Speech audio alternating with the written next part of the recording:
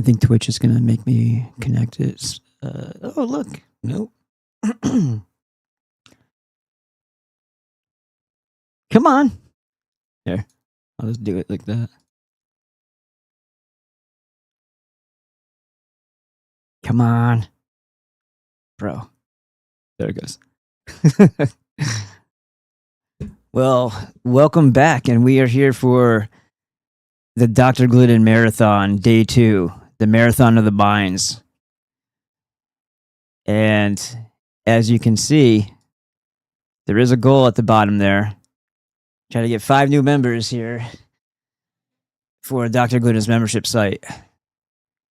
And yes, I know my hair looks ridiculous. I need a haircut bad, but that's like $40 and I'm not doing it yet.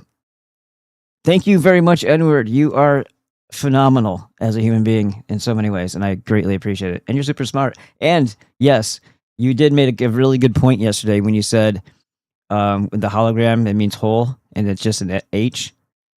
And I think what Dr. Glidden's contention is that he thinks that they're taking the W off because, you know, the layman isn't going to associate just the H with the core concept of holistic. So they just see it as just a word, like a weird word. When you put the W in front of it, they'd be like, oh, that means like the whole body. That seems like it makes sense. So he says he thinks it's like a deterrent, and then people just, you know, monkey see, monkey do, and follow along. I understand your point as in like it's being proper, but I think what he was getting to is that the common person isn't going to understand that, and that's kind of the point probably for why they drop the W. So when he writes his books, like how it, you know, like Attempt to Cure with holistic medicine, he has the W so that it's imprinted in people's minds what that actually is in reference to. So for those of you out there, there is a link in the description. Please be so kind. Now, I also have a question for you because I don't have the same screen that you do, and I didn't realize this. Do you guys have a locals button? Can you tell me in the chats? I'm trying to verify that it's not messed up because I went through this whole like 2-hour process of trying to make sure that everything was still connected. I have a locals account. I'm actually streaming to it now because I figured out how to do that and the Rumble because they're integrated. So I'm just looking to see if you guys still have a locals button. It's another way to subscribe. So I'm just checking to see if it's even active. If it is, then great. You know you have that as an option. And then also, if I just move myself out of the way, I'm just showing you different ways that you can support the show. The one I wouldn't recommend anymore, because now that we know, is the Rumble rant, unless you want to give 50% of it to Rumble, which is even more than what they take at YouTube. Except, you know, at YouTube, it's near impossible for regular human beings to ever get monetization. But this one right here, there's a gift button for subscriptions, and then there's the subscribe button. So you can use that if you want to. But again, you can just go right to the buy me a coffee thing, because this thing doesn't pay out for like every 60 days. So it's nice to show your support and all that. But just so you know, it has to accumulate over 50 before they'll even pay it out. So it could sit there for months. And then also there is, what else? Oh yeah. I remember. So I'm just going to post this in case you guys don't have it there yet. I don't believe you do. Let's go ahead and copy that and paste it. There you go. And then we'll pin it. And then you can just hit the eyeball thing if you don't want it in your way, because it'll cover up some of the chat on you. And as you can see in the description here, I'm also in the way again. Let's move myself back. Just going to go through this rundown real quick so we can get started. The Dr. Glidden link is up on top, kind of on top. There's some talky talk there, and then there's the description beneath it. But right here you have the Leave Big Pharma Behind. VIA equals PGND Health. Okay. And then you can use code BALLBUSTERS or FITWIT for 25% off the monthly or the annual. And when you go there, and I'm working on making a a kind of like a condensed, edited, shortened version of a tutorial here, kind of like I did with the 90 essential nutrients. Takes a little time. I just didn't have time to make it all before today. I'm also cutting up about 5 or 6 different Dr. Glidden medical insights and just taking little pieces of it as like kind of like a clip to emphasize a point. And the one I watched it last night on lupus. Holy crap. Everybody should watch that. That's in the health recovery protocols. So let me just show you real quick. In health recovery protocols, you're going to find more videos. Some of those won't be on the medical insights page. Some will, because they're addressing the same problem. And a lot of the problems are from the same source issue. So you might see it repeated.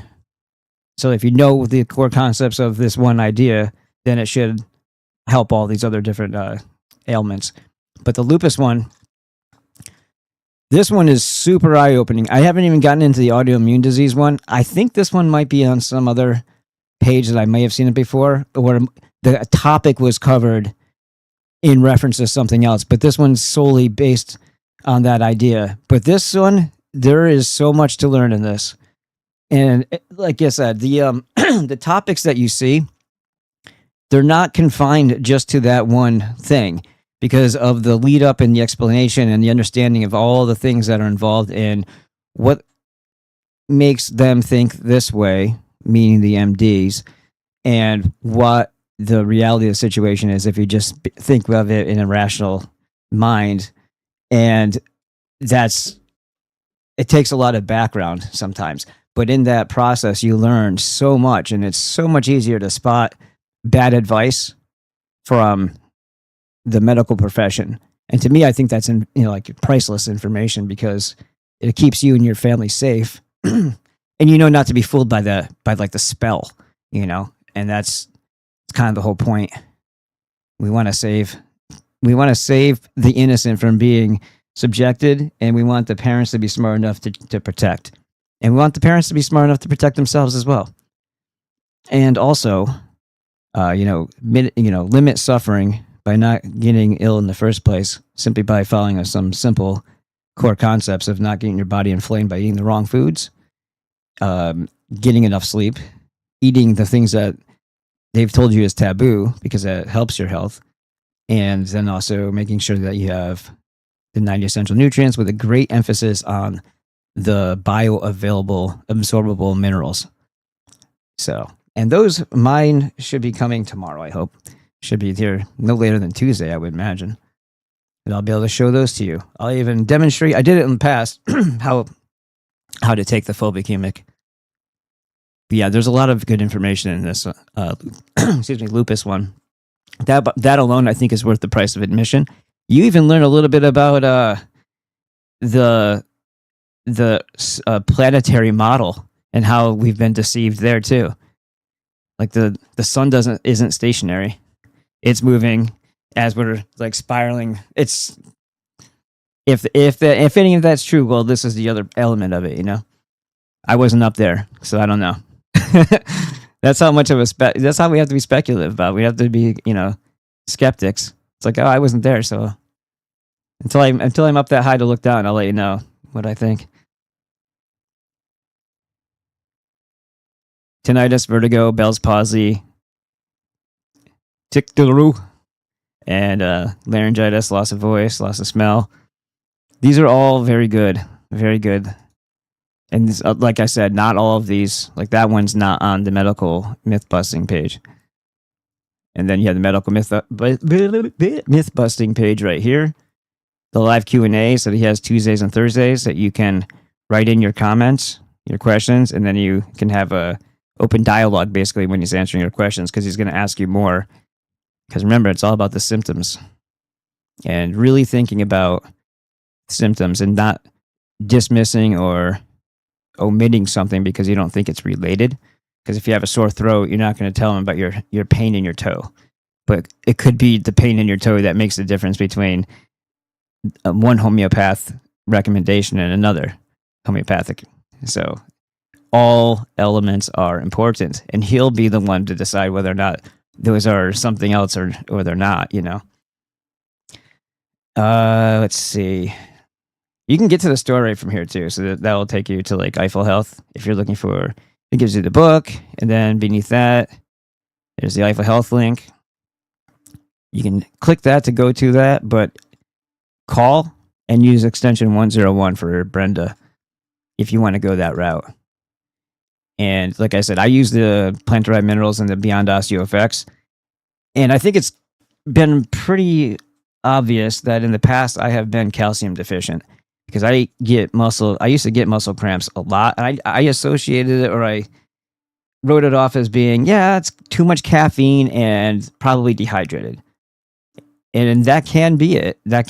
But it could also be low calcium. And if I had a kidney stone in the past, I apparently had two, then there could have been a low calcium issue in my past. And then I let it go because I got better. I was able to discharge it from my kidneys, which it would have been really bad if it wasn't for Dr. Glidden. All right, so there you go. And then this button here should say login if you're not already a member, and then you can use the code and become a member. All right. The goal is let's try to get 5 new members. That's a very modest goal. Well worth it. And then you'll be in the In Club, and you get to hang out with us on Tuesdays and Thursdays too. Let me get my headphones on here and read. I remember trying something with connecting Rumble to locals. I think it didn't work out. Yeah,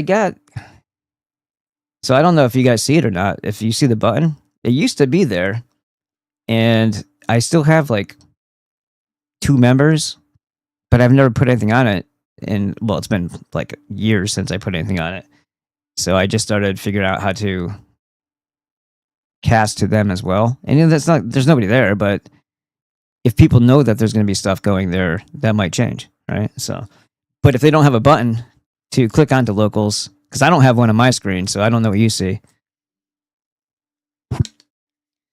Somebody said that it's because I am the account holder, like it's my login, that I don't see it. I mean, they could just made it a dead button so that I could at least know what other people are seeing, because there's not really a login user viewer screen, like view as a member type thing, or view as a subscriber, follower. Okay, so all that's out of the way. Now let's get into it. We will start with this, and yes, we did find out yesterday that the 30% off thing is gone. I told you to act fast.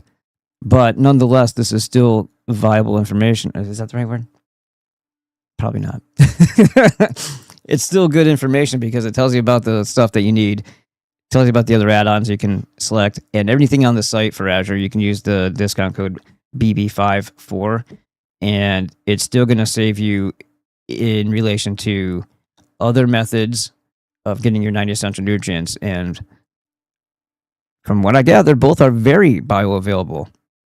So whether you're doing the IP6 Supreme and inositol, or you're doing the Beyond Osteo effects, and like I said, when I have the proper amount of this, I do both, but I always have the IP6 and the core copper, and core copper isn't something that you would get over on Azure. Whereas selenium, I think you'd have to go to Longevity to get the pressed tablets of the selenium. And then the whole food multivitamin, I like that. I've had the tangy tangerine in the past, but I lean towards this. Plus, I think there's pineapple in it, and Rebecca can't have pineapple. She's allergic. Anyhow, she's a Brazilian that's allergic to pineapples and possibly coconuts. Her son's allergic to coconuts. She's some Brazilian. She's like German, Lithuanian, and like a little bit of Brazilian. All right, let's get to it. Brazil. I always think of Only the Strong.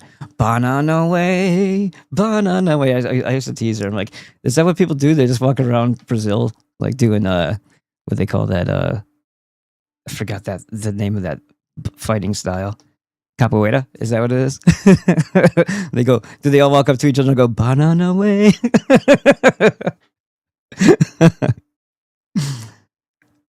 She didn't find it as funny. She laughed the first time. About the 80th time, she stopped laughing.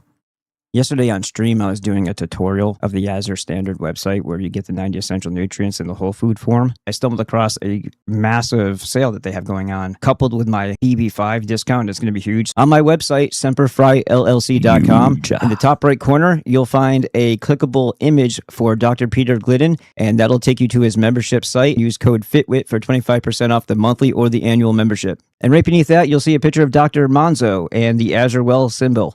That will take you directly to the Azure Standard website, and you can use code BB5 there for a discount. And this is what I just noticed yesterday. Just click the image. 90 essential nutrients are 4 main components. The whole food multivitamin, the Alaskan cod liver oil for your essential fatty acids, the fulvic energy blend for your essential minerals. This one is super important. Everybody is mineral deficient. This one jar will last you 3 months and 10 days. You know the importance of these minerals. And the IP6 Supreme with inositol. This one is all of your calcium, magnesium, phosphorus, and inositol. This is a bioavailable, highly absorbable form of calcium, which is super important because a lot of the calcium you get out there, your body can't even use. And the inositol helps to balance your iron to copper ratio to help improve your ATP energy in your cells, which gives you energy throughout your entire body. Too much iron will cause fatigue, joint pain, and oxidative stress. They are all super important. Personally, I also take the core copper. It helps support your energy levels, combats the fatigue from oxidative stress, and it supports your elastin so that you don't get hernias or ruptured vessels, aneurysms, things like that. Your body needs copper to keep the stretchy part stretchy. And if you're going to take the copper, you may as well grab the collagen too because they work hand in hand. Right now, Azure Standard has a discount on just about every component of the 90 essential nutrients. The Alaskan cod liver oil is currently 30% off, and you get to use my code still. The IP6 Supreme with inositol is 30% off, and the fulvic blend is 30% off. I even bought some yesterday. I'm not sure how long their discount's going to last. You're also going to use code BB5 at checkout for a further discount. And every time you make a purchase with Azure Standard, you get a credit towards your next purchase. I was able to apply it right away. I don't have to save it up like points. This is the cheapest I've ever seen the 90 essential nutrients, so I've got more coming myself. Go to my site. Click that picture, use code BB5 at checkout. And while you're at my website, you can use code Paradas for 15% off the hot sauces and the creatine. There's a ton on this website. Award-winning, handcrafted, made-to-order, best ingredients, veteran-owned, Coast Guard, in business for 13 years. The code is Paradas for 15% off, and look at all the stuff you can use it on. You can get all of your nutrients to get healthy, get huge, and get spicy all in the same place. I appreciate your time, and have an awesome day.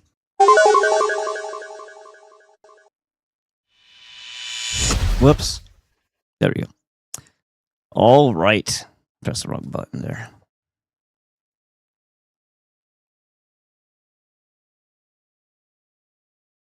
I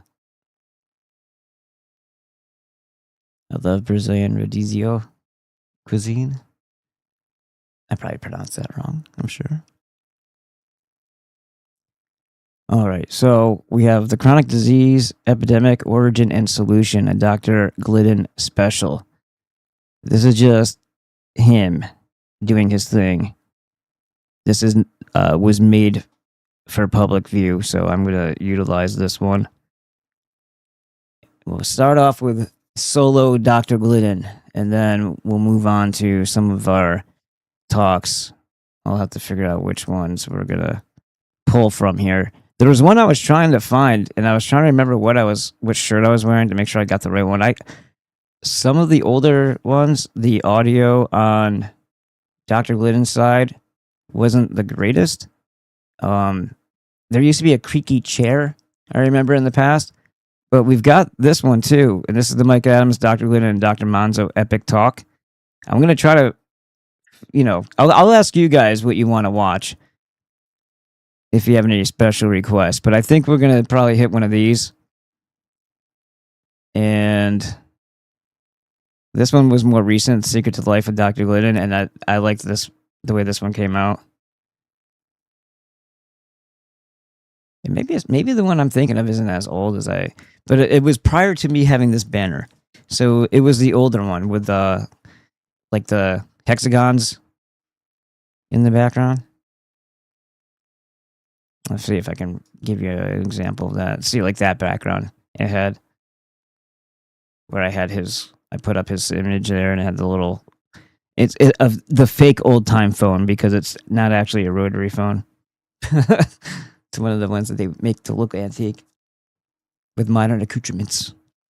And then there's this one right here. We're going to start off with this one. This is something that I pieced together a long time ago. It was on my Awesome Hot Sauce YouTube channel for a couple years, probably almost 3.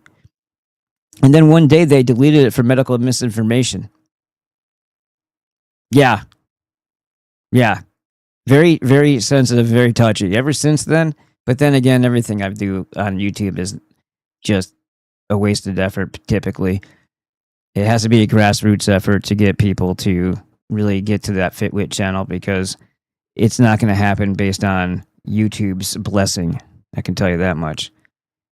But yeah, this one, I didn't even realize I had this anyplace else. I thought they had removed it, and then I had this big blank thing on my Awesome Hot Sauce Semper Fry website. Yeah, so if you look in the videos here, I put this thing up here. That's the little promo that we did. And you got Johnny Scoville. But it was in this list, and then it was just one that said, not played, removed by YouTube. So I didn't realize it was like that for a while until I was like a little irritated by that. So let's start with this one. What else we got here? This one might actually be it. No, I don't think it is. That's like 6 minutes long. Symptom management versus cures. The one chip challenge. My favorite hot sauce. Oh man, that was over 3 years ago. Holy crap! When was it? Does it tell you if you click it? Nope. Somewhere I think you can click it and it tells you. I just don't know where. Yeah, no, I don't know. But yeah, my daughter was out there that day. The one chip challenge was pretty brutal. See all the limes I had. This is coconut milk, water, limes, some yogurt. Nothing helped.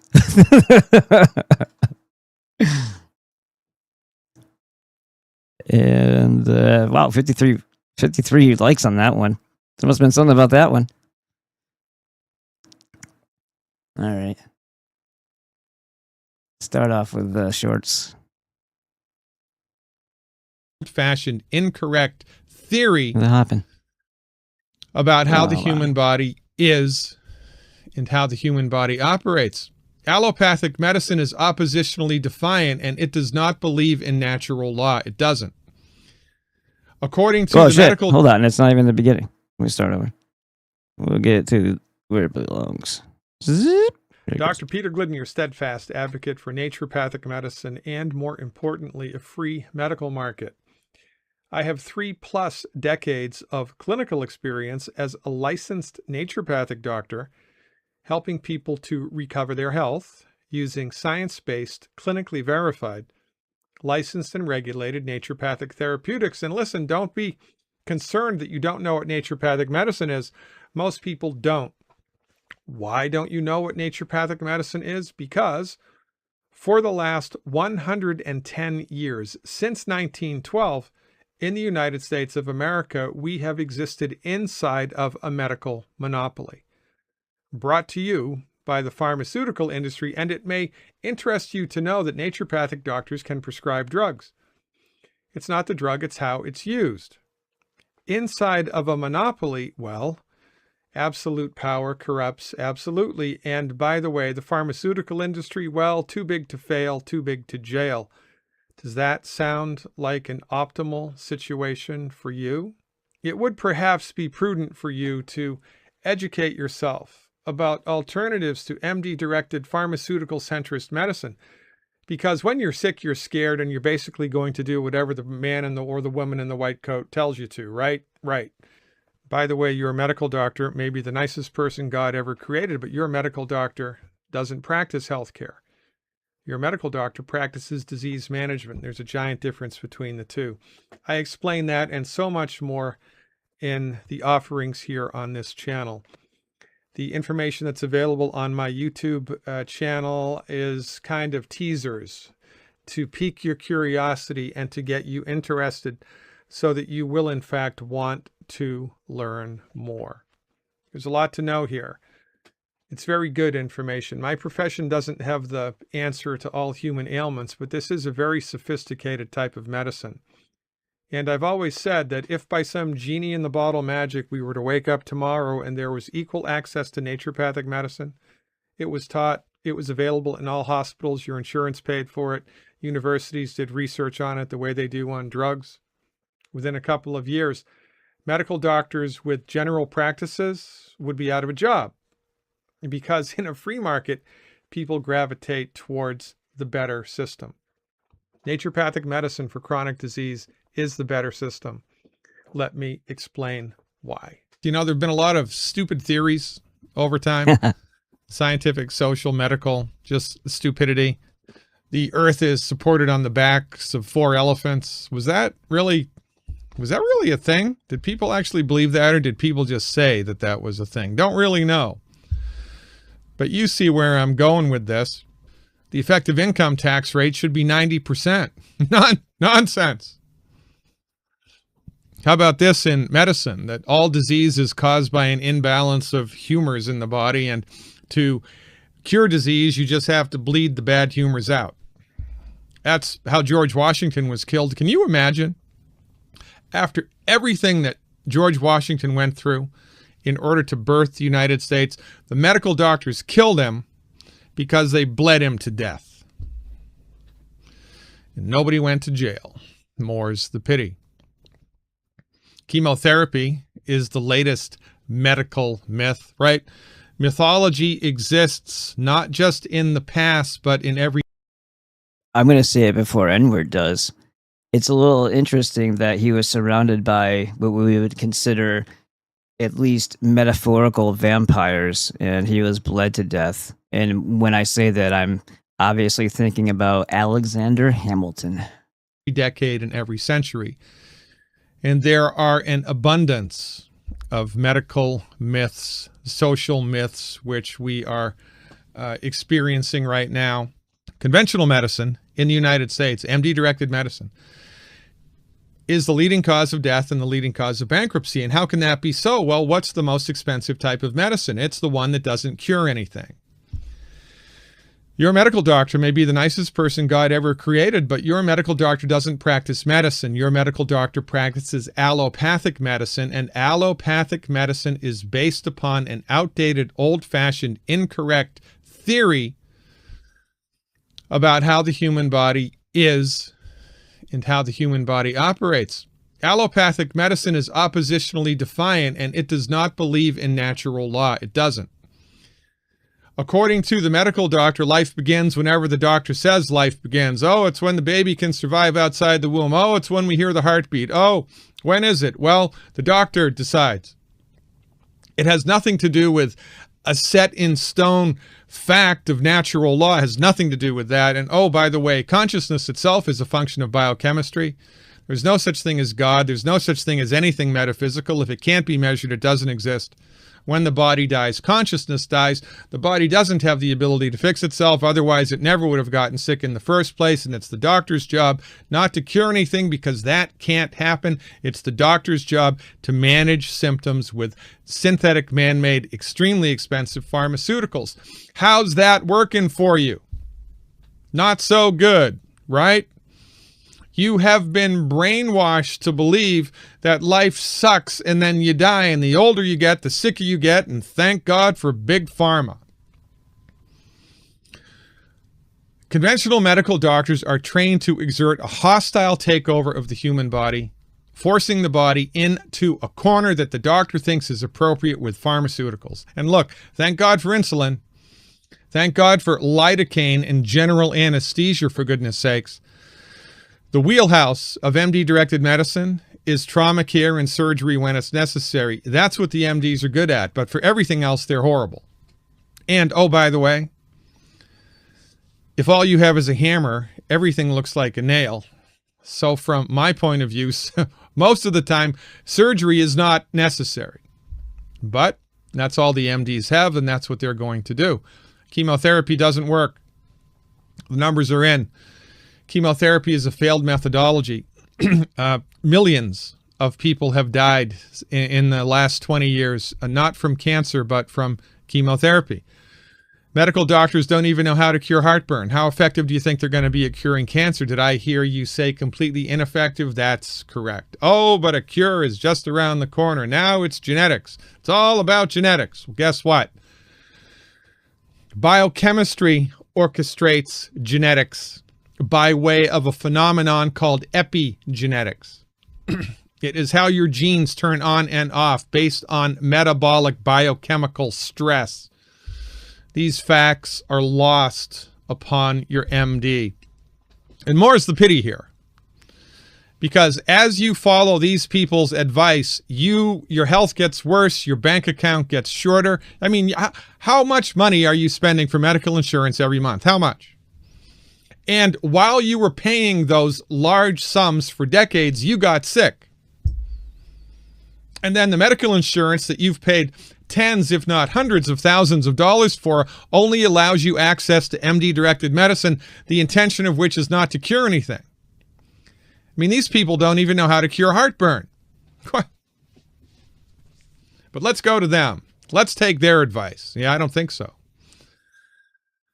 One of the best things you can do in order to secure your health and have a healthy future is disregard your medical doctor's advice. Fire your medical doctor, hire a naturopathic doctor. That's the best thing that you could possibly do.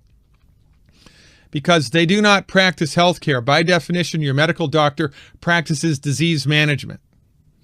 Now, who would you rather go to, a disease management specialist or a healthcare specialist? Well, I'm going to take healthcare, Johnny, for $500, please.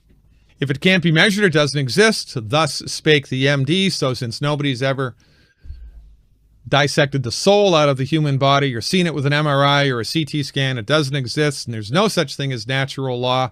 These ridiculous, and they are ridiculous, notions. So since 30%, more than 30% of our adult and childhood population isn't just overweight, they're obese.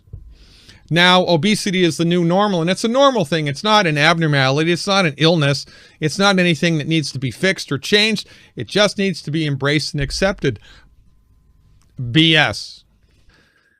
It's a reflection of an imbalance in the body that sophisticated, smart doctors, licensed and regulated, naturopathic physicians attempt to get on the other side of. And that, by the way, is what we do with all disease, which is why I named my second book, Attempt to Cure, with holistic medicine, because that is exactly what holistic doctors do. We attempt to cure the condition. We attempt to support and promote the body's built-in God-given ability to fix itself with therapeutics that we have developed and delivered. That is the obligation of the naturopathic doctor. But this is lost in the noise of the 21st century. The human body has indwelling intelligence. It knows how to fix itself. It wants to fix itself. It's trying to fix itself all of the time. And that's what myself and my colleagues bring to the table. And you should seek us out. You should learn about us. You should know about us. You should run to our offices, for goodness sakes.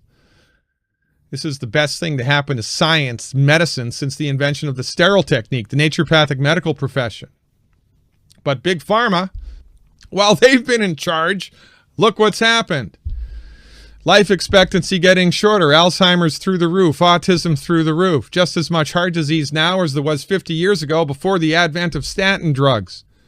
There is so much more going on here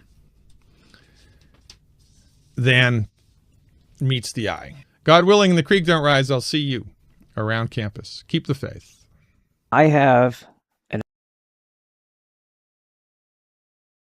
Okay, so from there out, you're going to have old information, because it used to be called Rise Up in the Health.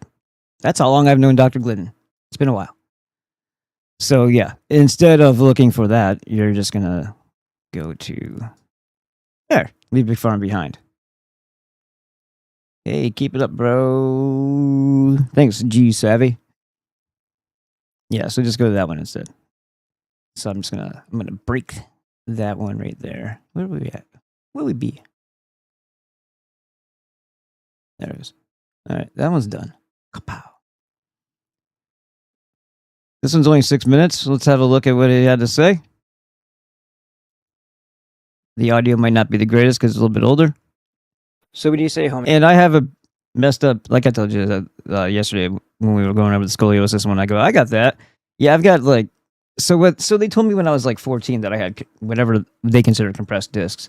And I went through the whole thing with, I think it's actually in the lupus video talking about the nerves. Or no, it was the one about Parkinson's, ALS, Lou Gehrig's disease. That was a really super important one too, and you learn a lot about that as well.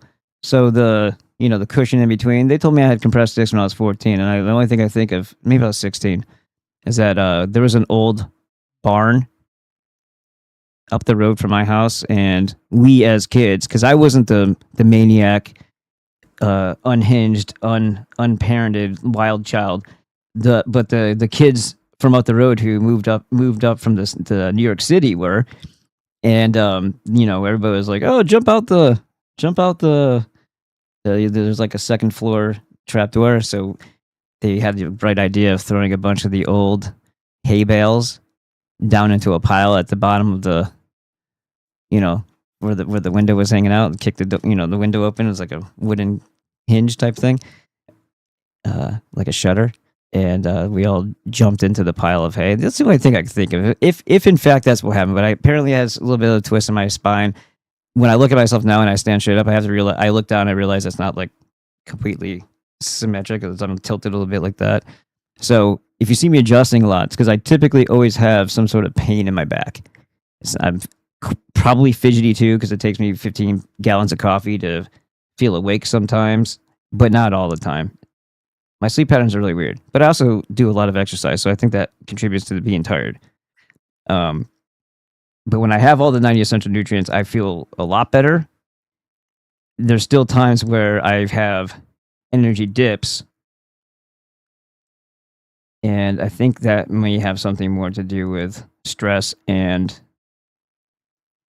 just about being in the right state of mind. You know what I mean? Sad, I guess. But that's neither here nor there. Homeopathy. I mean, what is that? Okay, yeah. So homeopathy. Oh, this is one of the ones where the audio is pretty bad. Is a separate and distinct system of medicine that was developed in Germany in the 1800s. I don't think his mic was on. I think we're hearing his computer grab it instead of his mic. 1800s. Samuel Christian Hedeman, that guy? That's the guy. Okay. And it's extremely, the royal physician to the Queen of England is a homeopath. There's tens of thousands of homeopathic practitioners in India. It's a gigantic medicine in India. And in the United States, it's basically quack medicine, pseudoscience, and it doesn't work. At least that's what the Food and Drug Administration says. That's what every medical doctor with a license will tell you. And they're all full of crap. Right. They're all 100% wrong. But it is a separate and distinct system of medicine. And in order to be effective at homeopathy, it's no different than being effective at surgery or effective at acupuncture. You have to be trained in it. You have to have clinical experience in it. And the longer that you do it, the more effective you become at it. So, or like chiropractic. I mean, I'm of the opinion that a good chiropractor is worth their weight in gold. Okay. But the trouble is finding a good chiropractor, right? Right. Trouble is finding a good lawyer, finding a good plumber, finding a good anybody, right? The service industry is fraught with people who don't know too much.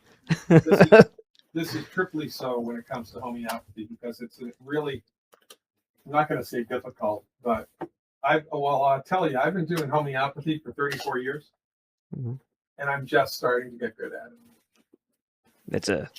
That's a testament to the precision that's required. But it's a wonderful medicine. And if we had a free medical market, homeopathy would have been the first, second, and third thing that was rolled out for COVID. And that's when you give something that's a like object or produces the same response as the illness to kind of trick the body into going into its response mode. Well, we don't know if we're not really sure of the method, but homeopathy is based on 5 laws. And the law that everybody gets hooked on, the law that is most important in homeopathy is called the law of similars. So the law of similars argues that in order to help a person who is sick, you have to deliver a medicine which, when given to a healthy person, produces exactly the same set of symptoms that the sick person is experiencing. Mhm. And when you find that medicine, which is called the simillimum, it's the treatment bullseye, right? Yeah. And deliver it, it's the response is almost instantaneous, and the body recovers its state of balance. This is a very important point to ponder here. Holistic medicine.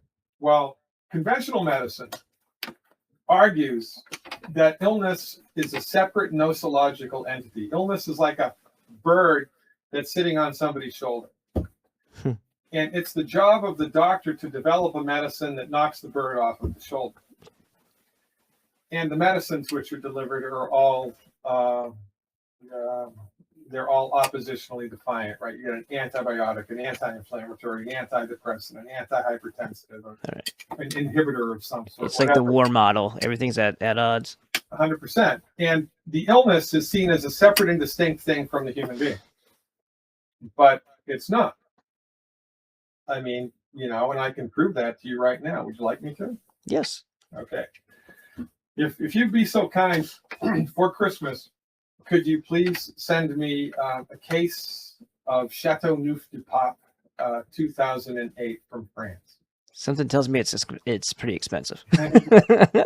But you could do it if you wanted to. You could send me 12 oranges, right? 12 organic oranges if I asked you to. You could send me 12 pencils if you wanted to, or, you know, a suit that was 42 long. You could do that. But he's a tall guy. 31s are going past my ankles. Can you send me a baker's dozen of asthma? A baker's dozen of asthma? Yeah. Could you do that? No, I could not do that. How about 10 pounds of rheumatoid arthritis? Could you do that?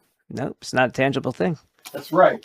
It's not a tangible thing, but we have been socialized to think that it is a tangible thing. It's like the bird that sits on somebody's shoulder. So in illness, to a holistic physician, is an untuning of the vital force of the human body. And what's the vital force? The vital force is that which brings light to your eyes, which brings light to your dreams, and which is running the show. It is unrecognized spiritual force which existed before you were born and which will persist after death. The vital force is what's running the show. And when the body dies, the vital force leaves the body. And it's the same biochemistry of the body a second after death as it was a second before. But once the vital force leaves the body starts to decay. So the vital force is what's running the show. And when the vital force becomes untuned by stress, the body develops a symptom. Now you go to a medical doctor, and the medical doctor will medicate the symptom because they think the symptom is separate and distinct from what you are.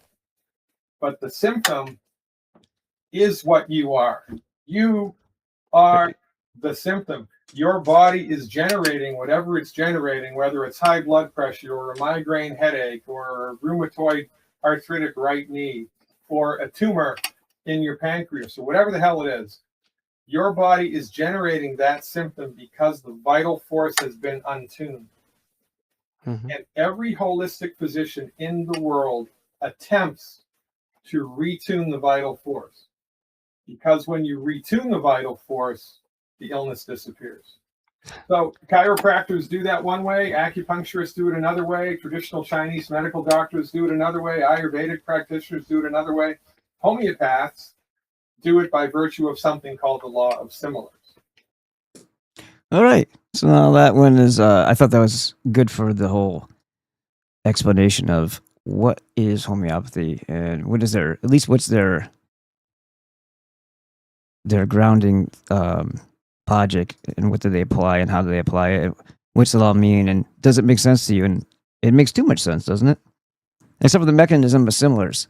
But I think I have that figured out too, as far as like a theory. I don't know if it's accurate, but when you consider the pleomorphic microzyma, Alex is here. All right. Oppose and defy and depose and deny. Nice. Edward Snowman. Oh, hey, Dad. Oh, hi, Mark. Oh, that's great. That's awesome. All right. What was I saying? Oh, yeah. So the pleomorphic microzyma. The microzyma, when you get into the Antoine Béchamp information, I think a lot of this stuff with the mitochondria, a lot of stuff with what is an antibody and is it really an antibody if they can't even identify what the, make up the sequence is for a quote unquote unicorn or virus, because they've never actually isolated one. So how can they tell you, and how can they make the opposite of something? And they also have to make it synthetic. So, whoa, hold up. And then again, too, also think about this. If nothing in nature truly is with because it doesn't make sense that a virus could do the thing, and it would have to be localized if it was, right? It wouldn't be able to cascade itself around the body and find all these places and land on these spots. Most things, if it doesn't have and I know the idea of virus is different because it's not exactly living. Okay, is that a nice way of saying nano? Because obviously that would have been introduced more recently if we believe the technological timeline of how man has developed, and that it's completely linear and certainly not cyclical. Okay. Are they hinting at the fact that they're making inorganic substances, a toxin, a poison, a toxin delivery system, some sort of nano, more recently at least? And if they are, and are they tailoring it to your specific makeup, because everybody's a little different, and again, getting designer poisons for you because of things like 23andMe, things like all the swabs that they did during that era where they made you test all the time? And did they collect all that data and in utilizing your government / health histories, your healthcare, your insurance histories or whatever? When you go to your next, what do you call it? Scheduled vaccination, is that going to have something in it that's made just for you? You could question all that stuff if you want, or maybe there's a group they like to group things because they don't like to individualize too much, because that would be too costly. So maybe they would make a certain ethnic type all this one poison. Who knows? But it just makes you wonder why they do all that, unless they're collecting it like a Noah's Ark type of deal, because they plan on obliterating the surface of the planet. But yeah, the demiurge would need the repopulation later, so they got to take a little sample here, there, and the other place so they can repopulate the world after they wipe us all out. I'm just being funny right now, but the pleomorphic microzyma, they, according to Antoine Béchamp, which I 100% are on board with, because it makes all the things that they talk about with how the body reacts to things, how it knows, and how it knows what to make and what to do and how to respond and what to eat as far as the consumption. Fermentation is what this thing is all about. It's all about the eating and secreting. That pretty much makes up your entire body, and then you have chemical signals that dictate everything, what to do, what to release. But your body is super intelligent, innate wisdom of the human body, spirit, soul, and also let's leave room for microzyma, who seemingly are able to become whatever is needed for the environmental, like their personal environment inside of you, whatever it calls for.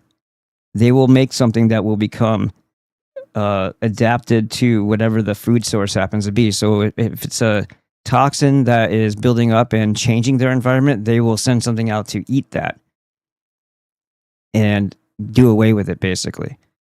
And then when that is done, they can revert back to the pleomorphic, whatever still state of the granules are.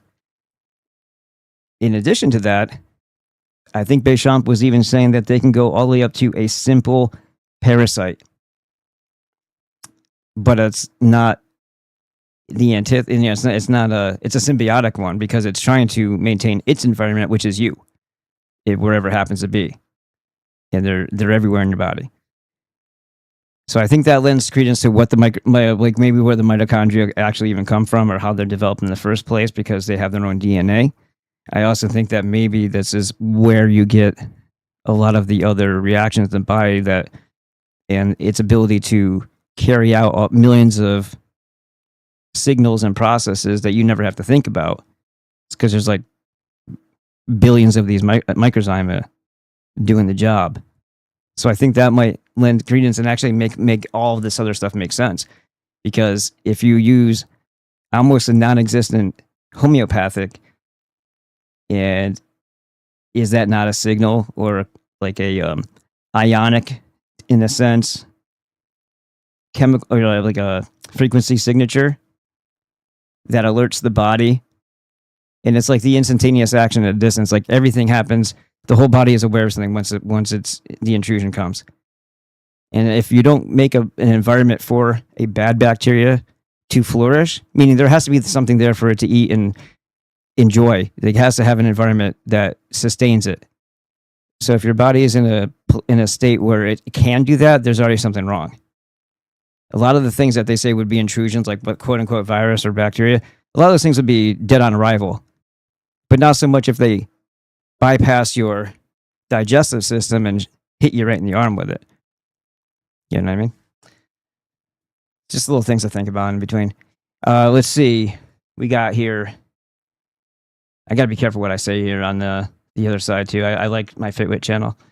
And if you guys haven't done it already, please, by all means, it's right here. Wisdom Fitness AZ, 33 subscribers. Let's make that 50. Yeah? Let's make it 8,008. Let's make it 50 first, though. And yeah, that'd be greatly appreciated. You can actually watch it on here, too, if you want, so long as they don't take it down for me using baddie words. Right. Where was I? I was reading. Oh, Rebecca's home. Yay.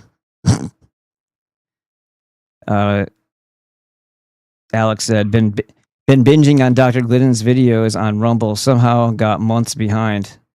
And Saxon Ranger says, cool, this must be an old one. Yep. Yeah, I'm doing some greatest hits here for the marathon. And Saxon Ranger says, Doctors, where's here? Where's Mike? Different website name. Same great info and presentation, though. Thanks, Saxon. That's a fair assessment. Yeah, I don't think his mic was turned on. I think because that's what it sounds like when you're talking through the pickups on your laptop, or if you have like a camera mic. Because I like the Logitech Brio, I have a mic on there, but I don't use it, obviously. You can definitely tell the difference. When I didn't use headphones, I would record a whole video and then realize that it was picking up the wrong microphone. And I was like, that was an hour's worth of me talking about Aleister Crowley. I'm not redoing that. It sounds awful, but anyway. The HP audio switch, Hewlett Packard audio switch on my old computer used to do that to me. I didn't even know that there was I learned very slowly as I go. Like if something's pointed out to me, I'm a really quick study. But if I don't know to look for it, it's like Dr. Lynn says, you don't know what you don't know. And you don't anticipate sabotage every direction. I guess I should now, and I do more in more recent times, but geez. Irvat says, it's funny how Ancestry and 23andMe are all cultist owned and run. Yes. Yeah, I like the Tengu. Saxon Ranger said, Dr. G. And then Alex said, even people who aren't members can greatly benefit from watching those replays. There's a ton of questions asked, and people could find a fix to a common issue there. Yes, and his live Q&As that he has on his website as well are, for the same reason, very valuable, because there's a lot of things brought up. And if you are a member of the chat, there's a lot of discussion going on in his live Q&As with his crew of people. Let's see. Saxon Ranger says, he reminds me of those rare great teachers you have like once or twice in a lifetime that make an impact on you. You never forget them. I know. That's a really, man, that's deep, and that was a happy emotion, right? Like, because it makes you think you relate to something in the past. And you're absolutely right. And it's like a gift and something to feel grateful about, to know that that isn't a moment that's already passed, because we're blessed, or we're treated to having him on here every Wednesday to talk to us. And more people should be taking advantage of that Wednesday show, asking questions, calling in. We used to have a whole lot of people doing that. And then, I don't know, a lot of things changed in the last couple of years. I think people are just really, really, really stressed out. And I think their behaviors have just become erratic, or maybe catatonic. I think people even fear the internet because of all the scrutiny and persecution that's been going on based on comments and what you watch and profiling. I think a lot of this is impacting people in ways they haven't even really calculated yet. And they might even not even consciously be aware that they themselves are doing it, that they've changed. It's impacting everything. I mean, let's not forget the fact that like most people's disposable income has gone to shit. And I'm not just speaking from my own personal experience, because I was like up here, and then 2020 put me below the desk, and I got back up, and then I nosedived again. So anyway, I think that's happened to a lot of people, though. A lot of people lost their jobs during that era. A lot of people, struggling trying to figure out life all over again. And when you get to a certain age, you don't want to keep doing that. When you're young and you keep screwing up because you're taking chances and taking a chance on yourself, or you're just living life and enjoying the moment rather than thinking about the future, whatever the case may be, you live your life however you want. But at some point, you get tired of, and for me, it was usually tyrannical stuff stepping in and then like wiping out my income by fines and bullshit, simply because of what I thought was an invalid rule in the first place that got me there. And then I was stubborn and refusing to cooperate with the society, led to bigger problems and bigger fines, like refusing to pay you something that I didn't feel was justified. And then, okay, well, now we're taking your vehicle and you're never going to see it again 6 times. So yeah, being reset all the time like that is kind of rough. And when you're 42 or whatever the hell it was, 41, I think, is when the COVID thing happened when I was 41. I'm like, dude, really? This is just when the lockdowns happened, And we got back, and we were I wrote it out till 2022, but the law of diminishing returns, people's attitudes toward working completely changed. Everybody thought that they were doing you a favor. It wasn't a gratitude for having a position and being trusted. Like the job description of, be active and talk to people that come in. Don't just sit there waiting for them to talk to you. Wasn't followed by anybody except for 1, maybe 2 of my employees. And one of those was such a good person that I made sure that the person that was taking over the store, when I handed the keys over, I'm like, you can't let her go. Like, you got to keep her on. She can't be losing her job just because I'm handing the keys over. She's too good of an employee. She doesn't deserve that. And sure enough, she worked with him, and she was his best employee moving on. And then she moved out of the way, I think into like Temecula or something like that. So he lost her, and he was very, very, he was in a tailspin. And I'm like, I told you, man. It's like when you have good people, you treat them as best as you can, because they're few and far between. They are rare, and they deserve all of the appreciation you can give them. And in the other direction, if they're defiant, it makes you wonder, why did they ever accept the terms of the job, the description of the job? Like, the job description is what you're being hired for. You don't get to pick and choose which of those details you're going to do and which ones you're not. Or you're going to reimagine your role once you get the role. That's not how it works.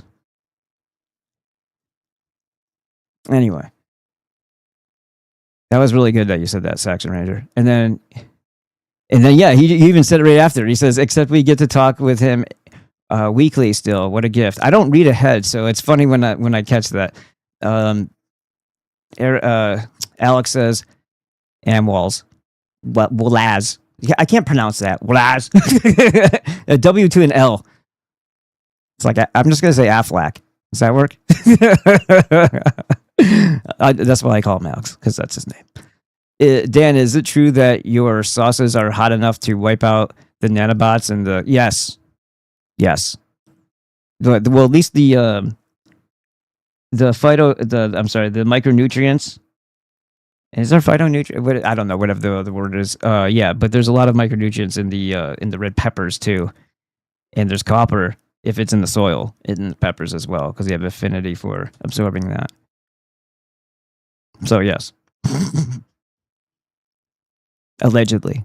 There we go. Now I can say a thing I want. I'm 7 foot tall, allegedly. Karen says hi, Daniel. Daniel says hi, Karen. To the glorious road, to boobs. Yes. If you guys don't know what we're talking about, 8008 is boob on a calculator. You're like, ha ha ha. So our goal for Fitwit is to get to boobs 80,085. And then I don't want any more followers. No more subscribers after 80,085. I'm just kidding. I wouldn't mind having a YouTube plaque, but I know I'm never going to get one, so it doesn't matter. Not because I'm down on myself, just because I'm logical and realistic. It's hard when somebody has a boulder. You never see those things where they have the strongest man thing and they put all the weights on top of it. Like that's on the back of everybody who's not saying things that are dangerous and harmful to the safety of others for the sake of supporting the mainstream narrative of things. So since I do the opposite, it's not going to happen. I care about the people, not the BS. Man, voice critical is always on when I'm on. All right, let's see. You guys are talking to each other. Everything changed. Oh yeah, Karen says everything changed and I'm going to try again. Everything changed and things are weird again, but in a different way, like you're describing, just weird stuff. Yeah, people sense it. We're just like the animals, right? The animals sense something before it comes and they feel the dread. We all feel the dread. We all see it could be just residual impact, ripple effect, or, the absorption of the negativity in our surroundings based on the news just pumping out all horrible, outrageous affronts to our sensibilities all the time. And then us looking at the world and asking, are we supposed to just sit here and is this acceptable now by our leaders? They can just do that? And then you think to yourself, well, nobody's going to do anything about it. So I guess they can, because nothing's going to happen. And then you realize, oh yeah, that's right. This is a prison and we're the prisoners and we're being treated accordingly. They're just being more bold about it. And they're easing us into that feeling of subjugation and hopelessness. So yeah, people don't like that. They don't like being told that, the diesel is going to be running out soon. And oh yeah, by the way, you're probably going to starve to death like a Bolshevik style. It doesn't feel good. It doesn't feel good knowing that if you are going to have water in the future, you better learn how to adapt to forever chemical water. That's if you can wrestle it away from a supposedly closed system of all the data centers. People with children, like myself, constant state of, worry. It's easy to get yourself into a rut. I exercise a lot because it's for mental health. When you're doing that, you can at least feel like you're in control of something. And you can feel, because you're in control of you and you're in control of your health. And that's my happy place. I don't want to bring up Peter Pan because there's some really weird stuff about that story, but you get the idea. Daniel's hot sauces are cure everything, allegedly. That's right, Karen. Good job. And then Saxon Ranger says, it would be cool if you did a show on the medicinal benefits of cayenne chili peppers sometime as a hot sauce promotion. I have a video. Would you like to let me do that one next? It's actually got Dr. Peter Glidden and Dr. Monzo in it. I have one. Stay tuned. Here, hold on. Straight up here. Wait, no, it's not that way. Scrolly. Here we go. Let me watch that on YouTube. Boom. Is it still there? Surprised they didn't take it down. Oh, that's a little bit long, but we'll watch a little bit of it. Yeah? Who's all those in favor? By the way, I will know when somebody does sign on for the membership, for the monthly or the annual. I'll get like an Outlook notification if they do it right. So we're at 0 out of 5 right now. This is going to be a marathon, so it's not a sprint. You have time, but make sure that you understand this is a promotional thing here. This show is all about the information, but also membership. Because if we're gonna take the plunge and we're gonna like all sit here and chat and talk together, how serious are we about actually fixing the problems? How serious are we about actually making a change and having the information available to us, like our digital medical library that most people have on their bookshelves? Except all that stuff is gonna, unless it's much older, is gonna be, a lot of it's not gonna be very helpful information. And once you realize the thought process behind it, it's gonna make you kind of sick. That right? But I'm a little sick to even think that you ever considered their advice in the first place. And I can show you some things. I've been watching, like I said, these videos every night, and or whenever I do the elliptical. Typically, it's in the evening. There are really good points where he discusses like ALS, even the lupus thing, and what the MDs actually think. It is absolutely insane how they treat things. One of those being the nerve impulse problem with. We'll have to do it. Well, I'll have to clip out the ALS, Lou Gehrig's Parkinson's one, so I can show you. Because when you actually wrap your head around, okay, so if they think about this in the most destructive and harmful way of how they would suppress something, suppress the symptoms of you losing your myelin sheathing on your nerves, how is that not going to make everything worse? Because it's not an irritant enough for you to be as alarmed, because it's being mitigated, it's being suppressed, it's being managed. Okay, that doesn't mean the problem isn't boiling over. It's so, and it gets worse. And then you think to yourself, okay, so how many other instances are there where their thinking is so inverse, backward, and dangerously destructive to their patients? And if you answered like nearly every time, you would be correct. And the more you think about this, like, okay, well, you can't take something away without replacing it with something else, because people always fall back in a state of panic to the thing that they know, regardless if it's the devil that they know. So you have to have an alternative, especially when it comes to health scares. What do I do? What do I do? 6 years ago, is that right? 5 years ago, I wouldn't even have told you if you have like a traumatic injury that the hospital was a safe place, because you wouldn't get out of there without them poking you with something and forcing you to swab, and God knows what was on that were rubbing on you. So even if you were going in there for a completely unrelated thing, like I do with my broken hand here, well, actually it was this one, when I broke my wrist, they wanted to swab me for the urgent surgery, and I said, no, I will go spit in a cup, but you're not touching me with anything. That's assault, and I don't agree with it, and I don't want you to do any of that trespass, all that crap. And they canceled the surgery twice.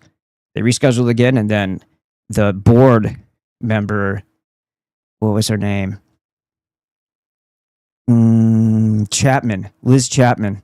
Remember that name, Liz Chapman. Yeah. Called me up and said, "Oh yeah, by the way, so you can still have him." Like, I know, because it's scheduled. It's like, no, you don't understand. You're gonna do this thing. We're gonna swab you, or we're gonna cancel. I'm like, why are we going through this all over again? I was making reasonable accommodations, which is part of the law. Common law is you counteroffer with a reasonable accommodation that would suit the same, stipulation. Which they shouldn't have stipulations if it's a service for the public, but it's not. It's a business for profit. And the more you understand that, and more you know that they run it like a business, look at every other corporation. Do they treat their people? Do they treat their employees even fairly? Do they put out the best product they can because they really stand behind it and it's their passion, and they want everybody to really love them and appreciate them for all of their, detail-oriented thoughts and quality? No, they sell you the cheapest thing for the most they can get away with. And even better if it breaks, because then you have to buy another one. So think about that mentality in a medical marketplace, because that's what it is. You just don't realize that you're in the merchant dungeon, the merchant realm when you're in there with a bunch of jesters running around. So yeah, they told me no, and I wasn't able to get it. And then my stupid half cast made my hand like heel wrong. My thumb was all pushed down like straight. It's all contorted now, all because I refused to spit in a cup. I mean, I refused to let them touch me with something to steal my genetic material or my DNA. So I said, LabCorp's right across the street. I know you guys use them for a lot of your tests. Like, that's not acceptable. So I'm not thinking to myself, well, if it does the same thing, why are you so adamant that you touch me with something unless there's something on that thing that you're touching me with? And what are you rubbing something on me to get something, or are you rubbing something on me to leave something? Anyhow, awesome hot sauce is a superfood, micronutrients, vitamin C, copper, and magnesium. Let me go ahead and take a look right here and see what people are saying. Let's see. In favor, said Karen. Oh yeah, that's awesome, said Saxon Ranger. Yes, it's a marathon, and let's face it, they want us dead, so let's make ourselves harder than murder. Yes, Karen. Saxon Ranger said, if I wasn't employed, I'd definitely be subbed to Dr. G and taking the 90. My kids and girlfriend, too. Someday, hopefully sooner than later. Saxon Ranger says, I really want to talk to him about Charcot. Is that what I'm saying, right? Charcot Marie tooth disease. It causes myelin degeneration and atrophy. Oh, I think selenium actually, as far as enamel, I think selenium actually helps strengthen that. My mom had it. She passed away last year. Something that I heard about him talking about recently was, because that's a really big deal, because people tell you that once your enamel's gone, it's gone.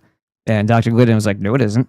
People just don't understand medical nutrition, the things that your body needs. It's considered medical, but when I think medical, I think synthetic bad stuff, drugs. Because that's how you should think about it when you're thinking about the MDs. So, or clinical nutrition, you'll say. Still, even then, it still sounds like it's very sterile. I think white coats, white room, bright lights, and bad things happening. So I just prefer to say the 90 essential nutrients, the things that your body needs, the natural stuff that your body needs to put in it. So I don't even like the other verbiage, because I think it invokes some negativity, regardless if it's the proper way of saying it or a perfectly fine way of saying it.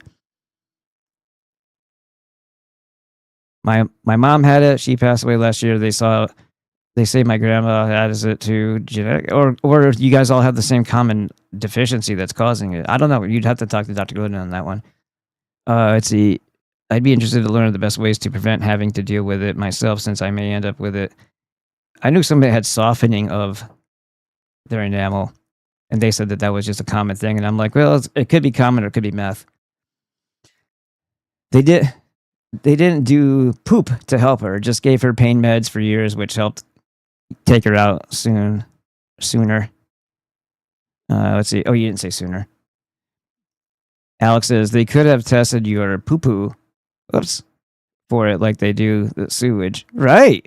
Anything but that touch. But when they wanted that so bad, I'm like, well, that's suspicious as hell. You know how mean and nasty the nurses were? I'm the head nurse. I'm like, I didn't bring any cookies. Sorry.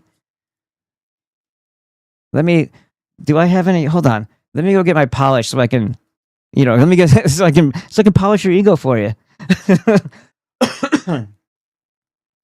I'll buff that real good. All right, so Saxon Ranger says, oh yeah, it causes intense chronic nerve pain too, like when your arm is asleep but hurts like, oh yeah, I hate tooth pain. That is debilitating. It doesn't have to travel very far, right? Like the nerves. Oh yeah, again, the nerve thing. If it's a nerve issue, are you eating enough cholesterol? Are you on a cholesterol restrictive diet? Because that's what makes up your myelin sheathing. If it's an exposed quote unquote nerve, like the whole thing about the ALS and the Parkinson's and all that, there is so much about that that just screams that everything that we've been talking about with Dr. Glidden is 100% on the money.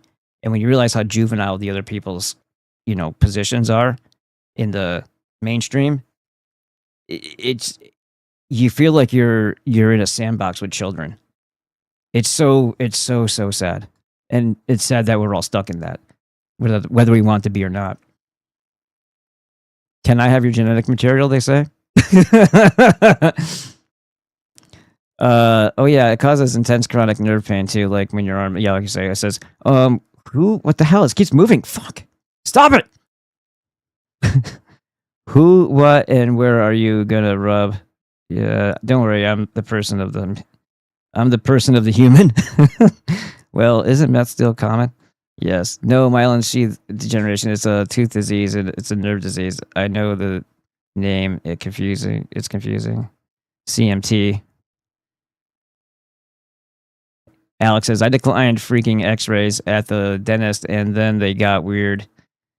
The next available appointment was a year from then. Oh, yeah, that's nice. Yeah, we don't want to talk to you anymore. You're doing one of those difficult ones. You don't just do what we say. Saxon says, it's in your whole body. Sorry for the confusion. Well, yeah, that's what, if it's a nerve issue all the way around, then I would look at actually at the, let me go see if I can find it instead of just yapping about it. I'll back out of this for a minute because we don't need this one anymore because I popped it up. But this be my, whoops. Boop. So let's click this. I'll show you how to do it for you from my website. Bam! Then you become a member just like that. I want 5 people to do that before the end of the show. All right. Go into here, health recovery protocols. And I think it's under ALS. Yeah, right here. Bam. Health recovery protocol. Did you know that the full name is amyotrophic lateral sclerosis? Did you know that lupus is like a long ass name too? Hold on. Let's see what the lupus one is. It's really long. I'll just look that one up later so I don't have to waste time. All right. MS, ALS, and Parkinson's. It's an hour and 2 minutes that will change your life. You're going to, here. Understand because the... I'm not going to give, this is the nerve anatomy here. There's your synapses. Here's the myelin sheathing. So they say, right? Hey, look, axon, just like the cameras. I wonder if there's a relation there. Just like the streets are the veins of the city, right? Or the arteries.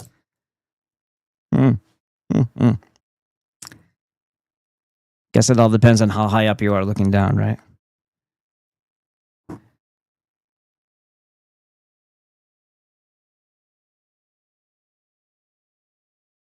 Here's a close-up of it. Healthy nerve.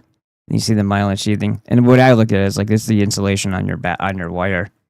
And when the insulation rubs off, it's not a strong signal because it's dissipating and it confuses things and it causes static if it's a headphone or whatever, So that is one everybody should watch. I don't care if you don't have anything. It's one of those testaments to how important it is for you to do exactly what mainstream is telling you about what you should eat and what you shouldn't eat, and what you should take and what you shouldn't take, and how they downplay the need for minerals and vitamins, which is ridiculous. I can't even believe that they even go that far. Why poo-poo on something that seems so obvious that it would be necessary? All right. Are we good?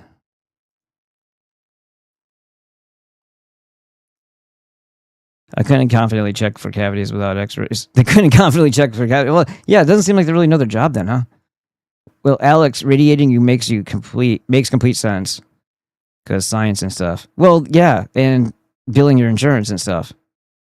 And I think the x-rays at the dentist, granted, it's your head, so it's a little different concern there. But I mean, if you're getting a CT scan, that would be, you could fry an egg on that thing. Not really, but I dared to question it. Now shunned.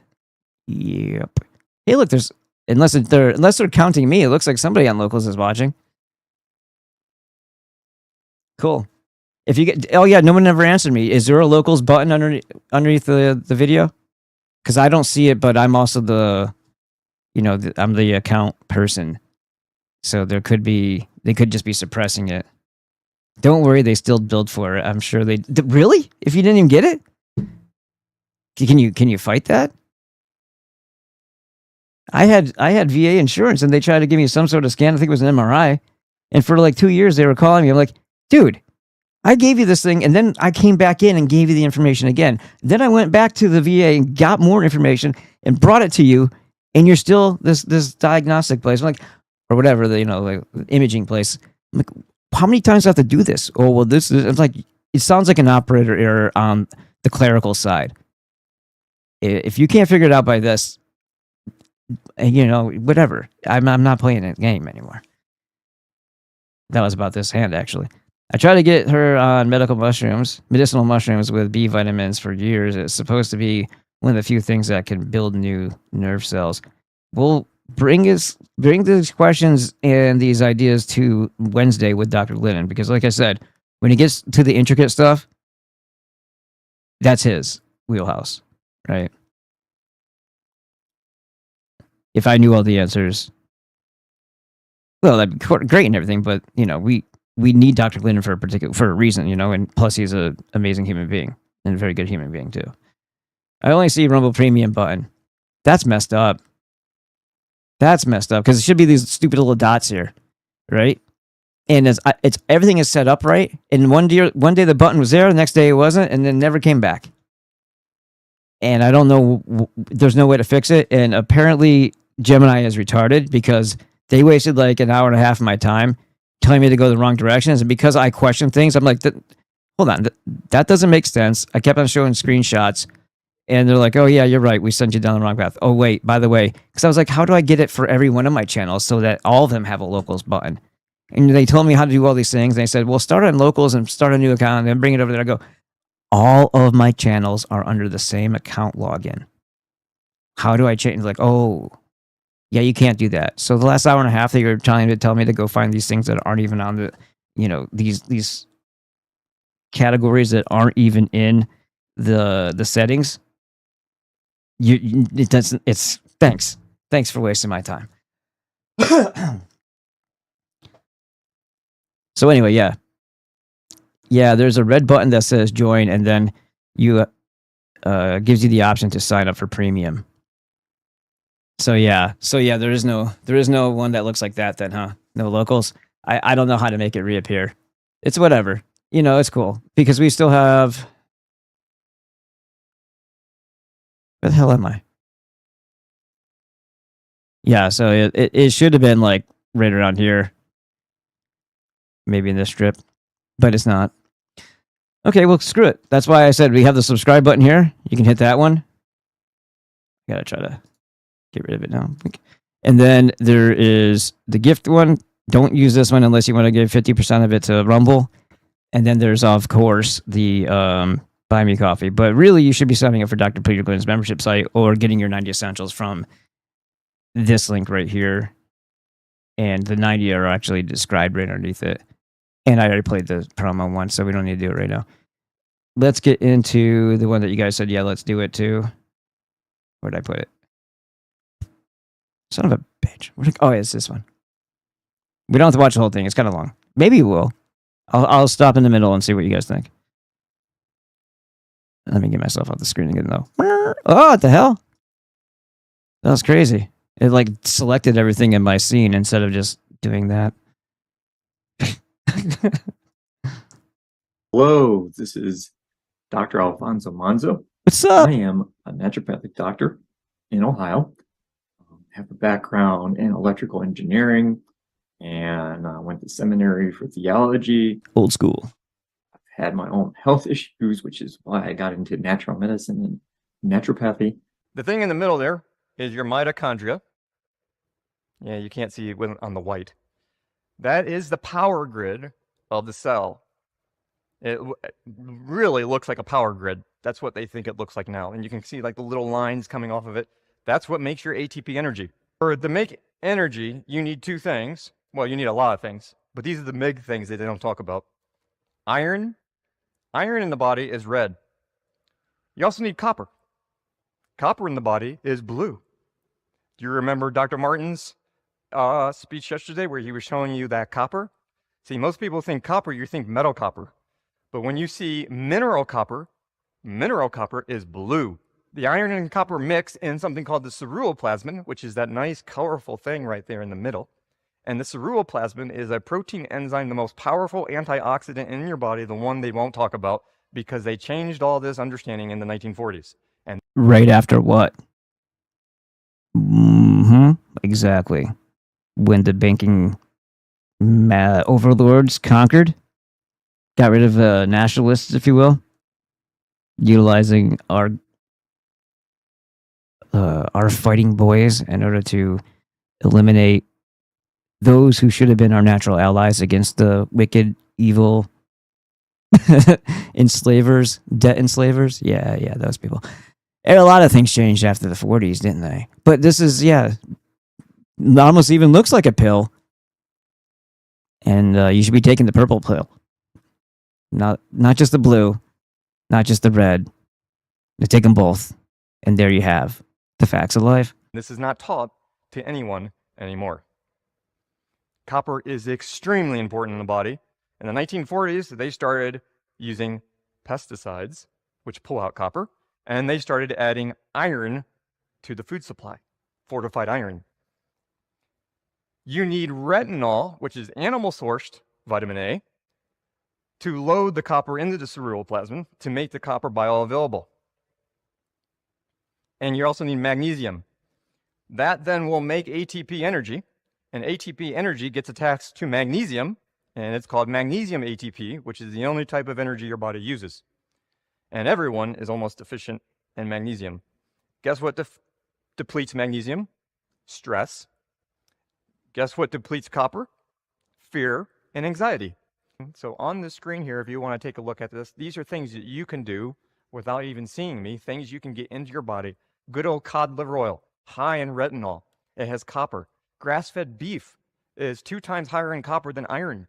So you see why and how this applies to the Azure well already, right?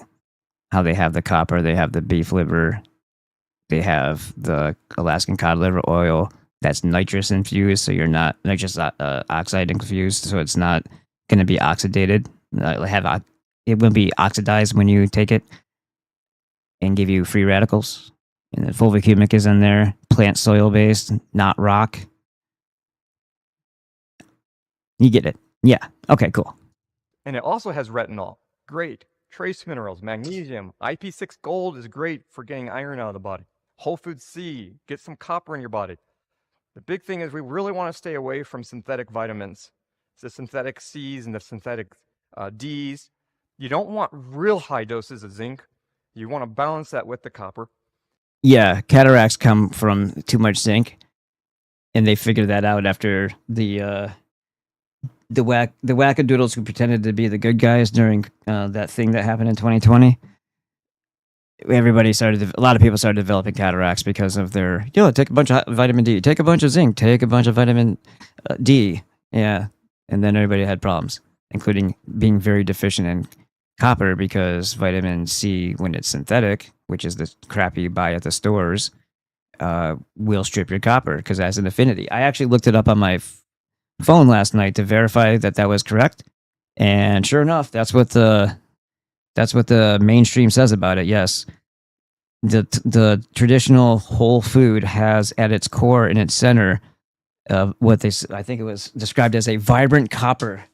And then when you get the chemical creation of what they also call ascorbic acid, it does not, and therefore it's very sticky, like Velcro, to your copper inside your body, which isn't good.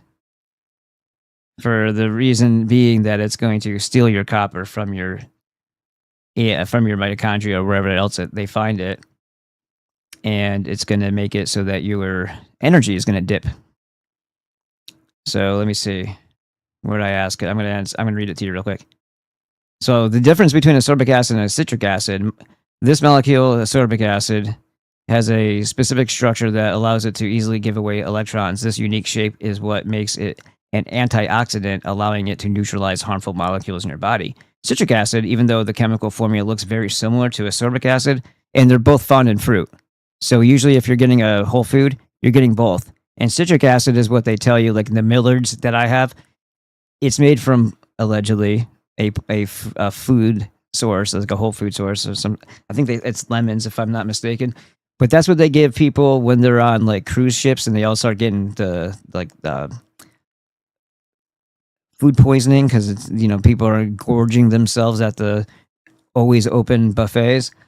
And when they start getting the green apple splatters, they give them citric acid, very, very bitter, right? You put it in a bottled water. When I got it one time coming home from San Diego, it probably was because I was eating blueberries in the dark in my van and probably ate some that weren't good or something like that had mold on them. I don't know what the actual reason was, but I had a hard time for a little while, but then I started taking citric acid and it fixes it.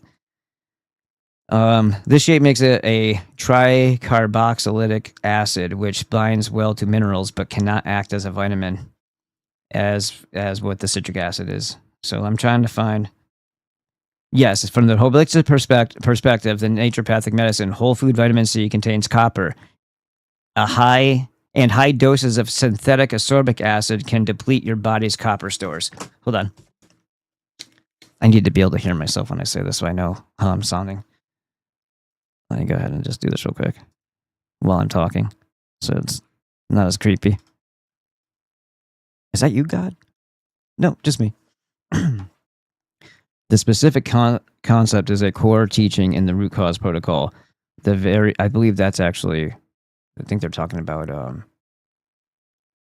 is that Morley Robbins, whatever. It explains how isolated nutrients interact with cellular energy.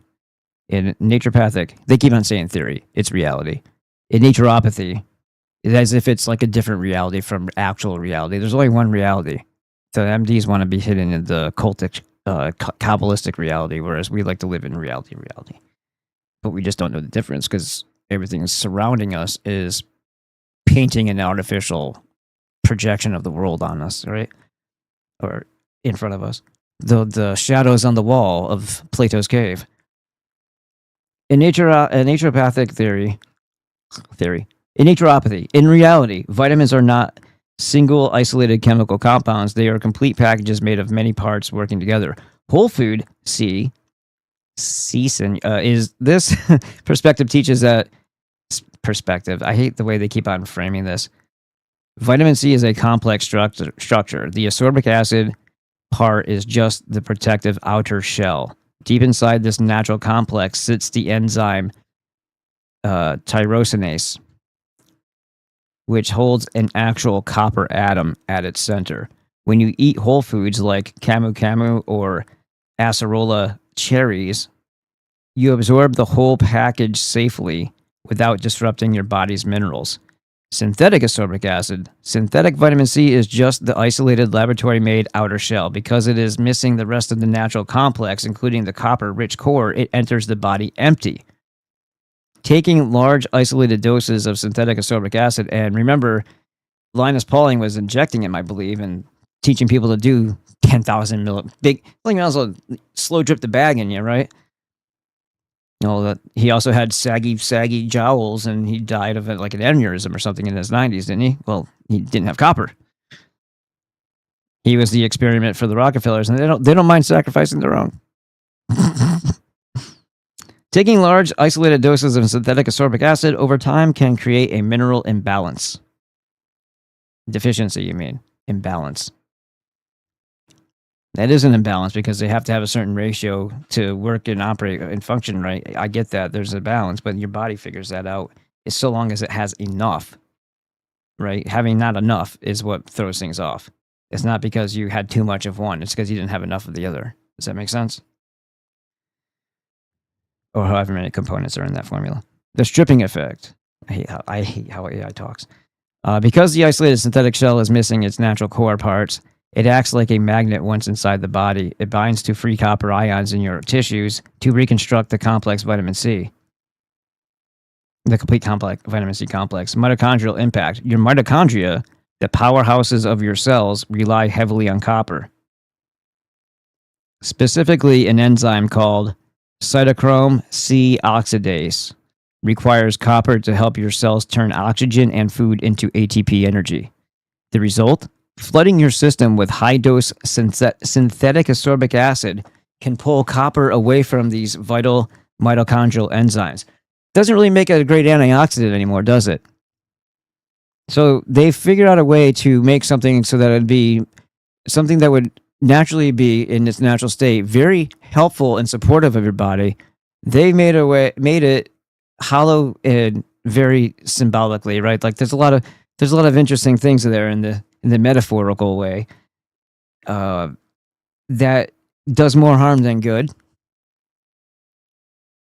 and nobody knows the difference. So they've replaced our stuff. Everything that we have is fake, right? If you don't seek out the real, we're living in an artificial world, all the way down to our vitamins. And nobody knows it. Most people don't know about that. And if you have to, if they don't know about it, they're not going to care. Hey, this one's $15 and yours is 25. I'm getting this one. Okay, well, it's like GMO cornstarch with glyphosate possibly in it, and hydrochloric acid. The whole food is what makes it good. The nature is what makes, everything's put together in a certain way. The unnatural things that you're giving your body because you think you know better because we only need this part of it. Okay. The result, flooding your system with high doses of synthetic ascorbic acid can pull copper away from these vital mitochondrial enzymes. This can impair cellular respiration, weaken mitochondrial energy production, and cause functional copper deficiencies. While this copper depletion theory... Shut up. Yeah, okay. And then they tell you their dissertation because, they have to cover for the criminals. Because apparently chemistry only works in a certain way when it's something that they're trying to prove based on one of their theories. When it comes to someone else utilizing that same, frame of reference to show how something else works in the counter of what they say, then all of a sudden they throw out that science. No, that's not how that works. Well, the chemical reactions don't change. They aren't the same. Well, this doesn't do this. Right? They're like.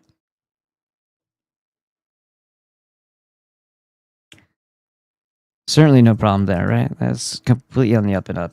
All right, I'm out of here again. At least off the screen. I need to get a noise for that. Wait, hold on. I'll do it later. But these are things we can do with natural foods, whole food. There's a picture of, they can take the Carillion photography is one. Yeah, Carillion photography. This is the thing I was talking about yesterday. So natural whole food vitamin C on the left, synthetic ascorbic acid on the right. You see the vibrance and the difference there, right? Natural whole food vitamin C on the left, natural C with BHT on the right, organic whole ground wheat flour, which still has its own issues, right? And then bleached commercial white flour. And then it says natural orange juice, orange drink. That sounds like, hey, give me a Sunny D. Some Tang. Woohoo. Give me some of that orange colored beverage, please. It sounds like Third Rock from the Sun, right? Some alien or like the Conehead. I'll take some of that orange flavor, that orange colored beverage. Way to do it. This was a different type. I think they called this chromo. But basically, they're taking a picture of a whole food vitamin C versus synthetic C, and on an energetic level, look how much different it is. Mm-hmm. And this is what people don't understand usually when we get into synthetics is I think functional medicine has really messed us up in integrative medicine because it's basically medical doctors who have been brainwashed into modern medicine, and then they leave and they want to do something natural. So they want to pretend like they're a naturopath, but they've never gone through the natural training. And what they do is they go to these seminars and they're just using now synthetic supplements instead of synthetic drugs. And it's like, well, did you really get out of hell or did you just sidestep in hell? because it's still synthetic. It's still not. That's a pretty brilliant. Dr. Monzo is awesome. I'm just gonna say it. Sometimes it takes me like when we're engaged in a conversation. There's so many things that I get it like inspired from that he says that sometimes me trying to hold on to a thought, I miss something else that he says that's also brilliant or very clever or a really good way of expressing. And when I go back and I watch the videos later, I catch those and I'm like, man, I really wish I didn't miss that, or I spent more time and acknowledged that certain thing that he said, because that was another one of those, brilliant moments of his, which happen like often, very often, which is awesome. Not what the creator created. And where we get caught up is with the synthetic stuff. They want you to do high dose. And they're like, well, you can't do whole food C that's, 4,000 milligrams. Well, the reality is you don't need to, because a whole food form is always going to be 10 times or more greater in benefit than a synthetic. So you can take like 200 milligrams and that's going to be like 2,000 milligrams in a synthetic. And there's two reasons for that. One, because you actually have all of the different photochemicals that are there in the whole food form, but you also have a pure energetic field that's giving your body the software to know how to use the CC. Whereas when you get into the synthetic version, it doesn't have a field, an energetic frequency that's correct anymore. It doesn't have the original software. So now you take this substance, your body doesn't recognize it as natural, and your body doesn't really know what to do with it. So you have to take 10 times more of it to get any benefit.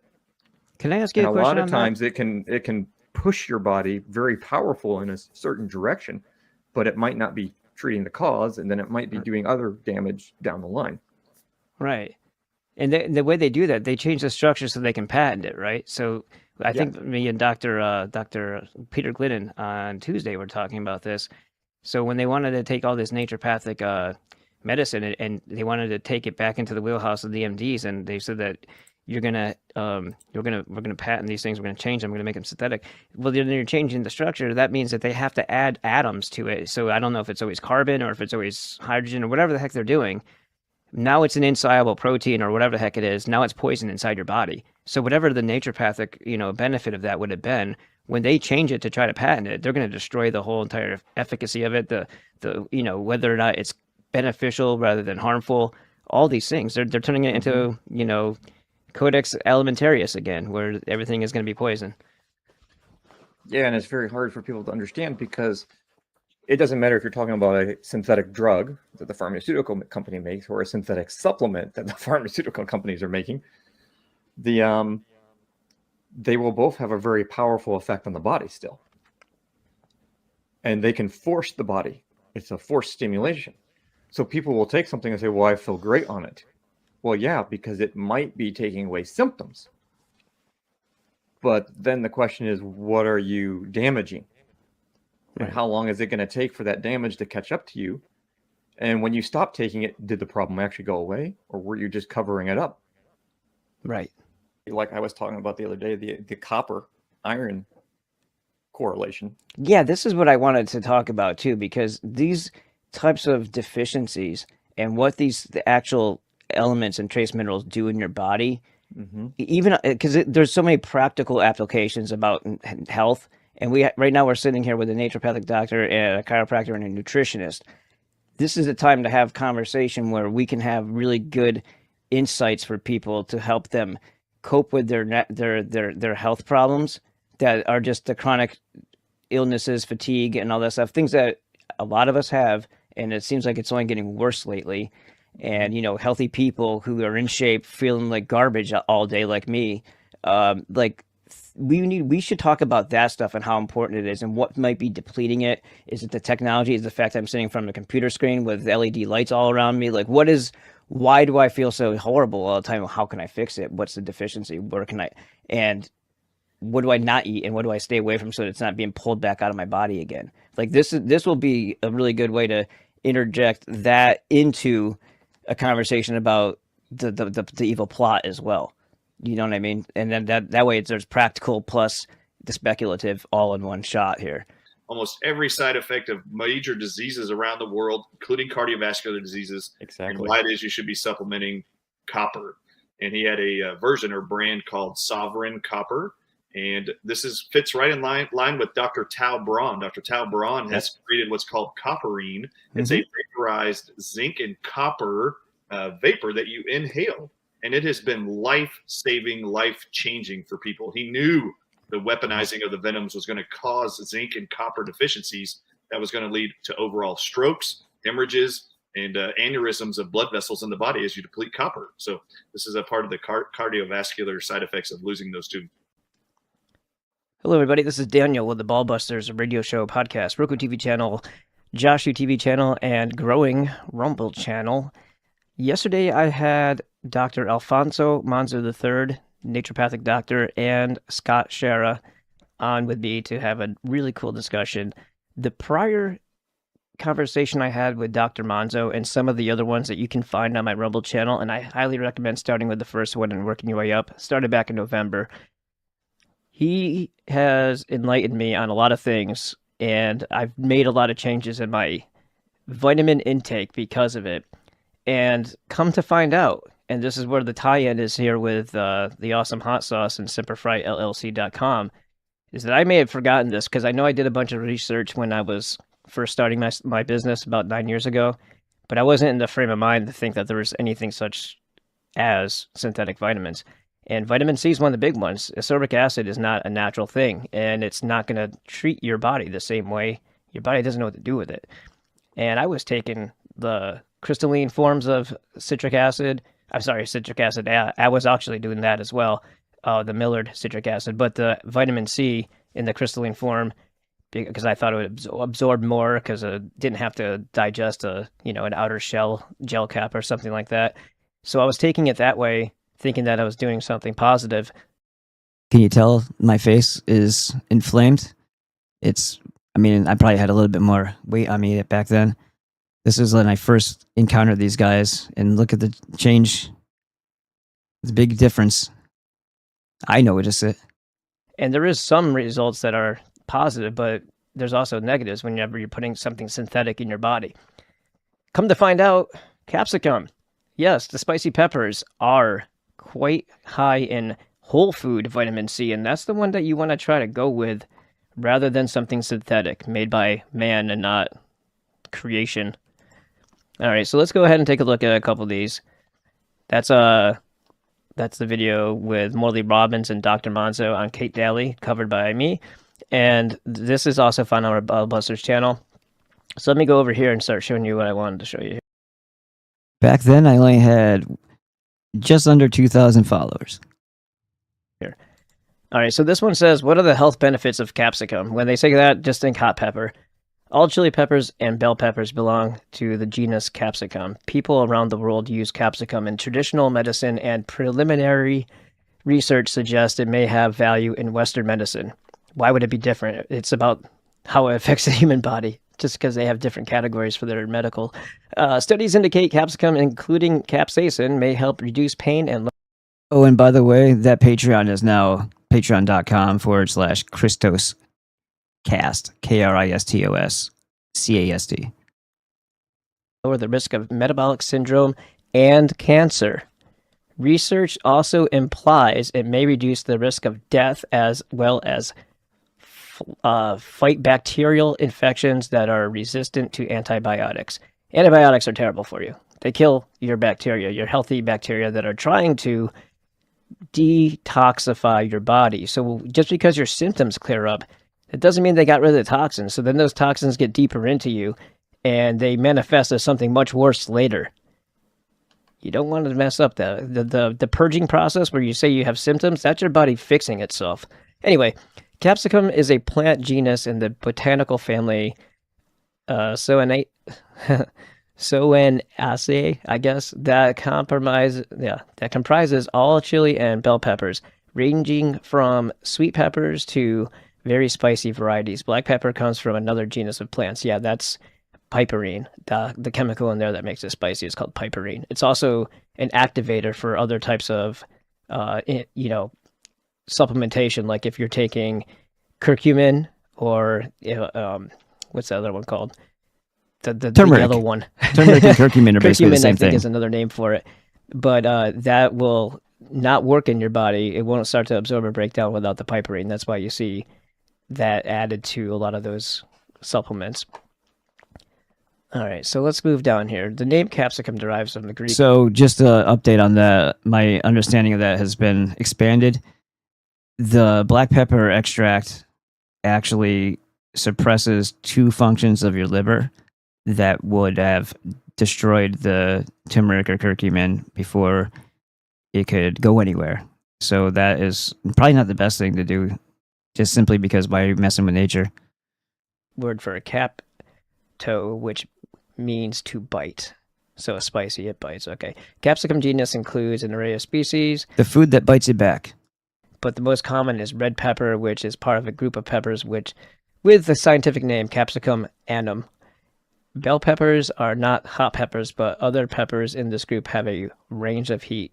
Example of chili peppers in this group: cayenne, which is in many of my hot sauces, jalapeno, and poblano.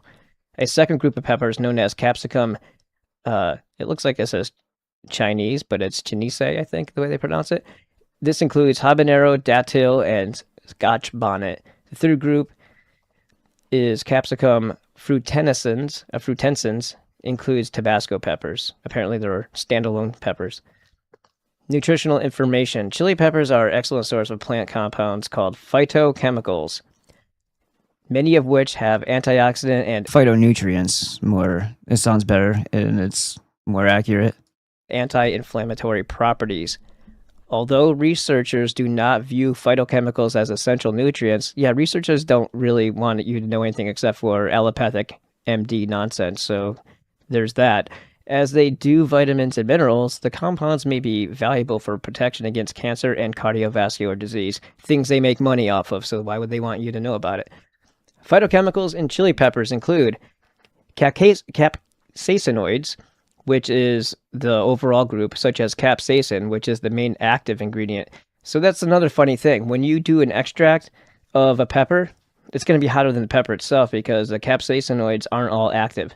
Once you put them through that chemical process of using either acetone or ethanol in this process that strips away everything but the spicy part, then that activates because it bonds with whatever that chemical process is, so that it's no longer inert, it's now spicier, it's now active.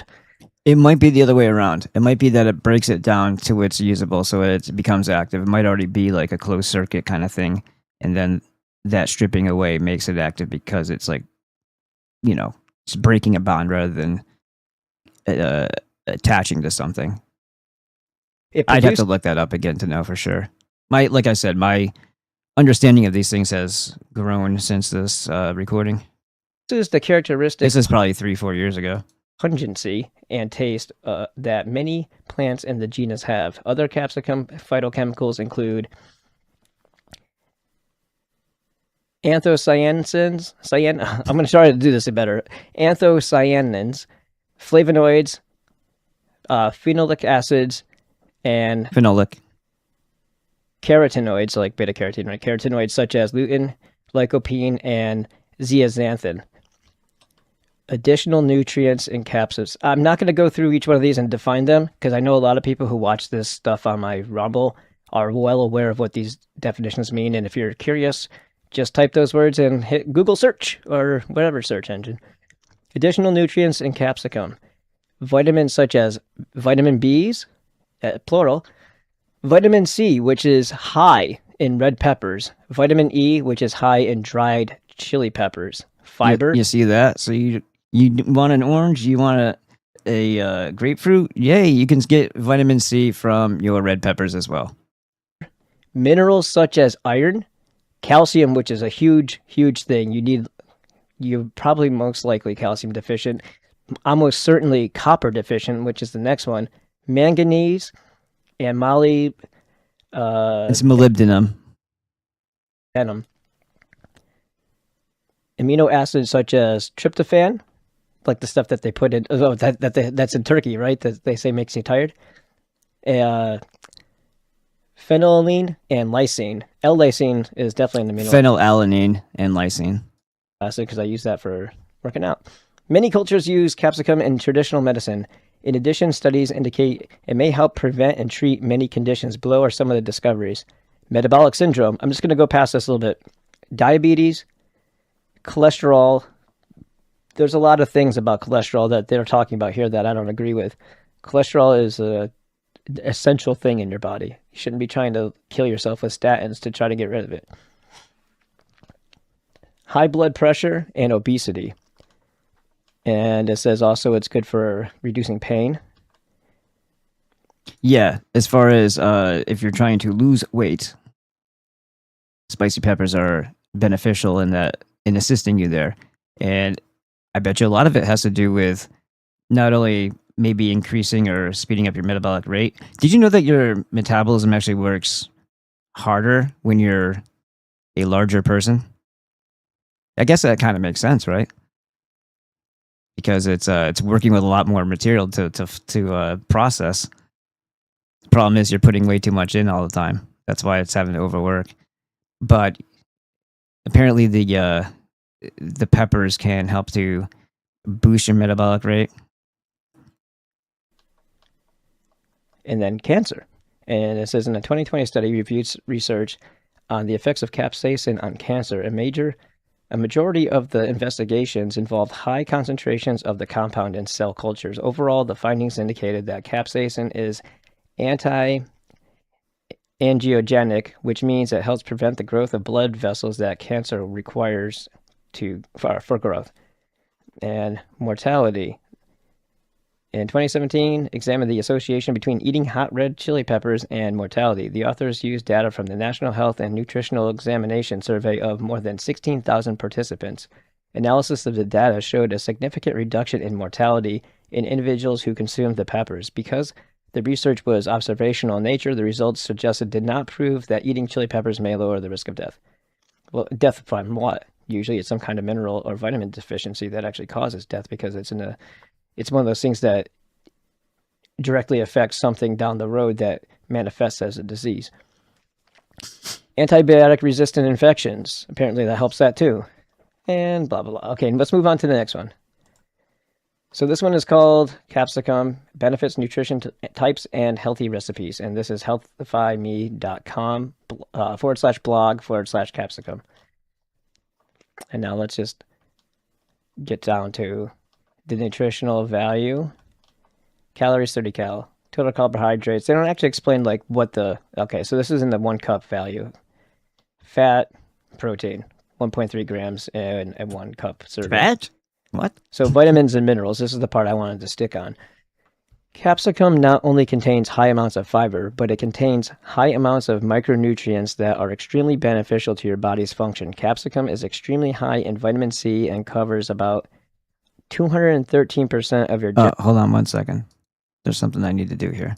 Since we're talking about the peppers and all, we should probably put this up there. Where's that? Not that one. Do I not have it? There's no Semper Fi thing here. Is there not, really? Huh. All right. Well, I guess I don't have it. That's interesting. Let's see if I can find it somewhere else. Oh, not image. Hold on. It's got to be text. Where's text? There it is. There we go. And just move that over to right about, I guess, right there for now.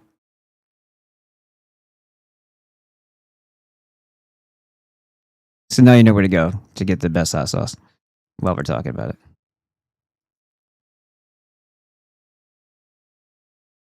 Daily recommended intake, which we know is already lower than it should be in the first place. Vitamin C, meaning the recommended. Yeah, RDAs have you running on fumes. So you think you're doing everything you can so that, you still feel crappy and you have fatigue and all these other things and all these other elements still because you're only getting the bare minimum from your supplementation, which is very low in absorption in the first place. So you think you're getting more than you actually are, and you still have all the same issues. And that's called fixing, right? Because you still feel the need to go to a doctor and have them do something for you. And it all works out because, oh yeah, vitamins, these are highly ineffective. They don't do crap for me. Well, yeah, it's a way of doing nothing and doing something, but actually doing nothing, and then wondering why there's no change. Very clever of them. Daily intakes are always way low. Vitamin C is essential for many processes in the body, including immune function, wound healing, and synthesis of collagen.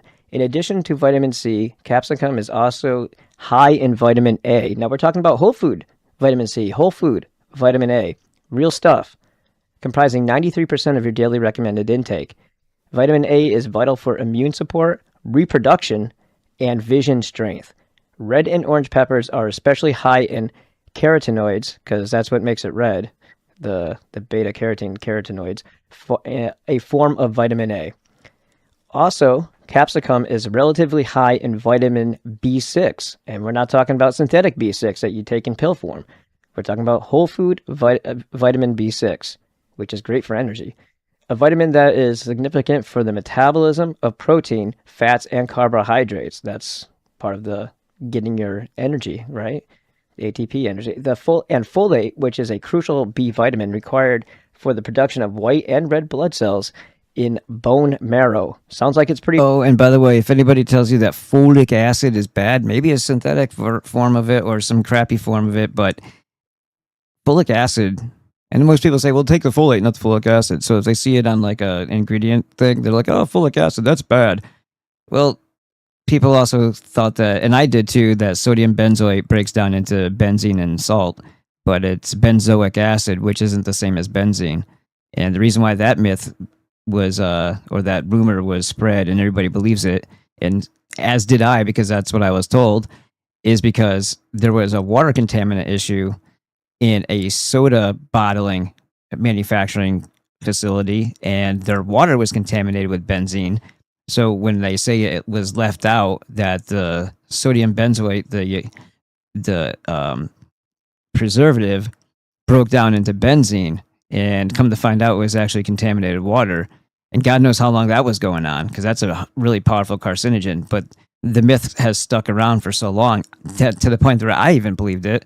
And yeah, it's not true. Benzoic acid is not the same. Things can sound the same and not be the same. But yeah, with folic acid, your liver needs it in phase 1 of its filtering process. Folic acid is required. Important.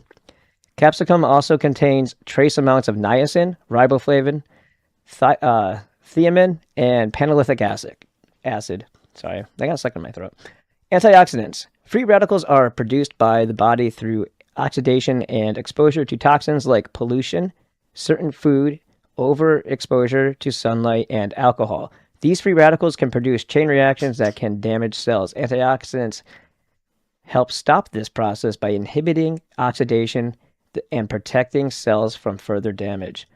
So these have antioxidant properties, these peppers. Proven health benefits of capsicum.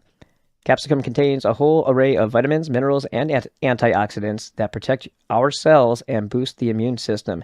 Here are some of the additional benefits of capsicum you may not have been aware of. It improves eye health, as we had heard already. Prevents anemia. Anemia is a condition that is usually caused due to low iron in the body. Not necessarily. That's not necessarily a thing. It's because there could be too much iron where it doesn't belong. Not in the blood, but in the tissues. So it gets deeply embedded there and causes oxidative stress. That's something that we can talk about, or you can watch some of the videos with me and Dr. Alfonso Manzo, who talks about that a lot. A characteristic. So when you don't have the proper ratios, or you're deficient in a different mineral, then other minerals behave badly, basically. They regulate one another. That's why you take all of them, so that you don't have that issue where if you have too much magnesium or you don't have enough magnesium, it can screw up your calcium. There's all kinds of balances and ratios, and they all work hand in hand. But sometimes, if you think about it in this way, it's not really, it's more metaphorical, but one directs the other. And it could take 3 or 4 of them working together to produce the desired result that the body wants to perform. And if you have not enough of one, things start to go a little haywire. Of the condition is that it reduces the amount of oxygen in your blood. As a result, most people with anemia feel sluggish and tired without a clear reason. Capsicum is very high in vitamin C, as we had talked about before, and is also moderately high in iron. The combination of these 2 vitamins and minerals allows the iron to be absorbed by our bodies more effectively and thus increases the oxygen in the blood. Capsicum reduces anxiety. That's interesting. Capsicum is high in both magnesium, which is super freaking important. They didn't even say magnesium in the other one. It said manganese. And vitamin B6. Studies show that these 2 vitamins are essential for nerve function and help relieve anxiety and prevent panic attacks. Another study reflects on magnesium and how it helps to ease tense muscles that result from anxiety. It also helps with proper heartbeat regulation. You know, having all these nutrients being able to be in their proper balanced amounts and also operating the functions necessary for heartbeat regulation, like B vitamins, are very crucial for that. You got to watch out on sugar. Wow. You have to watch out on sugar because sugar will strip all of your nutrients from you very quickly. Capsicum prevents cancer. Capsicum boosts immunity. Capsicum improves bone health. Capsicum is rich in manganese, a mineral that is a cofactor in the formation of bone cartilage and bone collagen and is essential for bone mineralization. The vitamin K in capsicum also plays a role in strengthening bones and protecting against osteoporosis. How many people have problems with that? I've got back pains all the time. And yes, I eat lots of hot sauce, but I think I have an adjustment that's required. Weight loss benefits of capsicum. Capsicum contains a nutritional profile excellent for weight loss. Not only are capsicums rich in vitamins and minerals, but they are high in fiber and water content. Choosing vegetables and fruits that are high in fiber and nutrient dense is key to weight management. Fiber and water also provide the feeling of satiety. Satiety. You know, feeling full, feeling satisfied. One of those things that I did not feel at all whatsoever when I first started keto back in November of 2019, because I stopped eating sugar and carbs for like a whole year and 2 months. And it took like 3 or 4, maybe like 6 weeks before I got my energy back, because I was like detoxing off the sugar that I had. I really like dark chocolate, and I like chocolate chip cookie dough. What can I do? Fiber and water also provided the feeling. Okay, we already said that. Capsicums contain high amounts of vitamin B6. We've heard that already. This vitamin is essential. So as you can tell, this my facial inflammation, and when I say that, it's puffy, it's rounded. I had already gone through that whole keto thing, and probably it was a couple years after that when this video was made. So I had kind of what do you call it? Sprung back in the other direction a little bit. I'm back now. I'm getting better every day. Many metabolic processes. It helps break down proteins into amino acids, which is super important if you're an athletic type or if you just want your body to function properly. Aids in the synthesis of glucose from carbohydrates and breaks down fats effectively. But vitamin B6 can also help maintain your blood glucose and prevent blood sugar spikes. When one is losing weight, it's important to keep their blood sugar balanced in order to prevent sugar cravings and overeating. Yep. Yeah, I could eat like 10 eggs when I was doing when I first started keto, and I was like still looking through the cabinets for something, even though I wasn't going to take anything. Everything in the cabinet basically has some kind of bad stuff in it, so I was just staring at it to look at it, I guess. Red capsicums contain higher amounts of antioxidants and nutrients that aid in weight loss and than other varieties. Sorry. Let me read that again. Red capsicums contain higher amounts of antioxidants and nutrients that aid in weight loss than other varieties. And like I said, a great deal of my hot sauces have cayenne pepper in them, and others have other red peppers in them. These phytonutrients help to prevent conditions like free radical formation and internal... And just so people understand, it doesn't mean that all of them only have cayenne in them, but a lot of them do contain cayenne simply for the fact that it tastes good, and peppers that are a little bit less pleasant when they're blended or combined, it makes the overall experience and taste a whole lot better.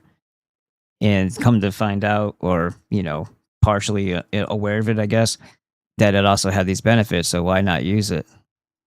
Inflammation that act as predisposing factors to obesity and associated metabolic disorders.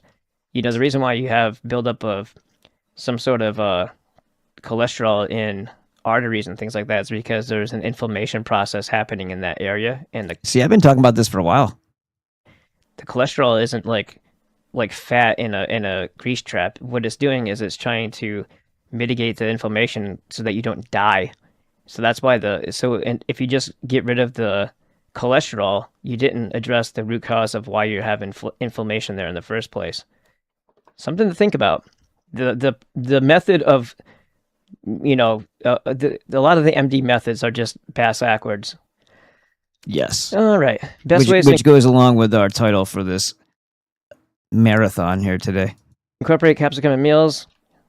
I think I'm going to summarize and have them just say simplifyllc.com awesome hot sauce.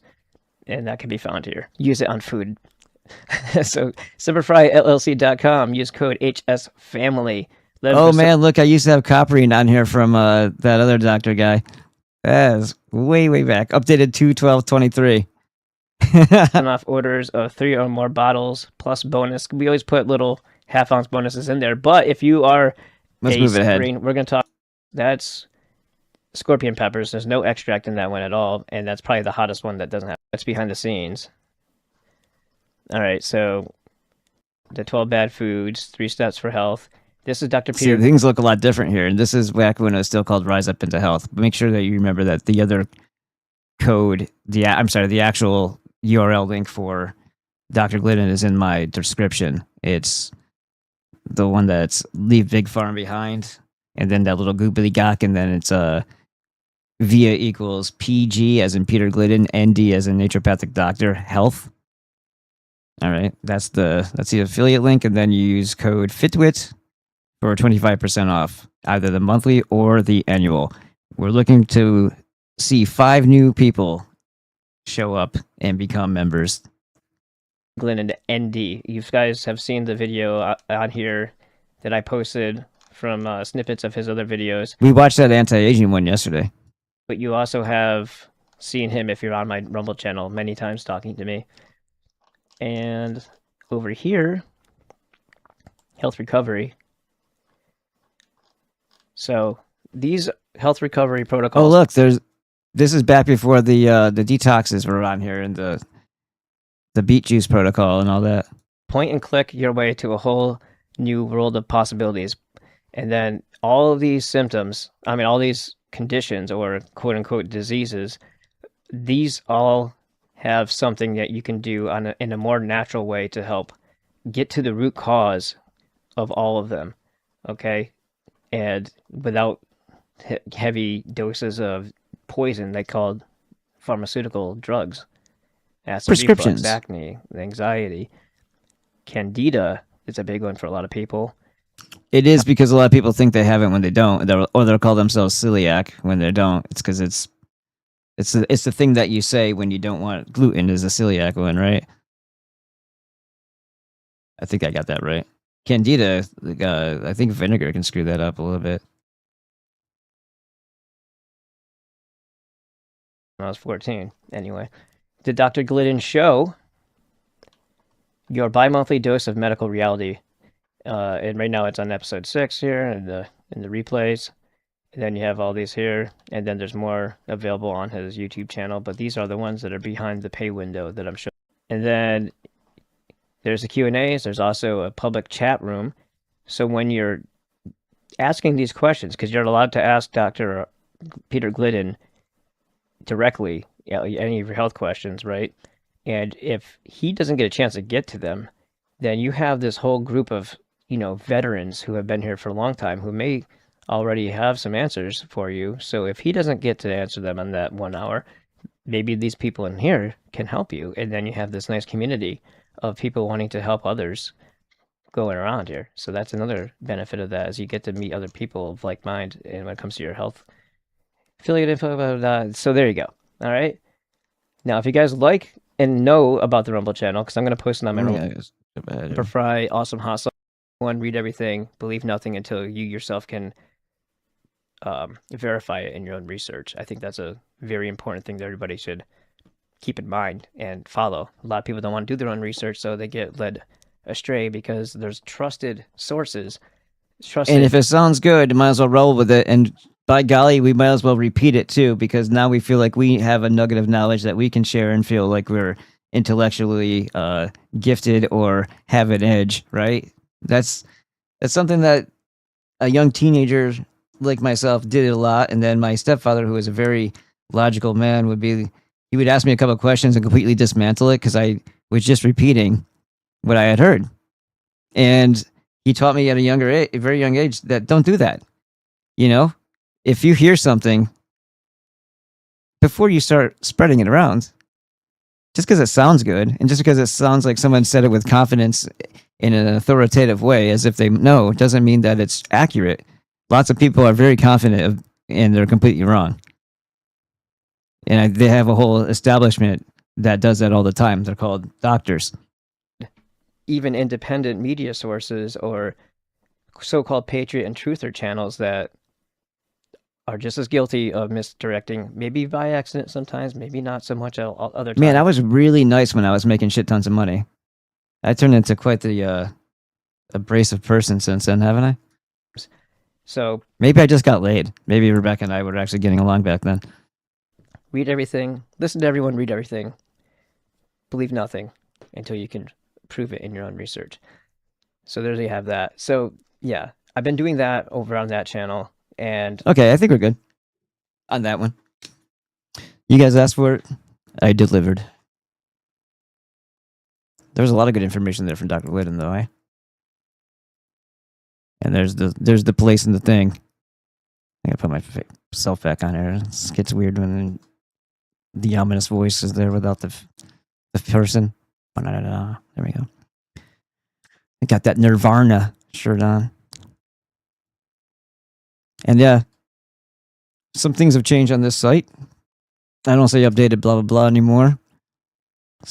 Just for space reasons. But, 2015 World Hot Sauce Award winner, veteran-owned two-person family business. We make the sauce fresh to order. Celebrating 13 years and counting for best experience view site on a computer. The phone layout is less appealing. Why? Because instead of bringing this down the center, or at least maybe just showing these two and then this, no. They make it so that you have to look at all the side panels before you get to here. The layout is ridiculous on a phone. And I don't want to get rid of these because, obviously there's a purpose for them. So, I did improve the look a little bit simply by just clicking into it because Weebly, I think Weebly is an abandoned project and it's fraudulently being managed by like a call center that does other things.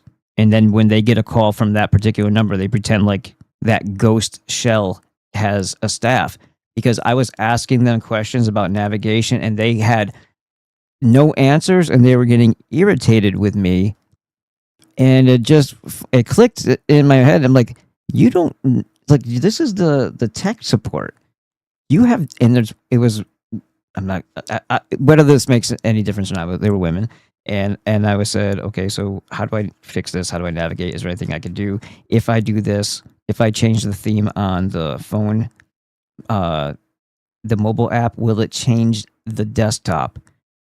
Will it alter the way the desktop looks if I change just the mobile so that the mobile's more streamlined? They could not answer me. And I said, isn't that kind of like a basic question? Shouldn't somebody who knows their software know that? And they eventually hung up on me. And I'm like, wow. And you guys doubled my cost. Square bought you. As soon as Square bought them, it went from $40 a month to maintain the site to $100. And they've done nothing with this site. It's an abandoned project. I don't want to lose Weebly simply because it takes a lot to build the site. And I don't want to go through. I could, but I guess I could make it look better. and I move it. I take the domain name. It just seems like a lot of work. I'm one guy, right? All the stress level has to fall on me. I don't have support, not even in this house. So things move slower with me because it's very daunting. I don't have anybody even saying you're doing a good job and encouraging and anything. None of that. None of that. No positive reinforcement at all. You know how much different a male operates when they get just a little bit of encouragement, a little bit of positive, a little bit of kindness. They can conquer the goddamn world. But when nobody is doing that, it makes their level of performance. They can still be trying as hard as they can, but it's just something that energizes you when you feel supported that you can do a billion times more. Like this, I wouldn't be in this situation. I'm not trying to blame anybody. I'm just saying things would come to me and inspiration would happen if I wasn't constantly feeling like, does my, whatever. I don't want to get into it. You get it. It's too much for one show. But yeah, you can click onto Fitwit right there. Subscribe. Dr. Glidden is above us.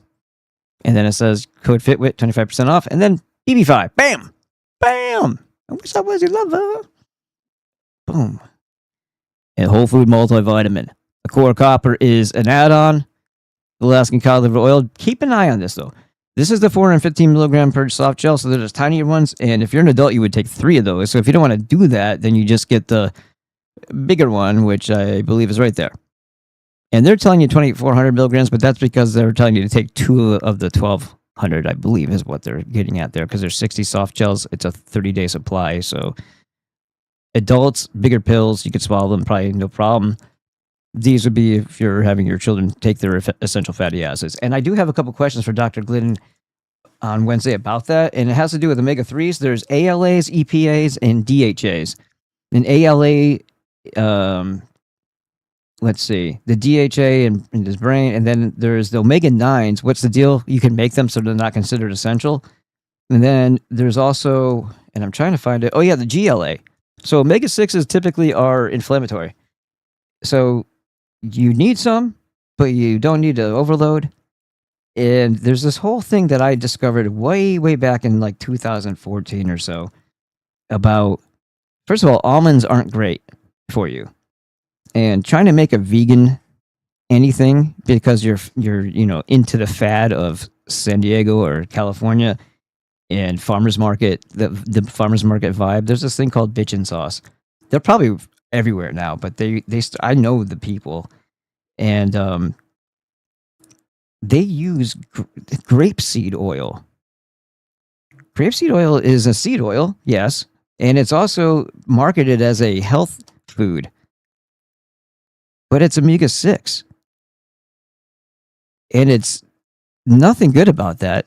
The process with hexane and every other thing that they do and the process, first of all, it's garbage. The grape seeds come from the wine industries. Rather than throw it away, they figured out a way to take their garbage and turn it into something else they could sell you.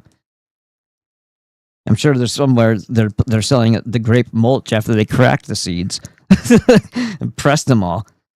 So yeah, I just found that a little interesting that company has got such a great reputation and all, and yet their stuff is trash. I mean, as far as calling it health food, Inflammation City. Yeah, people. I tasted them before. I some of them I liked. There was only 2 that I really liked, and they're real spicy. There's like a chipotle one, and then I think there's one with cayenne. And then there was another company that made hummus, and one of them was spicy and it was amazing. And there used to be a thing called Majestic Garlic. I had all these guys, I had the hummus and the garlic in my store because once I got a store, I'm like, you bring people with you, right? So if you came up in the same farmers market as these people, and then you are the first to land yourself your own store, wouldn't it be cool to be that guy who wants to showcase other local products by supporting them and buying wholesale from them to retail in your store? So I did that with Jackie's Jams because they had a couple spicy ones, and the theme for my store, as per my lease, the theme had to be like everything has to be spicy, right? So that's what I did. I got the mango habanero jam, which was amazing, and then he stopped making it because the state told him his pH levels were off or something, He's jarring the damn thing, and he's pressing it. But he was making it for years, and then they just told him one day he couldn't do it anymore because they couldn't get the pH right. Like, that was so fucking stupid. So I wasn't able to get that anymore. But he had like a Serrano raspberry jam? That was all right. And he had another one. I can't remember what that one was. Maybe just jalapeno and some other fruit. But those were very subpar in comparison. You probably didn't need the words very in that sentence, but they were subpar in relation to the mango habanero one, which I thought was delicious. And that spicy cayenne garlic, pickled garlic, it was so good. I don't even think those guys are in business anymore. There was another place that made feta cheese dips. I like the guy, but I think he tried to do something with you know who. So I don't really like him anymore. All right. So anyway, that was a long time ago. IP6 Supreme with inositol. Obviously, that's your calcium, magnesium, phosphorus, and inositol. And did we already pass it? Looks like we did. Yep. There's a fulvic humic blend. Super important. That lasts you 3 months and 10 days. 100-day supply for one person. And that's at taken to the maximum dose, which they consider the top level dose would be an 1/8 of a teaspoon, which isn't a lot. And just think about that. That gives you more than plenty of your trace minerals. That's how little is in your food. And a 1/16 of an ounce, a 16th of an ounce, a 1/16 of a teaspoon is where most people start, because if they've been mineral deficient for so long, it might take you time for your body to adjust to having everything that it needs. And that holds true with the longevity things too, is that sometimes people experience like the osteo effects or the tangy tangerine bothering their stomach, and it's not because there's something wrong, it's because something has been wrong for so long that once you finally get what you need, your body's has already adjusted to working at the lower level of functionality.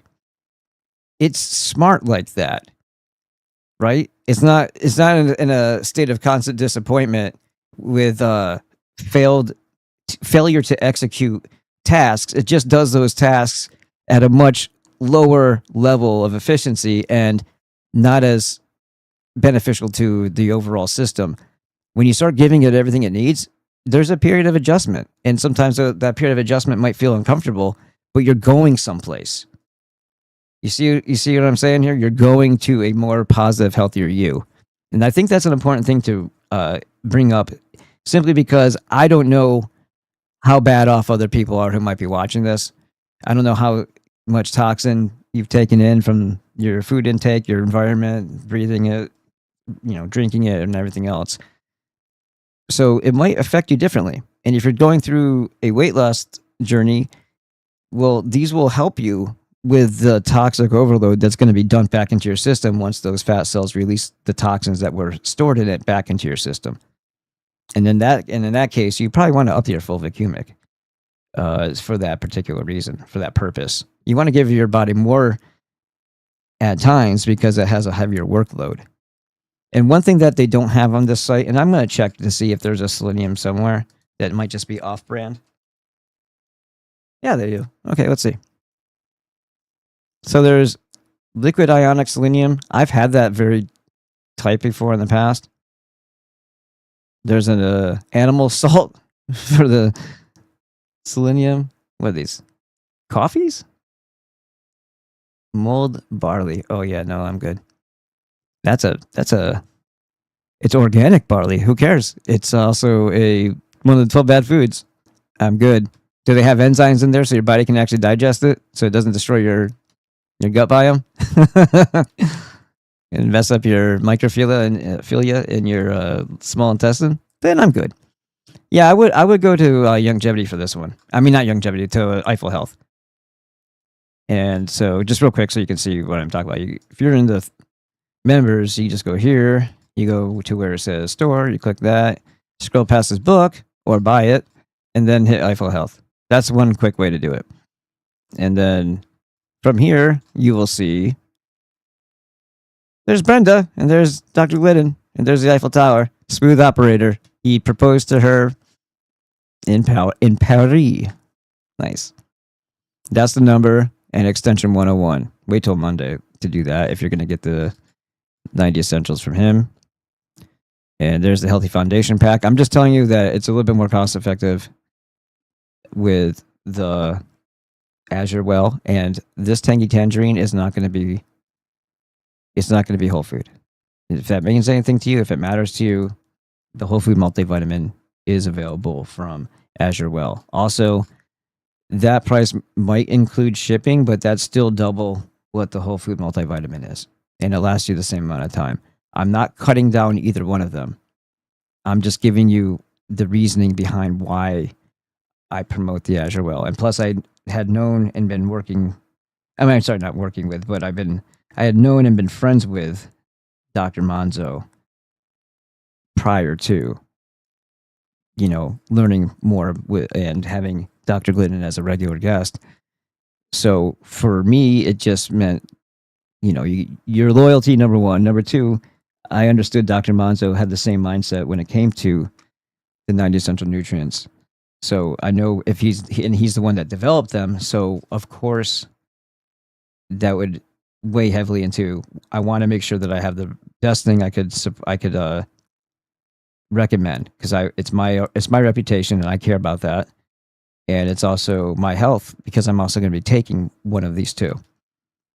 And of the two people in this world that have a D at their end of their name, and definitely not any of the M's, but definitely the N's, as in November, it's Dr. Glidden and Dr. Monzo.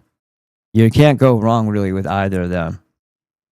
I've discovered this through long research and stuff like that. I don't expect you to just take my word for it.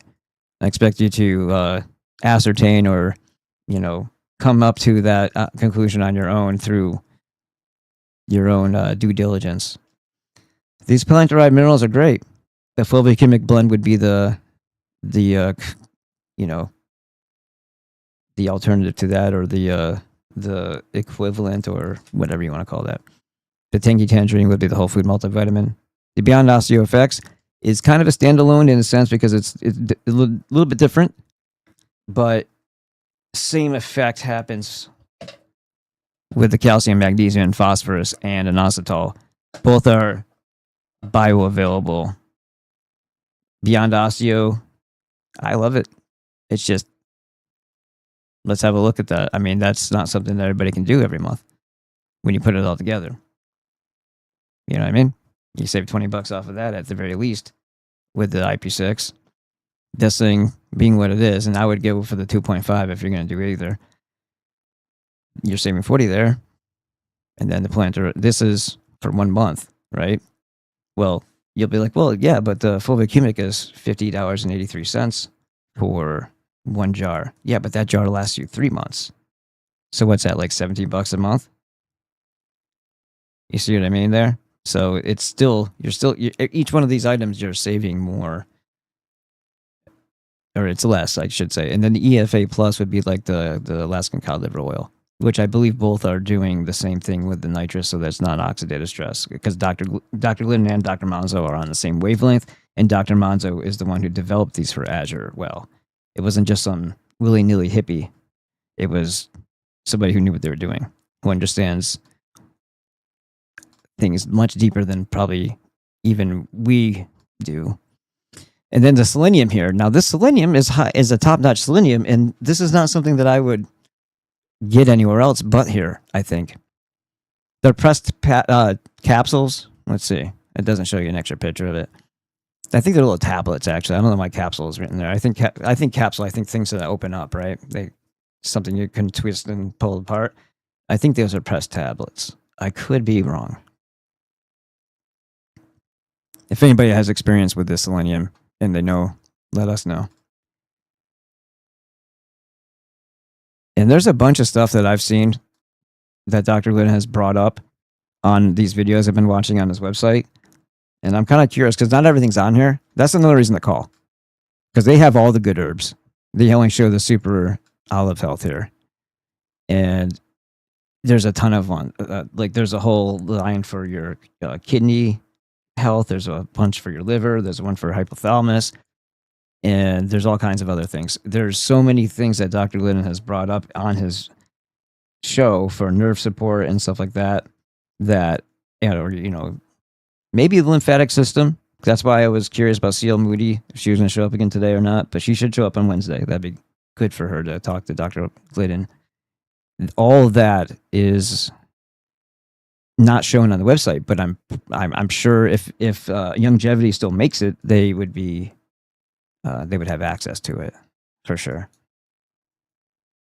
And if things have updated, that would be another good time to talk to Dr. Glidden about it. So I should make a list of all the things that he's brought up in the past and be like, are these still the thing? Did they update it? Did they change? Did they reformulate?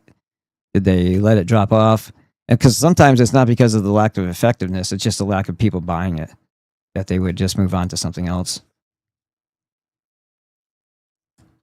It is a business after all, right?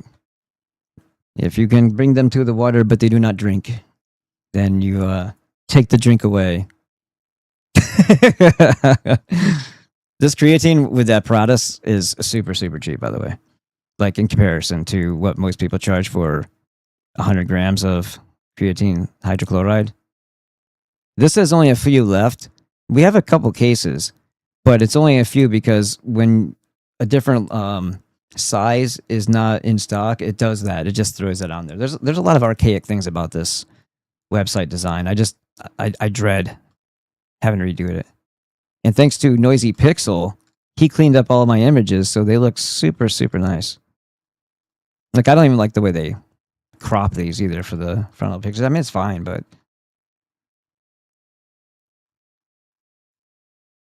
I can't wait to get to LA again, if I ever get to get to Melissa's, because I want to make this Reaper sauce again. The golden ratio with pineapple and cumin is so freaking good. I love this sauce, but I need fresh Carolina Reapers for it. This one I have a pepper Reaper mash that I use because I'm looking for a different flavor. And when this one I want a different, I want the Reaper fresh. This one, the mash, actually works better. And then I could also make the Kasai Teriyaki and the Reaper's Delight, which is supposed to be the Rapper's Delight. I should have put the old lady on there from the Wedding Crashers so people understood the reference there. These are the two hottest. These are the two hottest that have a little bit of 3 million Scoville unit extract, or maybe it's, and then this would be the hottest without that. So it's just a fresh pepper sauce, right? Or it's actually dried pepper in this one. It's a Moruga scorpion pepper, which is a hotter than the, what's the other one called? Buchalo. Not Buchalo. What the hell is the other one called? Trinidad. No, Trinidad Moruga scorpion. What is the Butch Trinidad? I don't remember, honestly, the other one, because I don't use that. I use a Moruga. Moruga's hotter. Slice of life, just like the name of Dexter's boat. You can find neat little references in here. If you know, you know. All right. Where are we at, kids? What do we want to do next? All right. I think I might have to look at this on the other page because it's going to jump up if people are still talking.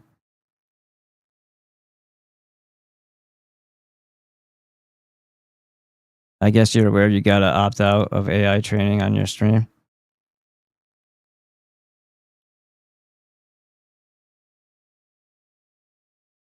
No, I'm not aware. I just started doing Twitch. I know they keep on popping up and doing, da da da da da. I thought they were trying to sell me something. So I just was like ignoring it like a bot. I don't know anything about that crap. Okay, there's a lot here, so let me get into it. Where are we at? Okay, this is about far back as it goes. All right, let's see.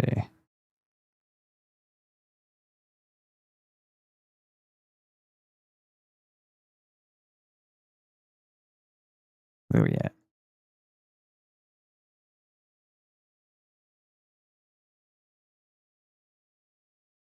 Okay, we went to there.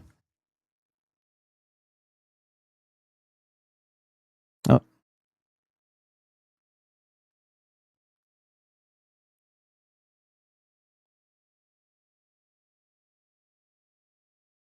I think we ended up right here.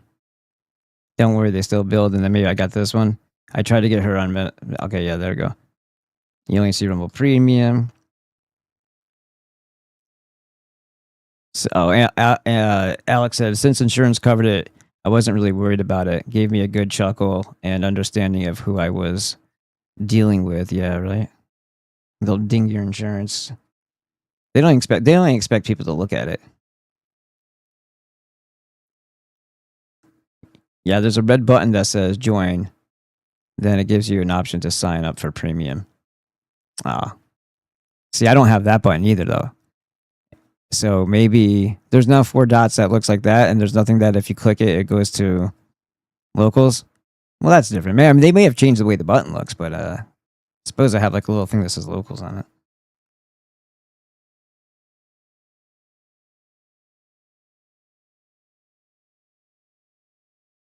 Synthetic Ds. Thank you. I always wondered the difference between ascorbic and citric acid. Citric acid makes a great secret ingredient in certain recipes, by the way, especially fruity things. Yep. There's a speedball for every ailment. Says Enrich Snowman. And then he says, yeah, curcumin is largely processed on first pass unless the enzyme is temporarily inhibited with piperine to get it into your body. And then, yep, and that's why it's even more dangerous that they put piperine in with the Ferula Harmonis in that Ferula Max supplement. It's just going to keep that ferrotinin in there doing damaging SERM-like shit to you, and it's not going to be good. Oh, wow, my testosterone boosted through the roof. Yeah, it's going to fall, too. Everything that goes up comes down, and that it can't sustain being panic spiked day by day by taking it, and it ends up burning out things. And then you might even be on TRT for taking a supplement rather than, something that you didn't inject and still have those problems. And if people aren't aware of that, or that, alopecia could occur, or telogen effluvium, which is the word or the term I couldn't think of yesterday, when you get a dramatic change in your hormones, then it makes acute hair, which means like short term, maybe not exactly male pattern baldness, but then after time, that also will potentially occur. I got a big spot on my head. When my hair grows out more, it's more pronounced. So I gotta go get a haircut. I might just shave it off. I did that once. I think Karen is still a little traumatized. Karen says, since you have this video on capsaicin, can you put the link in the chat for the hot sauce? I know that's kind of like a little late, but it's just probably what you're referring to, right? Yeah. Hold on. Where was I just at? Right here. So, Semperfry LLC. Rebecca did that a long time ago. Semperfry LLC. You want to see Rebecca in action? I'm not talking about that. I had some videos of that, but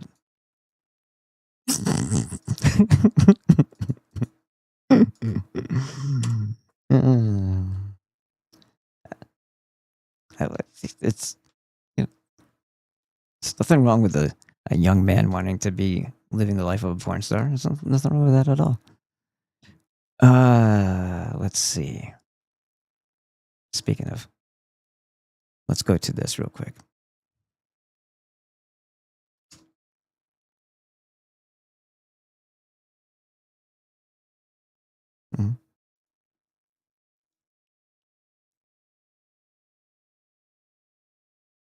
Like accusatory finger. Should be the very first one. Oh, there's that video. How old is it? 3 years? So 3 years plus. Probably closer to 4. Oh, I said 2019, right? Or maybe it was 2021. No, it's 2022, probably. What the hell just happened? That was weird. That was a 9 million Scoville heat unit extract on that chicken wing. Woo! There's my little one when she was little. She liked me back then. We actually spent time together. instead of being locked in your room. That's us on KUSI. Pussy? 11 years ago. Closer to 12. Come on! Sepper Fry, LLC. See? Hey, bacon lovers, try When Pigs Fly. Real applewood smoked bacon and maple syrup. Add your eggs, you got your breakfast in a bottle. Here's our awesome avocado. Featured at the Wave Cafe in Imperial Beach, they replaced all their other hot sauces for this one. Delicious avocados locally grown in Escondido. Our feature sauce this month is our local band member and good friend Andy Mensing for our Smoke Boss hot sauce with chipotle. Nice. And from our line of herbal infused honeys, we have a rosemary lemon infused in a 3.5-week process with sage, rosemary, and lemon. Try yours. Add a kick to your honey with our herbal infused honey with a kick. Local clover honey, sage, Carolina Reaper pepper, and the Thai pepper. All herbally infused for 3.5 weeks. Sepper Fry, LLC. Yeah, so that's what you see as a haunted honey now, that last one. We don't have the non-spicy one anymore. I mean, we could make it, but I just don't have a label.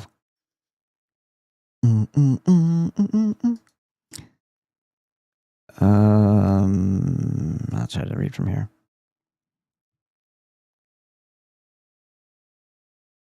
Let me get this off the screen, though. No, that's fine. It's up there. You see it.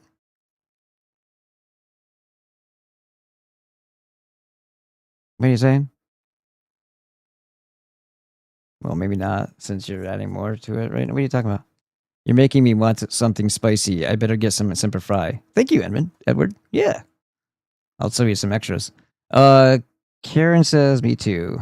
How rude this late. Karen says, for some reason, I want to mix the cosmic candy with the haunted honey. And no, I'm not pregnant. Haha. The spicy honey on steak is crazy good. I don't know why that makes sense, but it just tastes good. Karen says, my goodness, I can't believe how much your face has changed. My little Daniel is growing up. Didn't notice because I've been with you so long. And then Karen says, the longevity selenium are capsules. You can open them. Oh, really? Okay. I swear I thought they were pressed capsules, like pressed tabs. But that's good. That means they'll not flush right out of your butthole again. Because those pressed tabs are pretty pressed. And if you have weak stomach acids, or maybe if you don't, maybe if you get awesome stomach acids, sometimes they just fly out the back end. Most people have weak stomach acid, though. It's really hard to get a lot of calcium. You need that. So, guys, what are we directing next? The chronic disease epidemic origin and the solution? That one might sound like a good place to land. It's him all by himself. You don't have to listen to me stumble. And then there's me with glasses. Do I look older or smarter? Neither? Okay, good. Thanks, dick. Profits in their own hometown. Yeah, this is a decent one. Let's see if this is the one I'm thinking of. Probably. This is probably the one. I don't know. This one is the band from YouTube one. Hello, everybody. We are. Shut up! Didn't ask you to talk. Or we can do this one. You want to do this one? We got Mixmaster Mike, Dr. Glidden, and Dr. Monzo. Yeah, right? This is a long one, though. You guys ready for 2? I think it's 2 hours or so. I'll interject. I'll break it up a little bit so that it's not monotonous. It's not monotonous. It's all good information, but it's, I'll just do a little, like, what's this? I'll do, or just like, not that one. I need some air horns. Every once in a while because it's late, right? It's like, shit. Think more. Like the heads, We had our heads in the clouds, though, still, even though. What do you think? What do you know about that, huh? All right. I want to look at the chat, and I want some answers. I want some answers from you people. Are we doing this one? Just because I said so doesn't mean you have to say yes. We also have this one. Dr. Glidden and Dr. Monzo versus the MD Madness.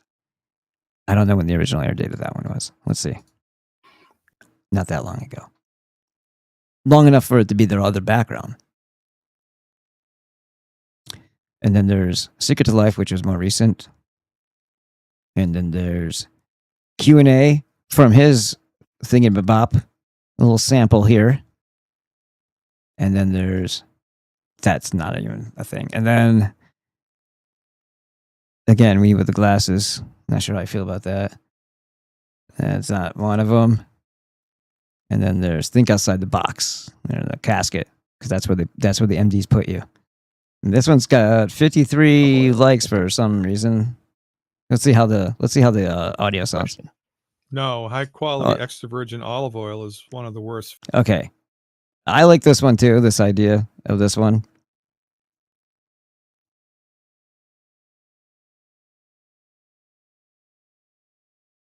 I was still quite a ways back. That's funny. All right. So what are we doing? Are we doing this one here? I don't know. This is probably pretty generic title. No wonder why. Then there's this one, which I don't know what the contents are. I just know that it's here. We've got one from his Q&As, a sample of his Q&As. We've got this one here, which is more recent. We've got this one. Well, get out of the way. I don't know if you guys see that tab, but it's annoying. We got this one, but it's epically long. Let's see. 12 hours and 23 minutes. And he dips out in the first hour, I think Mike does. Jedi Master Manzoni. Ah, that's hilarious. Dr. Monzo. And Dan says, not it. This one here, banned from YouTube. Another one, Profits in Their Hometown. Just a generic title one. It looked good, so I pulled it. And then this one is, this is after my grandfather passed away. So, I mean, this is going to be depressing for most people. And I had a really hard time reading that. So, I don't know. It serves a purpose in the showing just how dire the information is and how this isn't just like, fun and games. Like, people suffer needlessly, as Dr. Glidden said, and it's hard to get through to them. They won't listen to anybody but their doctor, and then they end up here. And his last 10, 15 years of his life didn't have to be that way. Going on and being on dialysis, watching his kidney slowly fail to get onto dialysis. Like, this stuff didn't have to happen. It did happen, but it didn't have to. And everything I tried to send to him, it didn't. And then when I tried to get my mom to get the good herbs, I don't know why. I should have just sent them myself. He refuses to do it. I'm like, just make him. Like, he won't.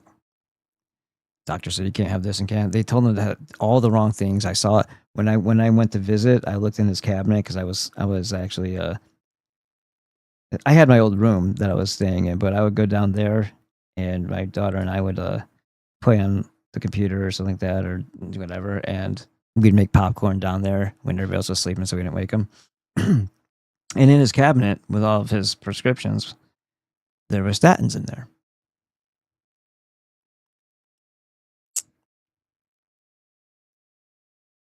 Chronic disease epidemic origin and solution. A Dr. Glidden special. This is him standalone. So what's it going to be? All right. So we got one of the two with both Glidden and Dr. Monzo. One of the two with both Glidden. Anyone else? Yeah. Is anybody going to second Karen's motion? Going once, going twice, and then we're just going to do what she says. She's got seniority over everybody anyway. No, pretty close. There's like, there's a long history of being here. You probably were here before you made yourself known, Karen. I don't know. We had a pretty big drop off on Rumble, probably because it's late, where everybody's out getting hosed at the clubs. I don't have a young audience. there's older, mature people that get hosts at the clubs too. Let me just read this real quick while people answer. It says, Dr. G Marathon, Marathon of the Minds, Day 2. Dr. Glidden wants students, not patients. What's that mean, you ask? He wants to teach you enough to be independent and wise enough to spot harmful recommendations when you face your MD. The inverse of what you need is so often what the MDs pressure you to do. Rather than waste time, energy, money, and your life your money on prescriptions, insurance, and copays, only to get sicker, get on board with us. We all thrive on a Glidden submarine. Like we all live in a yellow submarine. We all thrive on a Glidden submarine over on his membership site. Bam. And then there's his link right there. And then the Fitwit. Okay. I read all this yesterday, so I don't need to do that one. And then there's the Azure Standard link. And then there's this. And then there's that. And it explains to you what they are so you know how to find them by looking at it. And you don't have to remember it. And then you get your 90. But again, BB5 works on the whole site. Okay. If you see the B vitamins and that looks interesting to you, it'll still work. If you see the whole food vitamin C as a standalone and you want to look at that because of everything we talked about tonight, you can grab that too. Just remember, the whole food multivitamin will have that. Having extra is your prerogative because of, whatever case, whatever situation would be making sense in. And it won't do the bad stuff. It'll only do the good stuff because it's whole food C. It's a powerful antioxidant. Take that and then find a glutathione. I don't know if they have one on there. That's the general of the antioxidants. I had an oxidant. Oopsie. Just kidding. My website, buy me a coffee link, which it's not an exclusive club. Anybody can join. Anybody can go to buy me a coffee. Just saying. Don't feel bad. And then make sure that you go to this channel. Bam! And make that number at least 40. Come on. You're going to do it. You want to be like the cool kids. You know you do. And if you're over here watching and you're not already subscribed, I'm going to throw a spitball at you. All right, so nobody else answered, so we're going to go with one of the Glidden and Monzo Zinies. Do you want this one? I think so. Chances are, when there's more people in the room, chances are I talk less. So that's always a positive. Let's see. Get my brains out of the way. Wait. Wrong! That was the wrong one.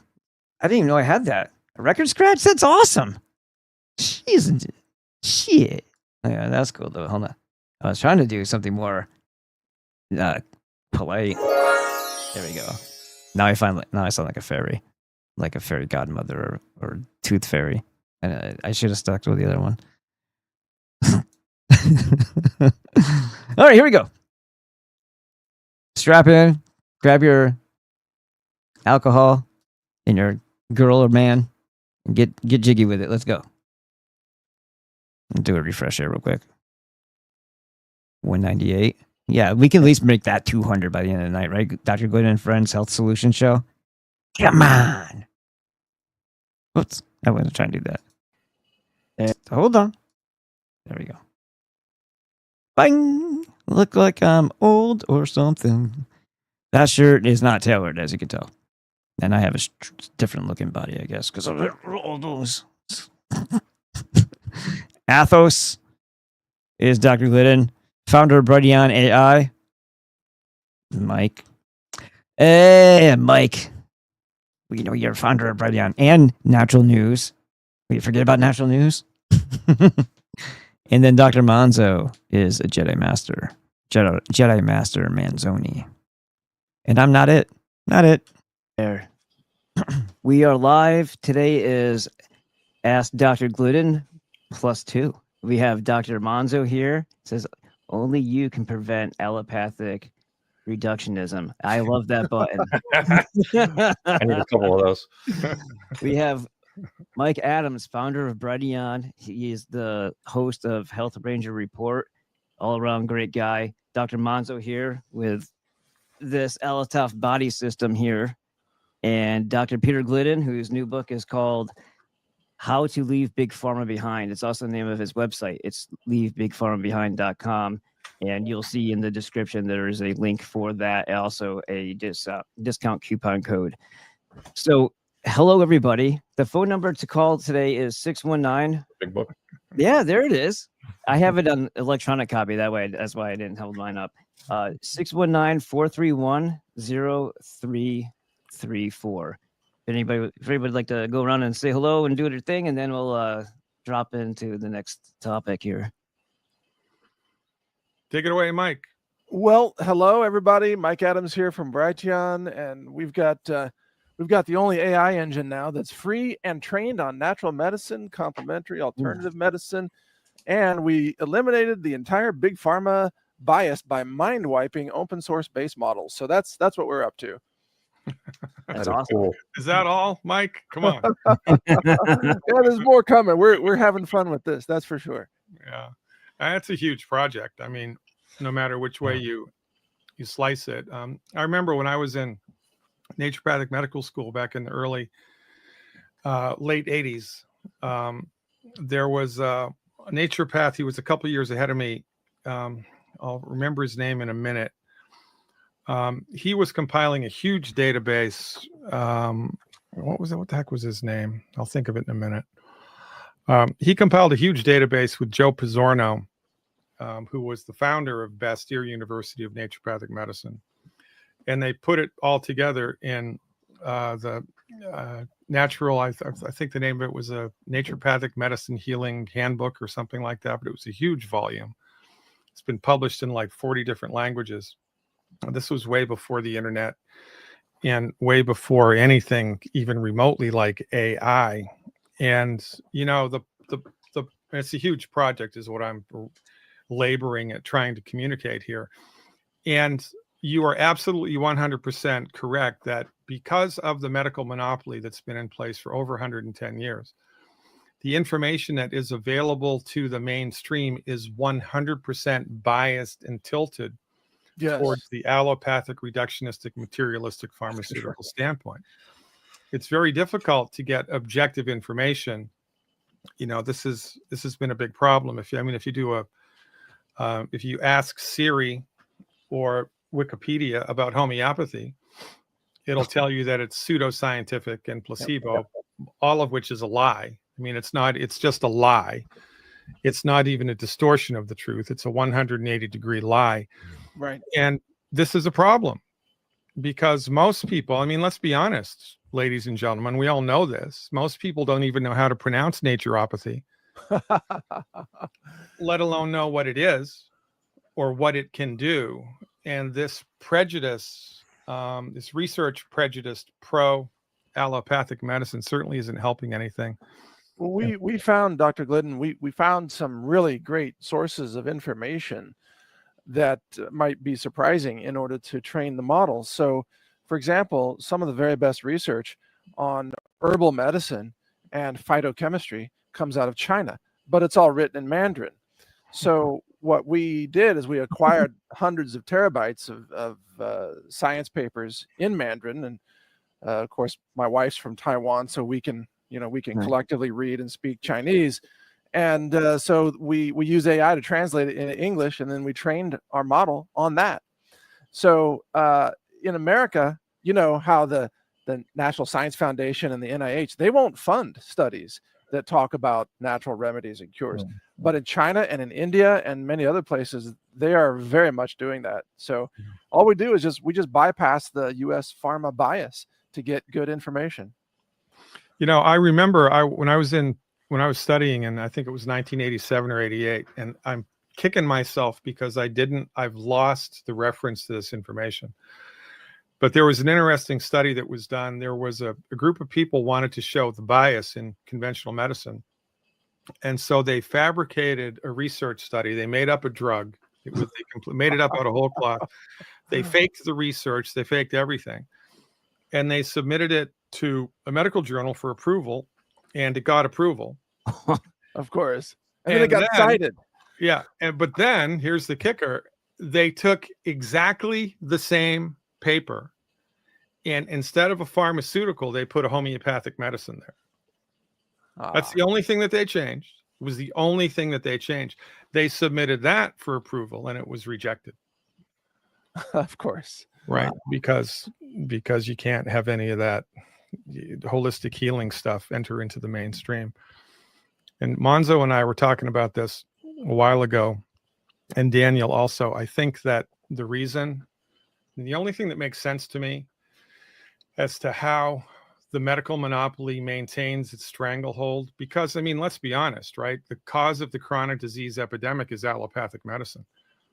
It's the cause of the chronic disease epidemic. It's allopathic medicine, which is great for trauma care and surgery when it's necessary. I mean, thank God for insulin, thank God for lidocaine, general anesthesia.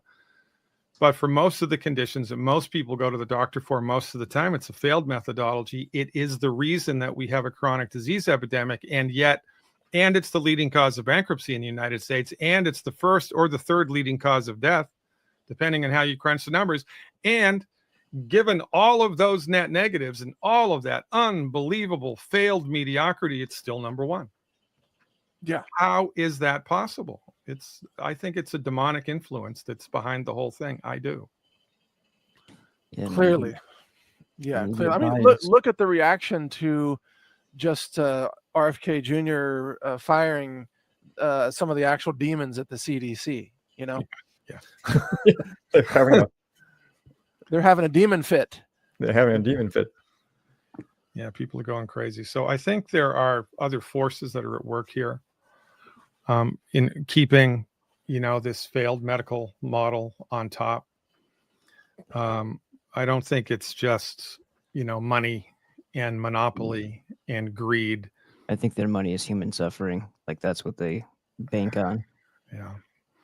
It's a tragedy of biblical proportions. And, I mean, for goodness sakes, Dr. Monzo eliminated paralysis in somebody whose spine was severed after a year of hands-on healing therapeutics. You would think that would make front page New York Times right news, but it hasn't. Right? No, instead they raid me. Yeah. Instead, the Food and Drug Administration raids him and takes all his equipment.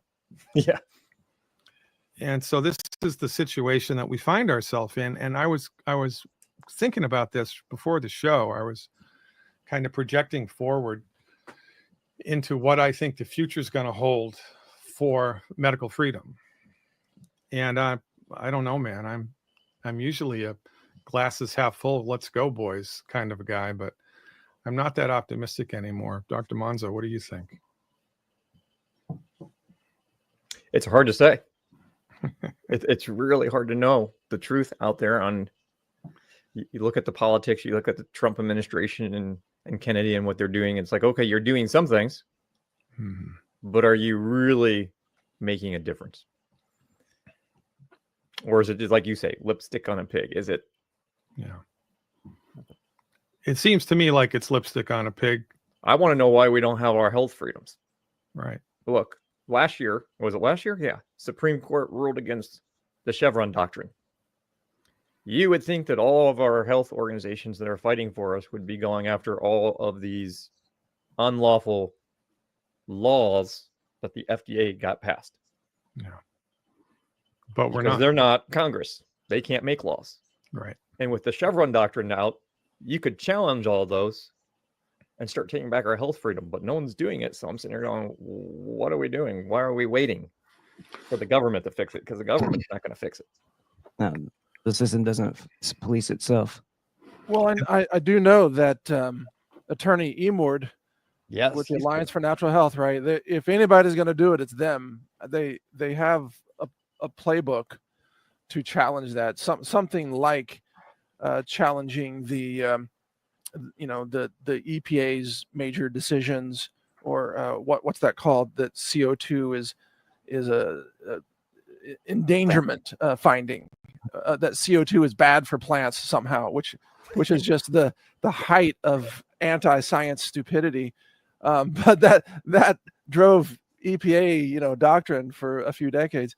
But anyway, I think Jonathan Emord and some others have a good shot at this now, just because of the current political climate. But I would add, if you don't mind me mentioning this, I actually think that decentralized AI is going to make Western medicine obsolete, because there's no human doctor in a conventional practice that knows as much as even my own model, our own Enoch AI.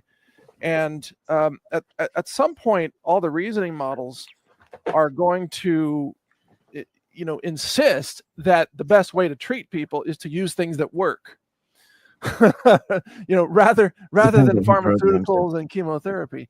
And when political leaders ask advanced AI models to find cost efficiency, like how do we lower healthcare costs, the answers are going to be ditch Western medicine. Like that day is coming, or a gradual slide into that is probably coming. But that's why it's so important that we decentralize AI and put this knowledge into the hands of people, so they can get their own answers and do their own research without going through centralized control. The two things I see with that is, being fully AI means you take away any possibility of the human element, where people have compassion and care rather than treating you like a number or a piece of meat, which is what a calculating machine will do. So you don't get you don't get it now, because they're so stuck in their own heads about their own indoctrination when it comes to what works and what doesn't, that they'll poison you with a smile on their face, thinking that they're doing the best sometimes, and maybe sometimes not. But meanwhile, you suffer. Now take away any human element and make it all a cold calculating machine, and then you don't even have the potential for decisions to be made based on empathy. But Daniel, the way I look at it is that doctors aren't allowed to be human anymore, because they get their 6 minutes with you. The dictators at the CDC, who are actual demons, they are telling doctors what to do, and if you diverge from that, then you face criminal charges and a loss of your medical license. I'm sure both of our other guests can speak to that. But remember the movie Aliens versus Predator? Now it's demons versus machines.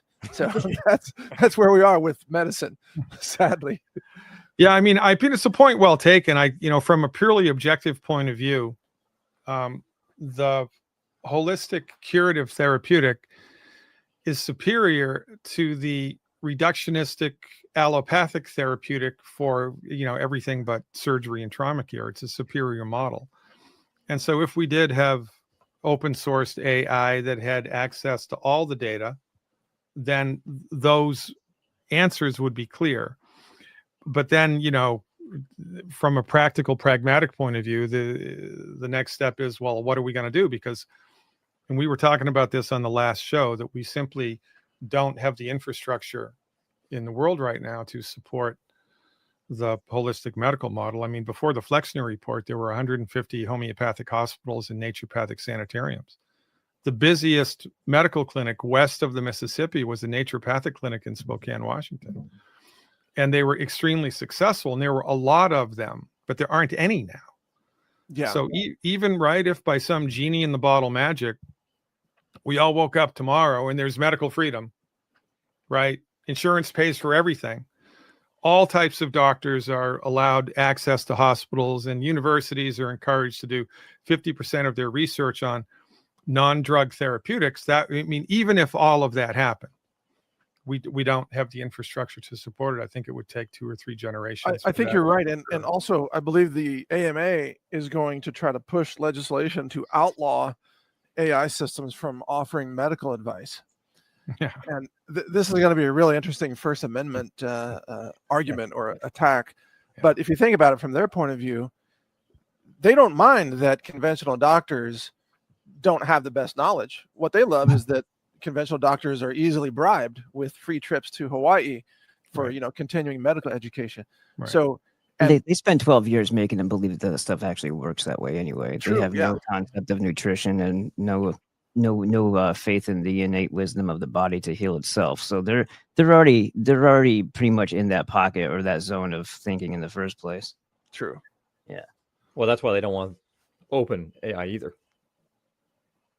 Yeah, that's right. If they have a programmed sure, AI, they can very easily take over the medical doctors and just let the machines prescribe drugs. Yeah, which is what I predicted, and I talked about on Mike's show a couple weeks ago, that the medical clinic of the future, it's going to be a facility on the corner of every corner, like of the little urban malls. You're going to go in with your insurance card. It's going to gain you access. You're going to type in your name or your vitals. The machine's going to weigh you. It's going to do a urinalysis. It's going to take some blood. It's going to do the blood pressure. It's going to pass you through an X-ray or a CT scan. You're going to write down your symptoms on a keyboard. The artificial intelligence is going to analyze all of the information, and then at the end of the conveyor belt, it's going to spit out drugs. Right. You won't even need the doctor anymore unless you're going to do surgery, and then the machines are probably going to be able to do the surgery better. And so this is the ultimate end of the allopathic model, is that, right? I mean, in a perfect allopathic world, right, here's how it would go. After the age of 50, everybody would have fake shoulders, fake knees, and fake hips. Everybody would have hearing aids. Everybody would have their lenses removed and fake lenses put in. Everybody would have dentures. Everybody would have spinal fusion. Everybody would have the appendix removed. Women would have the uterus removed after, they're 45, because why do you need that for if you can't get pregnant anymore? We would take medicines to go to sleep. We would take medicines to wake up. We would take medicines to alter our mood. This is the end result of perfect allopathic land. Well, if they find that gene, they'll remove the breast too. Yeah. I mean, it's the philosophy that informs the practice, which is the problem. That's right. And nobody seems to be talking about this, right? It's because you can't teach a Democrat that guns are good. You can't do it. You can't teach a born-again Christian that reincarnation might be a thing. You can't do it. It's inconsistent with the philosophy that informs their gestalt. And so it is with the wonderful world of medicine that we live in. We are 99% embedded in this allopathic, reductionistic, materialistic model. And that's what needs to change. And I think that, Mike, you might be right. You might be onto something, that if we did have open source AI that said, oh, look, the homeopaths are way better at treating pneumonia than anybody else is. Oh, the homeopaths are way better at treating cancer than anybody else is, then the pendulum would start to swing in that direction, and maybe more money and more resources would be put there. But honest to God, man, I don't think Big Pharma is going to go quietly into the night. I don't think you're going to do absolutely right. And the thing is, just like you say, if our conclusions are really data driven, the data support holistic health, naturopathy, homeopathy, etc. It's very clear. The data support mind-body medicine, positive placebo effects, etc. But what this is really going to be a race over is, for how long can Big Pharma suppress reality? Yeah, that's right. That's it. Yeah, you're 100% right. And given the demonic influence, Right. I think that's their trump card, pun intended. Yeah. What's interesting is, something's going on with the software of these social media sites that makes them hypersensitive now too, for censorship. Like, they're hardcore censorship on specifically health related things, because I posted just on this has been happening frequently. It's not just this one instance. I'm just sharing this one with you. When you were talking about African Americans and their diet being mostly fried food, that was taken down with a community violation, and saying that was integrity issues and dangerous misinformation, that eating fried food is not good for you and causes inflammation, and that African American diets happen to have, a tendency for fried food. That was your statement. That was taken down. First, one of many warnings, but some of them were retracted. Yeah, it's woke insanity, right? I mean, Rumble isn't censoring, right? I've been kicked off of YouTube a number of times. I've been kicked off of Vimeo a number of times. That's interesting when you pay for that one, right? So it's weird. Oh, Vimeo deplatformed me like 8 years ago. Yeah. So, I mean, I don't know what the solution is. Has anybody been on Trump's Truth Social Network? Anybody tried that out? I did. I'm posting there. 75-year-old men get shot in the middle of the night if you post the wrong thing. So I got off of it. No, I was briefly banned by Truth Social because they had used an AI algorithm to try to determine who was posting as bots. Of course, I'm not a bot, but I will post like 3 or 4 things back to back that I have saved up. And so they banned me, and they sent me an email that said, we can't tell you why you're banned. I only found out later. We can't tell you, but it's a gross violation. And you are permanently banned. You can never return to the platform. I'm like, what the heck? I didn't even, criticize Trump that badly in those posts. But they reversed it in about a week after they realized their AI bot had run amok. Did they send you an apology? No. No. They never do. They're unapologetic. 100% corrupt, unapologetic, the whole freaking world, man. So, and Daniel, I must say that that's one of the reasons why I look forward to coming on your show. Because there is so much just bad juju in the world. There is so much corruption. There is so much misdirection. There is so much just, cognitive dissonance, confirmation bias, hubris driven bullshit. If I allowed myself to be exposed to all of it, like these types of violations, they really hit my soul, because it makes me realize just how much of a mess we're still in. And COVID's not over. It's not, the insanity is still here.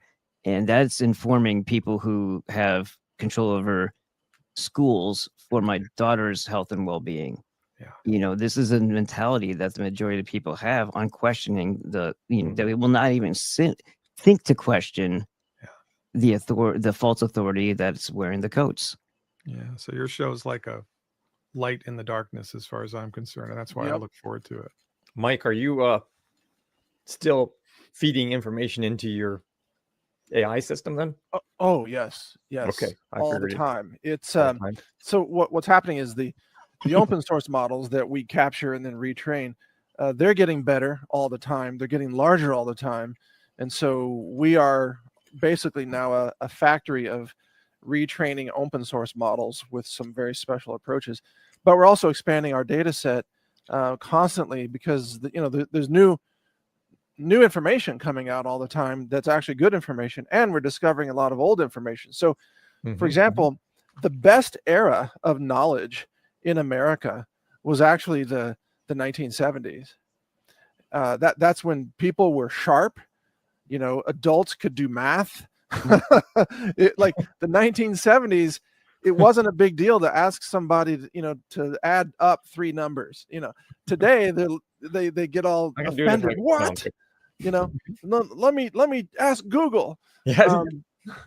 But like knowledge really went downhill after the year 2000, and then it got all woke, at about 2005, etc. So Two towers came down.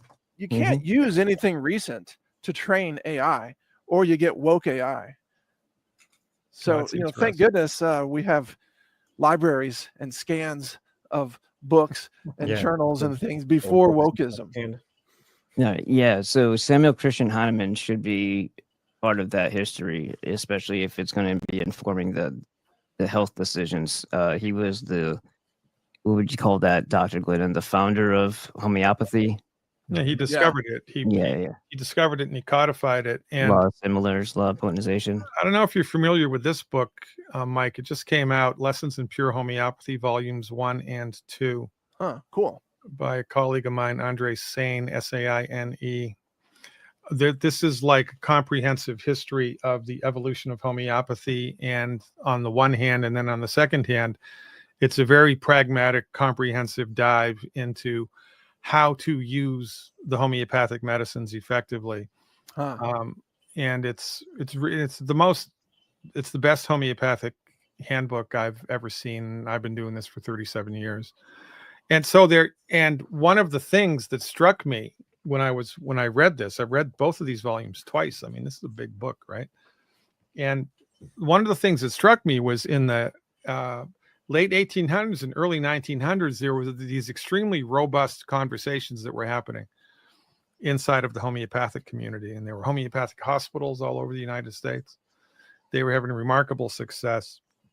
And it's not where we are today is not even close to how that was. And this is one of the things that galls me to no end, is because, I mean, the things that I've seen, look, man, you know, this year I've had, I think 2 or 3 of my patients died, right?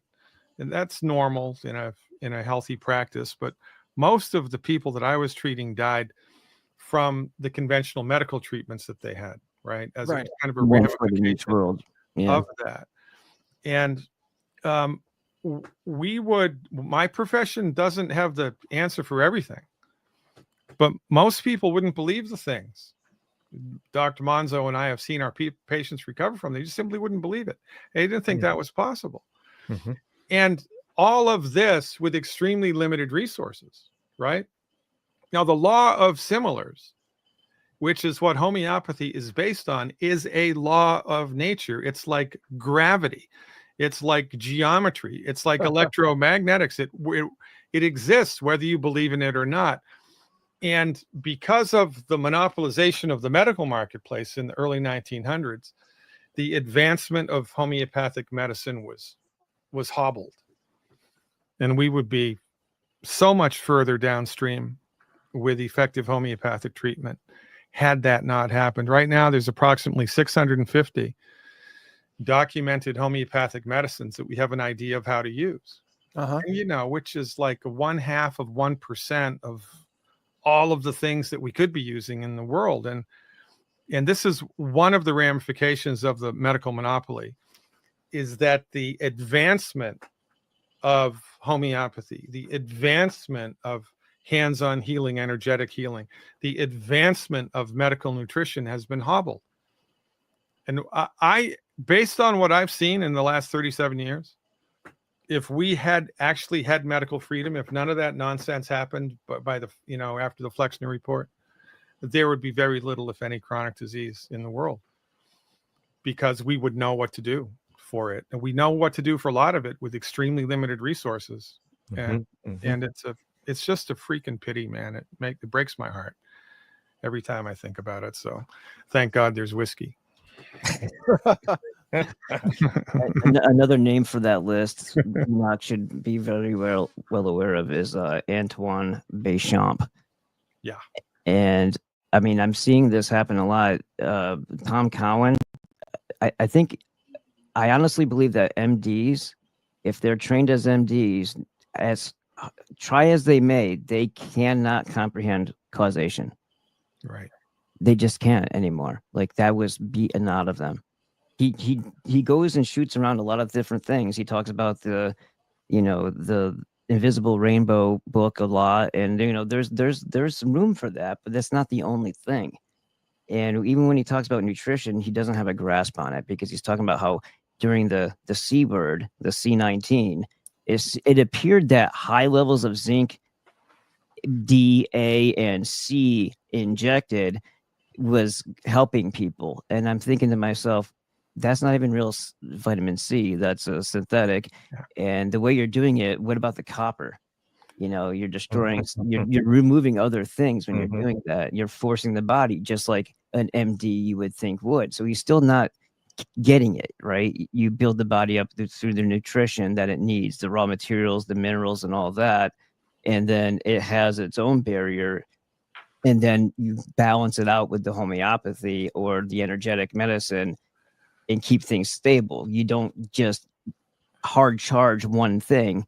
Even that's the problem with functional medicine, because the functional medicine doctors have simply replaced the drug with a vitamin, but they haven't changed their philosophy at all. How to apply it, right? They're not supporting and promoting the body's built-in ability to fix itself. They're not stimulating natural laws of healing. They're pushing the metabolism of the body in a way that they think is best, but this time with a vitamin or a botanical instead of with a pharmaceutical. And it's better than using the pharmaceutical, but it still misses because the philosophy is inconsistent with natural law. And this is a problem.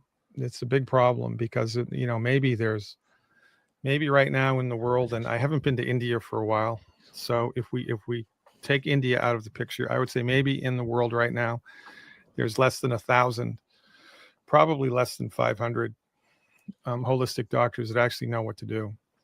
I mean, if you got somebody with raging pneumonia and they've got 2 weeks to live, but who are you going to call? Well, I know 4 people I would be happy to call. But it's like that. We just don't have, there just aren't enough boots on the ground, man, in order to fulfill this need. And that's why, be ready for shameless self-promotion. Dr. Monzo and I wrote the books that we did. And I maintain the website that I do. But it's Self-Help Health Recovery, based on science-based, clinically verified therapeutics, the stuff that we've actually seen work. Okay, you've got asthma, point and click. Try this for 90 days. See what happens. Oh, you've got rheumatoid arthritis. Oh, point and click. Try this for 90 days. See what happens. That's why we did it, because there's a gigantic freaking bottleneck here in the world of doctors practicing curative medicine that actually know what the flip they're doing. And all right, I'll get off my bandwagon now, but this is the deal. Well, Dr. Glidden, it's so important what you and Dr. Monzo are doing here, because the Western medical system, as you both well know, is actually collapsing. If you think about health insurance costs going up now, in some cases in 1 year, 40-50%, right? I mean, and you've heard even higher from some patients, I'm sure. It's to the point where this model cannot even be afforded by the very people that it's supposed to treat. I just saw you in that old chat, Karen.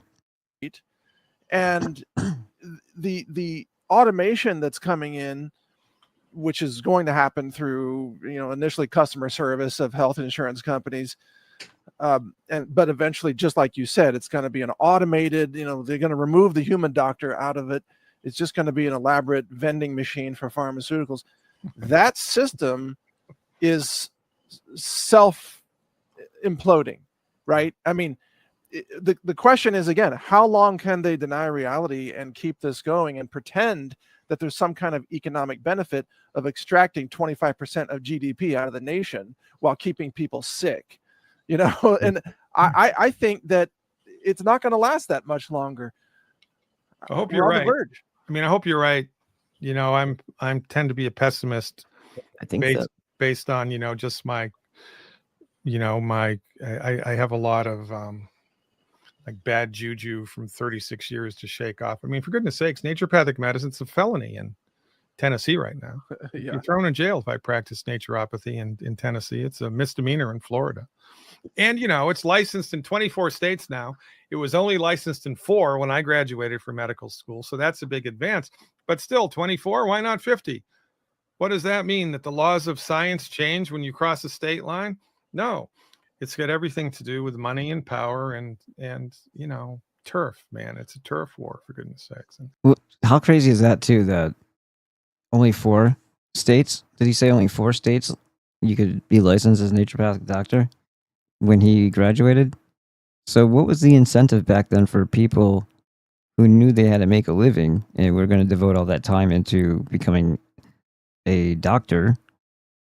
Because everybody takes the same pre-med stuff and all that, and then they go into their specialties or whatever. So that alone probably diminished the amount of naturopathic doctors that were going to be generated in that generation. And then you have the creeping allopathic influence into those schools afterward, where if they were in financial issues like Bastier was, after he had graduated, they started implementing and hybriding with the allopathic method, which the two can't be in the same brain because they're contradictory in philosophy and in approach, method, whatever you want to call it, strategy.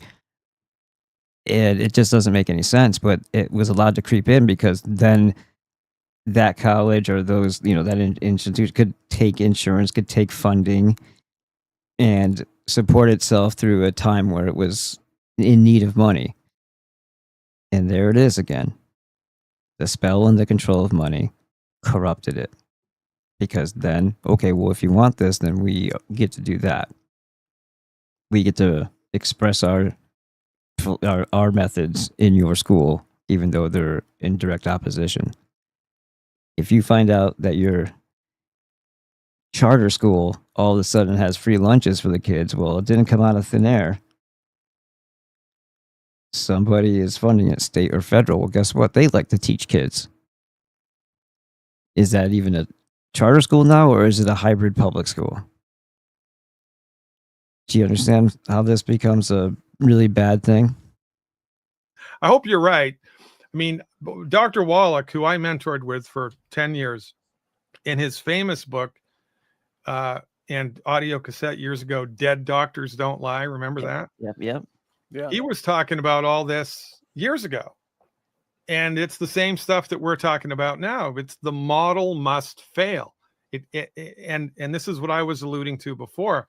I'm amazed that it still is where it is, given its abject failures, right? And that's why I think there's a psychic, spiritual, negative entity that's propping the whole freaking thing up. But well, let me add, Dr. Glidden, that I think one of the signs of the success of naturopathy and holistic philosophies is the fact that the establishment has to work so hard to suppress it. Now, for example, the Google Medic update in 2017 just eradicated anything about natural medicine. Yeah. Why did they have to do that? Because those results and that content was becoming so popular that that's where people were naturally, organically leaning.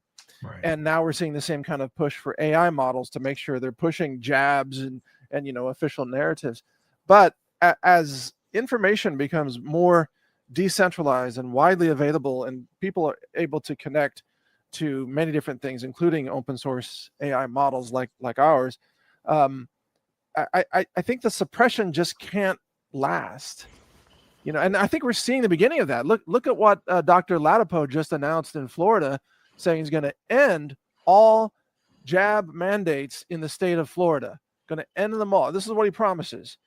And in reaction to that, you'll laugh. I don't know if you've seen this, but Oregon, Washington, and California have announced they're going to form a mandate coalition to make sure that all their children are autistic, Right. So now you're starting to see factions. You would not have seen this 5 years ago, for sure. Yeah, it's a point well taken, and it does, it does, I think, bode well, right, for a brighter future than we have now. But Monzo and I are still fighting the fight, man. I mean, true. Every morning, can you imagine what it's like to have fully armed FDA agents show up at your house in the morning? You open your garage door and they've all got automatic weapons pointed at you. Can you imagine what that's like? Children. Mm-hmm. Yeah, because they've showed up at our warehouse facility, threatening to bring in federal U.S. Marshals. It's unbelievable. So yeah, I know exactly what that's like. And they're completely arrogant. They're totally lawless. And then the last time they did that, they threatened, "Oh, we're going to call the sheriff." And I said, "Oh, well, let me call him first because he's my friend. Let me give him a heads up." And then they said, "Oh, okay, we're not going to call the sheriff. We might bring in the U.S. Marshals." And I'm like, "What's your complaint?" They said, "Well, we don't like your front gate." Like, what do you mean you don't like it? It took you too long to open the gate. And I'm like, okay, let me get Emord on the phone now. Let's bring in the attorneys because you're insane. Yeah. And we turned on video cameras. We recorded the FDA the entire time, and they screamed and shouted, "You can't record us." Yes, we can. And if you can't do your job while being recorded, you are free to leave. And so they sat there and they tried to shut us down. We got it all on video, and then they left. And then a few weeks later, they sent us a letter. The investigation's concluded. Yeah, and nobody goes to jail. I mean, and none of their officers go to jail. Right. They're lawless tyrants and terrorists. Well, yeah, they think they're above all. Yeah, they're lawless tyrants and terrorists. You're absolutely right. Yep. And they it's kind a of cartel. are. It's a cartel. It is a cartel. Yeah. Anything with the F in front of it, federal anything, it's really, when it comes down to it, it is protecting the interests of the Federal Reserve. since the Federal Bureau of Investigations, what were they doing? They were going after bank robbers that were going after banks that were insured by and all that stuff. So it's like it's never changed. It's just since 1913 we've had this beast in our midst, and it's just basically a headquarters for a foreign entity to control us from. You have such an awesome perspective on all of this, Daniel. It's a little dark, but it's kind of but it's real. Yeah. I Well, mean, you missed the fun last week, Dr. Glidden, when you signed off. Well, what happened? did Daniel tell you the story? No. oh, the Dr. Walker thing? Yeah, some guy tried to sign in and school me on light and frequency, saying I didn't know what I was talking about, and then he claimed he was a naturopath. Unbelievable. And then over the weekend, someone by the exact same name sent me an email saying that he's basically reporting me to the Ohio State Medical Board. Unbelievable. I was like, okay, yeah, you're definitely not a naturopath. Get out of here. And if he is, he's a green allopath thinking he is. He graduated from that school in Arizona. If it's the guy, I looked him up. He's working at some cancer institute or clinic. Oh yeah, how's that working out for him? Cancer cured yet? Yeah, okay. He graduated like 10 years ago from the. I don't know what it's called now, but it used to be Southwest Naturopathic. Oh yeah, Southwest College of Naturopathic Medicine, which is they got rid of the term naturopathic medicine. That's pesky. They are as far as I'm concerned, allegedly the founding fathers of the green allopathic movement. It makes sense. And I don't know if it was you or Dr. Fleetwood was saying that in the last couple of years, that school has mandated all of their faculty and students to get the jab. 100%. Yeah. Oh, that's great. So you're going to school to become a naturopath, and you're gonna get the jab. Yeah. So I don't know if Mike is up to speed with this, but years ago, Mike, right around the turn of the century, for reasons which I know, but I won't bore you with, the naturopathic medical schools stopped teaching naturopathic medicine, and they started teaching this weird hybridized system of medicine, which is disaffectionately referred to as green allopathic medicine. Yes. Right. So they started teaching the students how to use pharmacy first and then use naturopathic stuff to clean up the mess that the pharmaceuticals made. That's right. Yeah. So about 20 years ago, students, recent graduates. I just want to pause here because he's making a really good point, and this is the reason why you don't just look for ND when you're looking for somebody who knows what they're doing, because that is corrupted, it's co-opted, and you wouldn't know, and you wouldn't want to just default trust like you're used to default trusting your MD before you learn better. Dr. Glidden and Dr. Monzo are unique in that respect. And in that regard, they're not corrupted by that. There's a reason why fortunately, right, that we gravitated and we are in each other's universe and spheres, and I get the opportunity, the honor to share their knowledge and their perspectives with you. And it means a lot to me to be able to do that.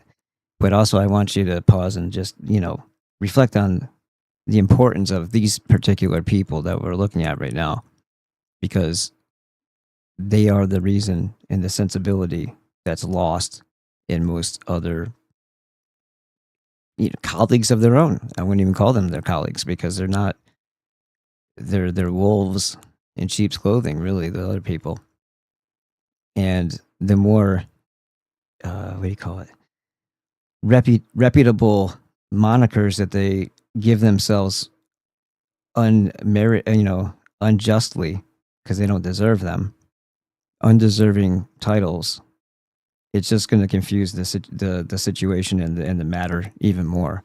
Somebody's going to go to an ND or homeopath, and they're going to end up with the allopathic model presented to them, and it won't look much different than it used to, except maybe they threw some vitamins in there. And that's why it's such a big deal to listen and to absorb as much as you can from Dr. Glidden and Dr. Monzo. And I just wanted to pause to make that clear. They are even unique among their own. from the school started showing up at a colleague of mine's office in Connecticut.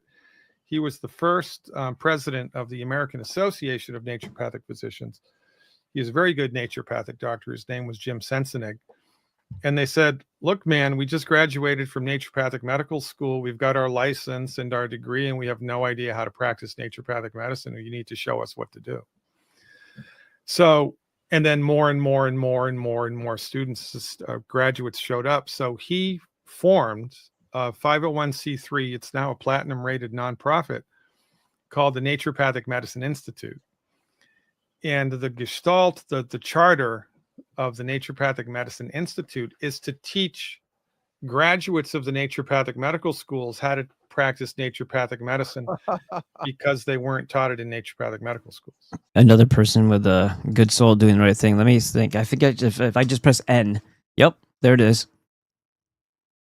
Naturopathic Medical Institute, Medicine Institute.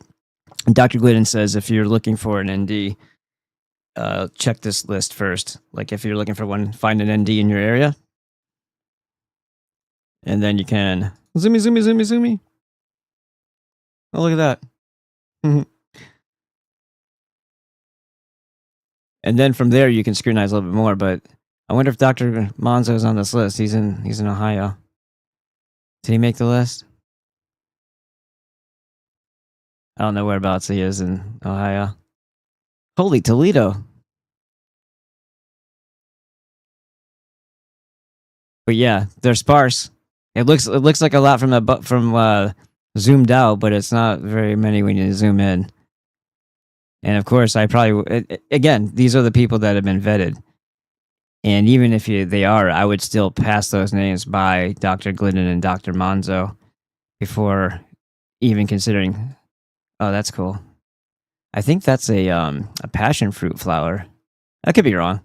It looks similar. They're very alien-like. I remember seeing those in Florida. Quite alien-like. And let's see if I can find one. Okay, there we are. Sounds about right. Yeah, the infiltration. Yeah, continues. Since we're on the level of intellect that we have out there, apparently either someone doesn't think that I know the difference between the letter N and the letter M, or they don't know the difference between the letter M and the letter N, because I had some harsh criticism thrown at, saying the accusations about how, let's put it this way. They sent me a meme of Dr. Glidden with a nose like a clown and a jester hat on from my thumbnail that I typically use. And then they wrote across in like scribbly words, 750,000 people die a year for doctors, MDs. I'm like, yeah, we're not arguing any of that. He's not an MD, dumbass. No. And then another person came, because they don't know the difference. This is the public, right? Another person gave me this long tirade about how they said it was like it was him, but it wasn't. It was just doctors in general. And this is off of a TikTok post. Recommended a more expensive medication. First of all, Dr. Glidden would never recommend medication, pharmaceutical drugs in the first place. So they're not talking about him, but we have to take the heat for all the, this is why we're here. How low is your comprehension level for you not to understand that we are the opposition to the thing that you don't like? Daniel, life is too short to deal with low IQ individuals. But there's so many of them. But that's one of the problems we're trying to solve. I mean, look at the neurological destruction caused by many of these Western medical interventions, right? Yeah, and let's get into the 5G thing for a second. I mean, even before we do that, let's get into fluoride, because it's been proven to lower IQ. Yes, all right. Exactly. There you go. And no country that isn't, in opposition to their people would ever allow the type of stuff that's in our water to be in our water. The chromamine or whatever the heck it is, or what is it, chloramine, the chlorine, and also the fluoride. Like this, never mind injections. Like just drinking your water. Like you can't drink your water. You have to buy water to drink. Yet you still have to pay for the water service, and you have to bathe in it and wash your clothes in it. By pharmakia are all nations deceived. Right. And here we are. You know, I swear to God, man, most people are suffering needlessly. They just don't know what to do. They don't know that there's anything different. They have no idea what to do. They have no idea what they're doing, what their doctors are doing. They just genuflect at that altar, and then they're let down, and then they're let down, and then they're let down, and then they're crying and praying to Jesus in the middle of the night for help. They don't know what to do because we don't have medical freedom. Because we haven't had medical freedom for 110 years. We don't have to reinvent the wheel. We don't need, well, more research is good, but we've already got the answers. We need medical freedom. We need equal access to all systems of medicine. Needs to be recognized and protected by the law and paid for by medical insurance. And that will solve the freaking problem in 3 generations. That's what we need. Mm-hmm. I don't know that that's going to happen, but that's what we need. It's not rocket science. It's amazing how chronic degenerative disease and obesity have been so normalized. You saw this, like the corporate ads over the last 10 years. They always pick this really obese person to be the spokesperson. Now, I saw a clip from the 1970s on X of Farrah Fawcett. Remember Farrah Fawcett? Beautiful. Yeah. I saw just a clip of Farrah Fawcett, and I was astonished now how thin she looked compared to what has become normalized now. Like today, they would never cast a Farrah Fawcett with her sort of almost bony thinness. They would never call cast it her. shaming. They would call it body shaming just to have an attractive person. Yeah, exactly. But you go back to the movies in the 1970s, people were healthier, they were thinner, they were a lot more vibrant looking. And the soldiers also, the whole military was actually able to be mobile, which is kind of important for military purposes.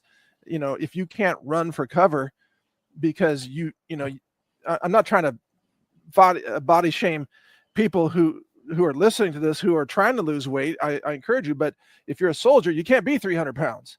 You know, right. you just can't. It's not. Yeah. It's the job role. Yeah, that's right. Look at the officers. Like I can't even understand why everybody looks like a freaking Bolshevik with scruffy hair. Whatever happened to shaving? Like I don't understand. Like what is... Well, it's pretty big officers too. I'm sitting, you're going, well, what happens if you get in a firefight? You can't run. Yeah, they're all huge. It's like, what happens if someone's running from you? You have to chase them. So the reason why I brought up the 5G thing is because I'm reading the Contagion myth book by Tom Cowan. Yep. And he touches and he shoots around a lot of things, but he doesn't. You can tell he doesn't have a grasp on what it is that to basically nail it on. Because the nutrition, even though he understands food, he doesn't really understand what it takes, right? But when he's talking about the 5G and stuff like that, he misses the biggest point here. But he's talking about hypoxia and he's talking about the C19 stuff. But then he talks about iron and iron being you need the iron to carry the oxygen in the blood and all this stuff. And then he starts talking about iron deficiencies and anemia. I'm like, I wish Dr. Monza was here to yell at him about that. But he says all these things about electromagnetic radiation suppressing your ability to heal and all this other stuff. But he doesn't actually get to the bottom of certain frequency waves that these emitters can emit will spontaneously double bond nitrogen and oxygen in the air, creating the very thing he says it's like all the time. It's like this, but does it ever say it is this? Cyanide. Double bond of nitrogen and oxygen makes cyanide in the air. So to his point that when they energize these things around epicenters of that, a lot of people would be getting sick. Well, that's probably one of the reasons they weren't able to breathe the air that they were in.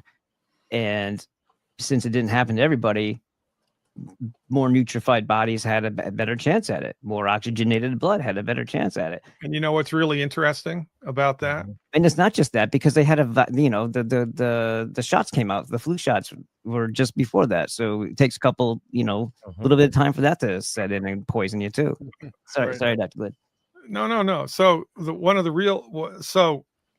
it's interesting, don't you think, that one of the most effective homeopathic medicines for people that had COVID was homeopathic carbon monoxide. Huh.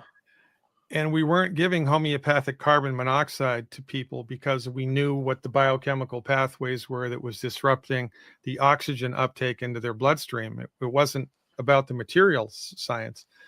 It was about, well, these are the symptoms, the subjective symptoms that the COVID people are experiencing. Here are the subjective symptoms that the people who are given homeopathic carbon monoxide exhibit. When they don't have an illness, right? When they don't have an illness, right? It's a proving symptom. And so we match the proving symptom to the symptoms of the illness. And when we get an exact fit, the law of similars is activated, the illness disappears. And it was carbon monoxide. So guaranteed it was 5G that was doing it. Because it was the problem. And then the knucklehead materialistic MDs put people on ventilators. Right. Which the problem wasn't the amount of oxygen coming into the lungs. The problem was oxygen getting out of the blood into the cells. Yeah. So people go on the ventilator and then they die. Yeah. Because of the stress from the ventilator, and nobody goes to jail.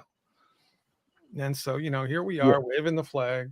And Kalanox also points out, he said, there was a time back in the day where mercury and all these other things were these dramatic poisons were considered medicine because they would give you something that caused the problem. And I'm thinking, well, that's kind of the basis of homeopathy with the law of potentization applied to it, and a whole lot of more detail as to what the symptoms are to match them. So in a way, he just poo-pooed one of the most natural and real medical, curative medicines out there, based off of one example of when people were using mercury incorrectly. Well, you can't fix stupid. You're right. You can't fix stupid. One of the secrets with the CVA spray and remedy that so many people have used was it has frequency antidotes in there for 5G. Well, there you go. Yeah, I think I have some. It's the opposite. And it has the matrix that I talk about with the copper and the iron, because I don't know why people that just aren't taught. Copper activates oxygen. Yeah. The iron carries it, the oxygen, but the copper has to activate it. And if those two things aren't in balance, you get unbound iron, which goes into your tissues. And of course, they can never find it because they don't test your tissues. They only test your blood. Well, it's not in the blood. Well, where is it? Yeah. They can never answer that question. It's like, well, you don't have too little iron. It's impossible. You don't have an iron elimination system. You have an iron recycling system. Why is it not recycling?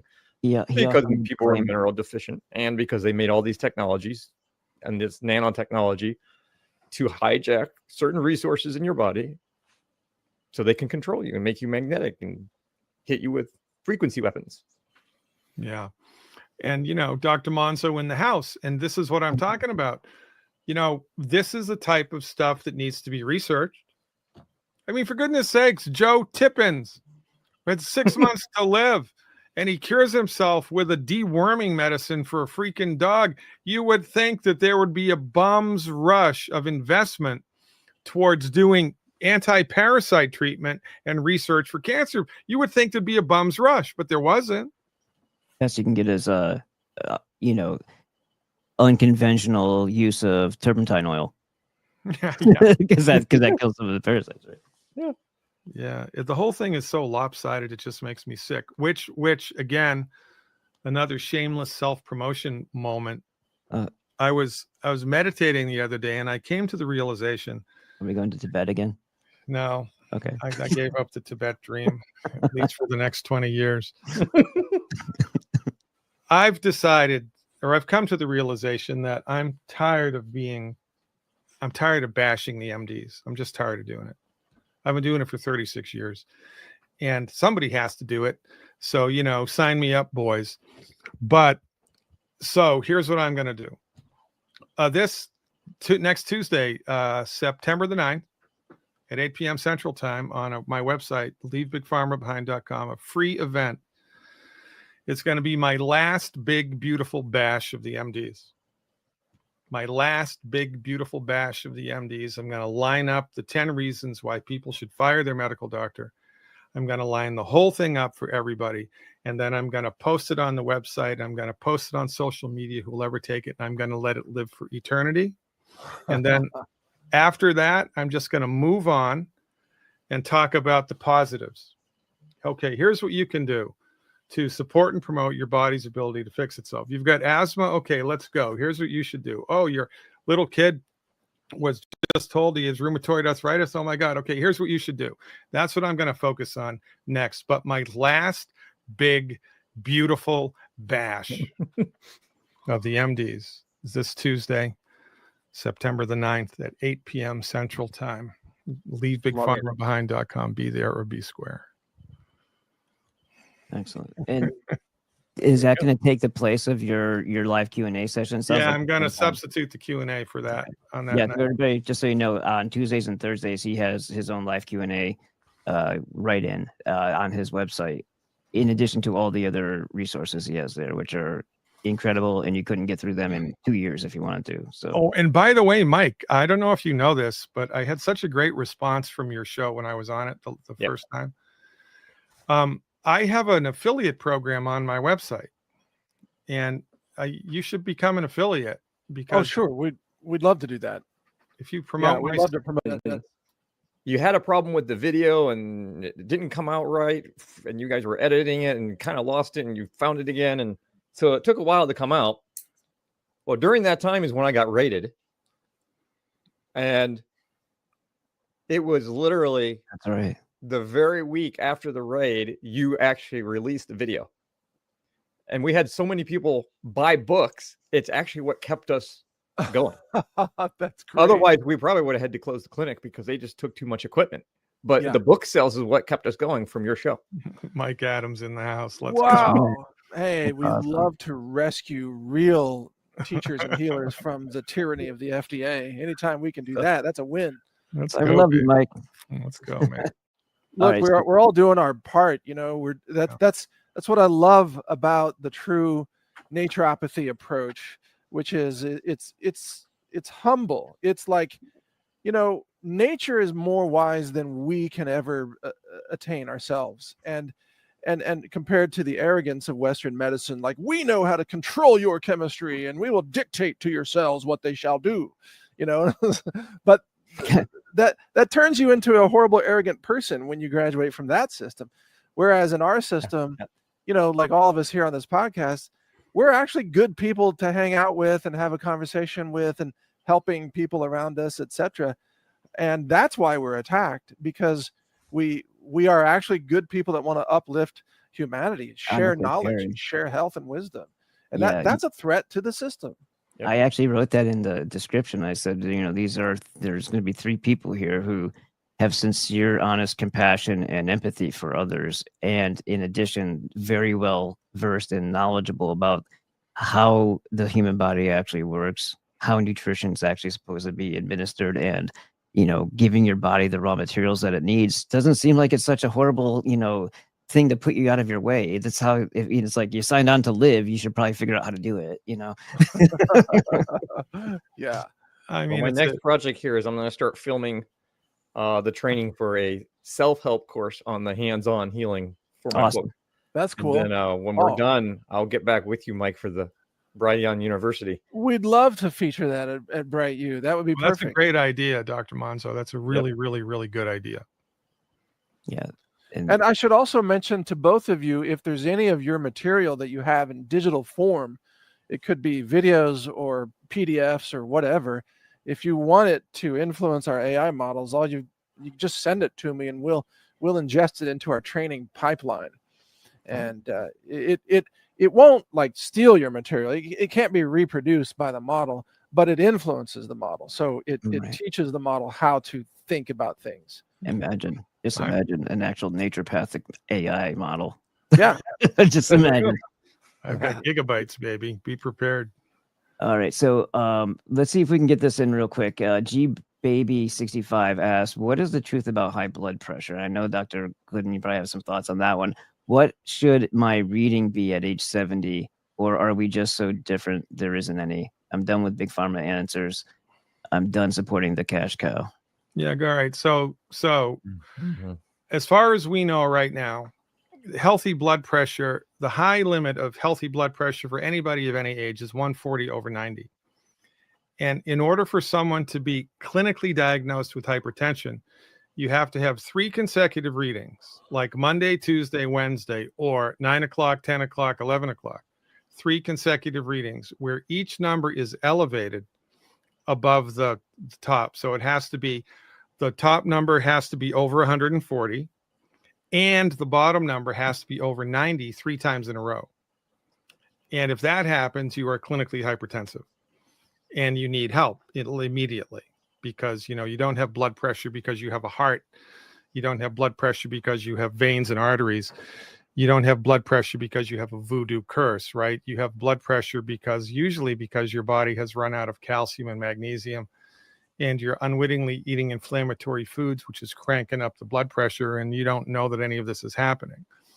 So now the best way to take your blood pressure is between 11 a.m. and 1 p.m. before the noonday meal. And you take your blood pressure once with the cuff at home. You count to 30. You take it a second time. You count to 30. You take it a third and final time.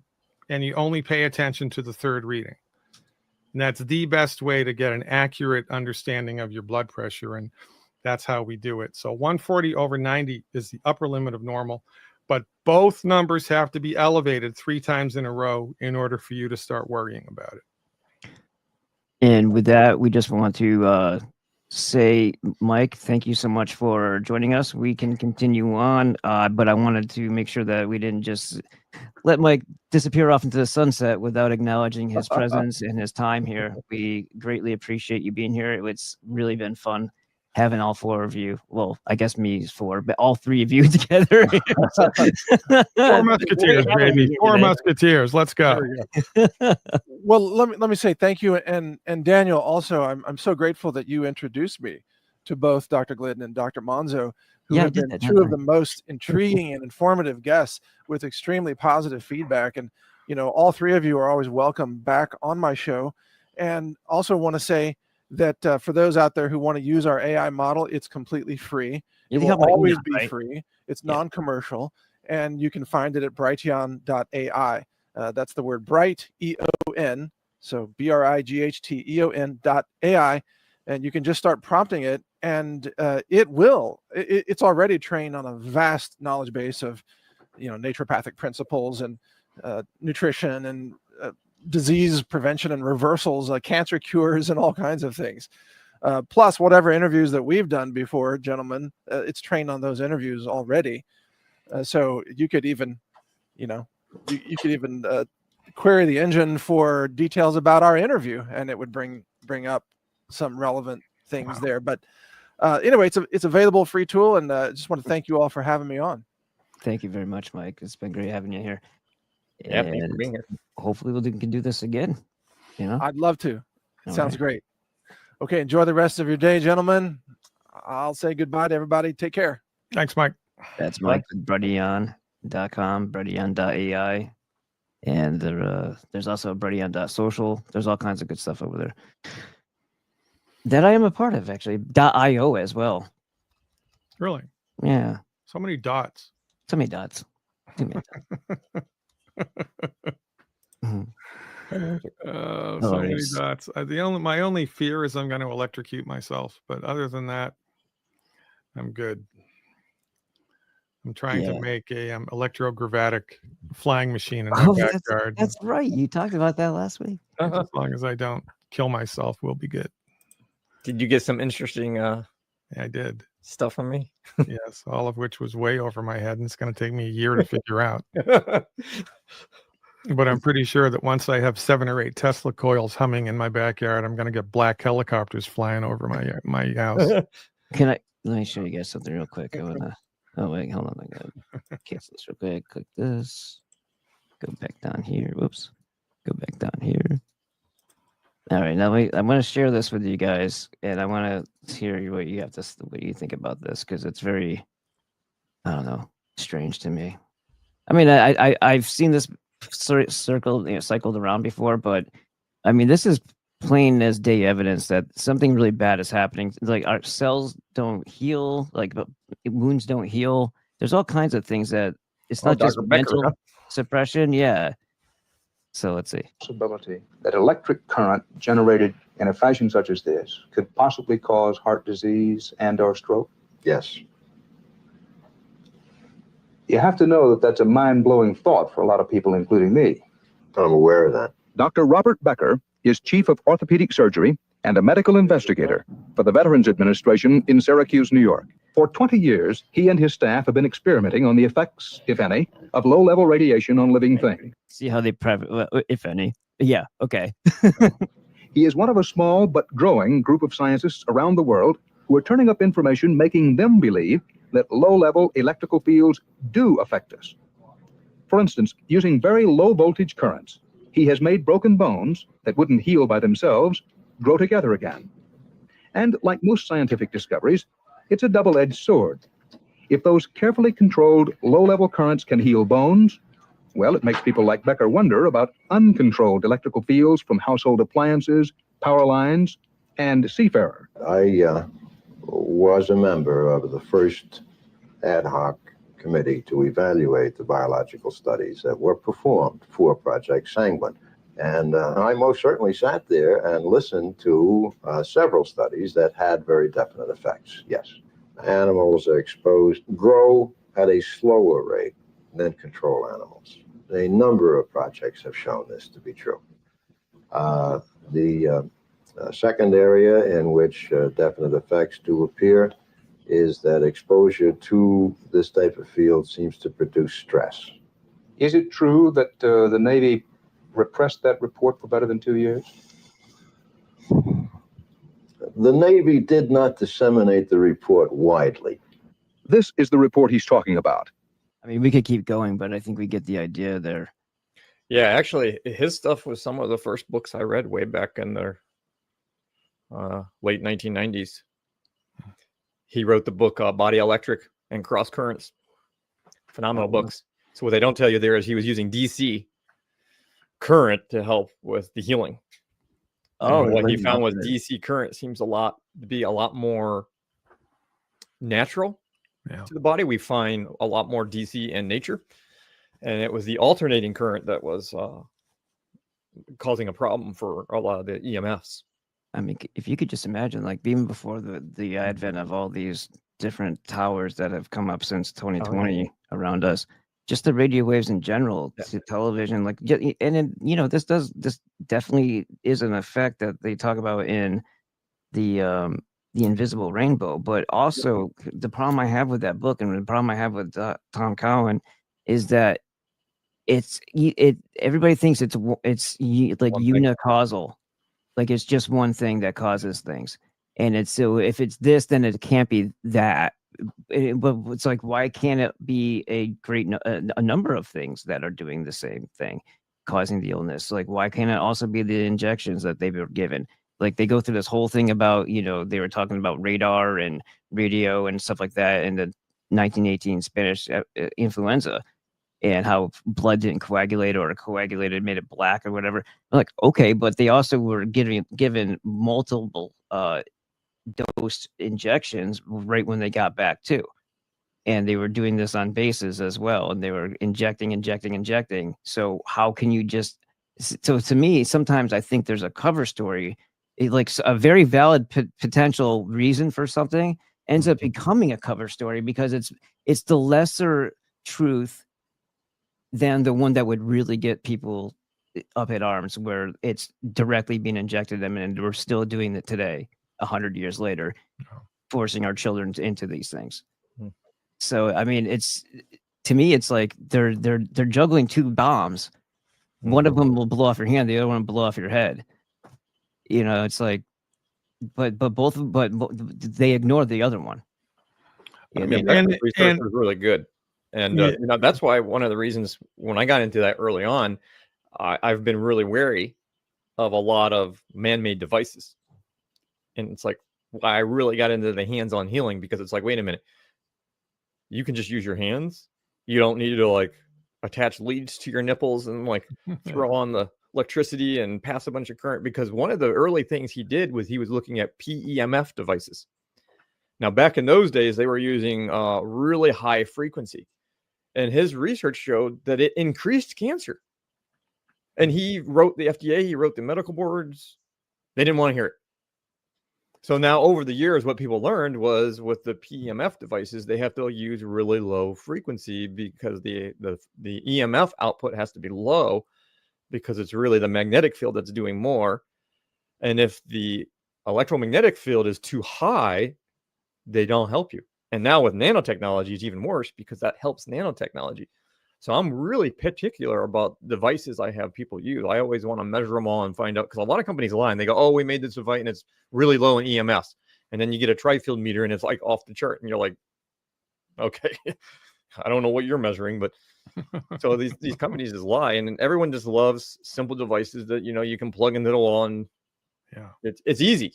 It's easier than putting the hands on your body and waiting. Right. And it's like, but You could spend the thousands negative of side dollars effects to do are, it. it's not first do no harm. It's like, let's first throw our head under the semi and see if we get crushed. Well, and that's the thing that you were saying before, Dr. Monzo, about the pulse machines that, emit like you're still forcing the body in a way that you think is better than nature. Yep. And that's not good. People are like, oh, I feel better. It's like, it's like, you feel better after, your heroin dose of oxycodone too. Or being on a steroid or anything else. Yeah, you're going to feel great. Yeah, that's all. Now, I haven't tested all the better. devices out there, but I've tested a lot. And so far, I think there's only is it 4 now?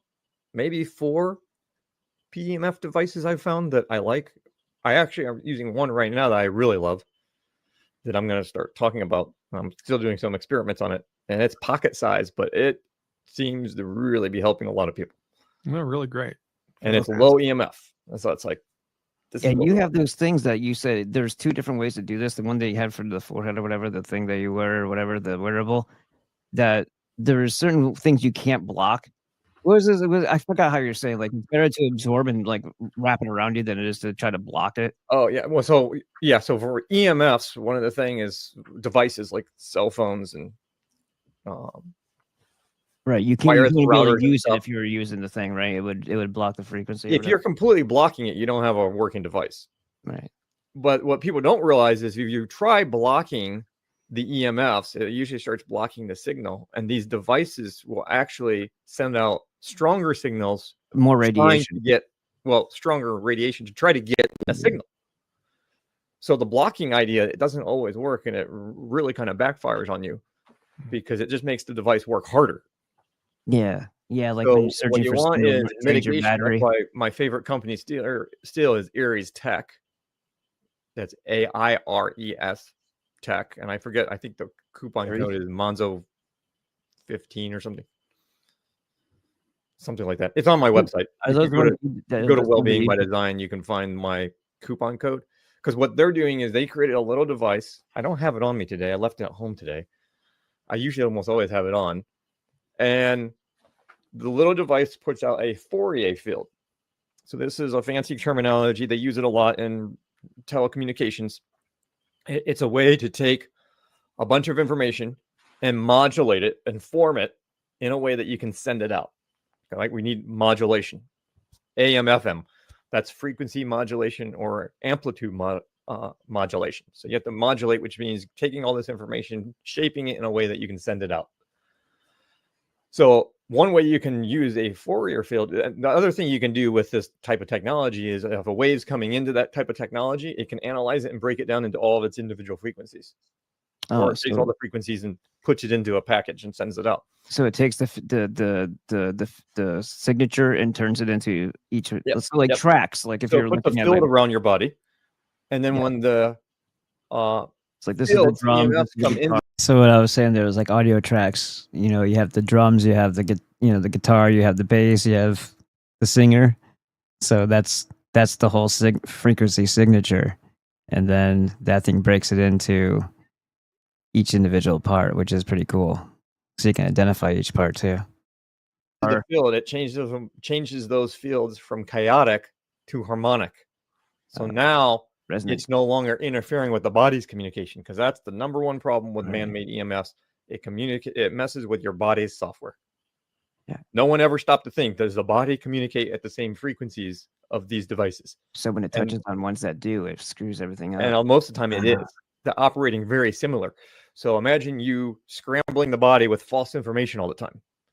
And that's what happens. So what can break down? Well, anything. That's why I laugh at these people and are like, what can EMFs cause? Pleomorphic microzyma and everything in your body. The chemical is simply the material representation in a material world for the energetic frequency, or if you want to listen to Tesla, everything is frequency and sound and vibration, right? Sound and vibration, whatever. That's what we're talking about. The pleomorphic microzyma in your body who dictate, regulate, and harmonize everything inside of you can get bad information and then turn on because it's not getting the right information. It might think it's in a nasty environment, and it might think that, hey,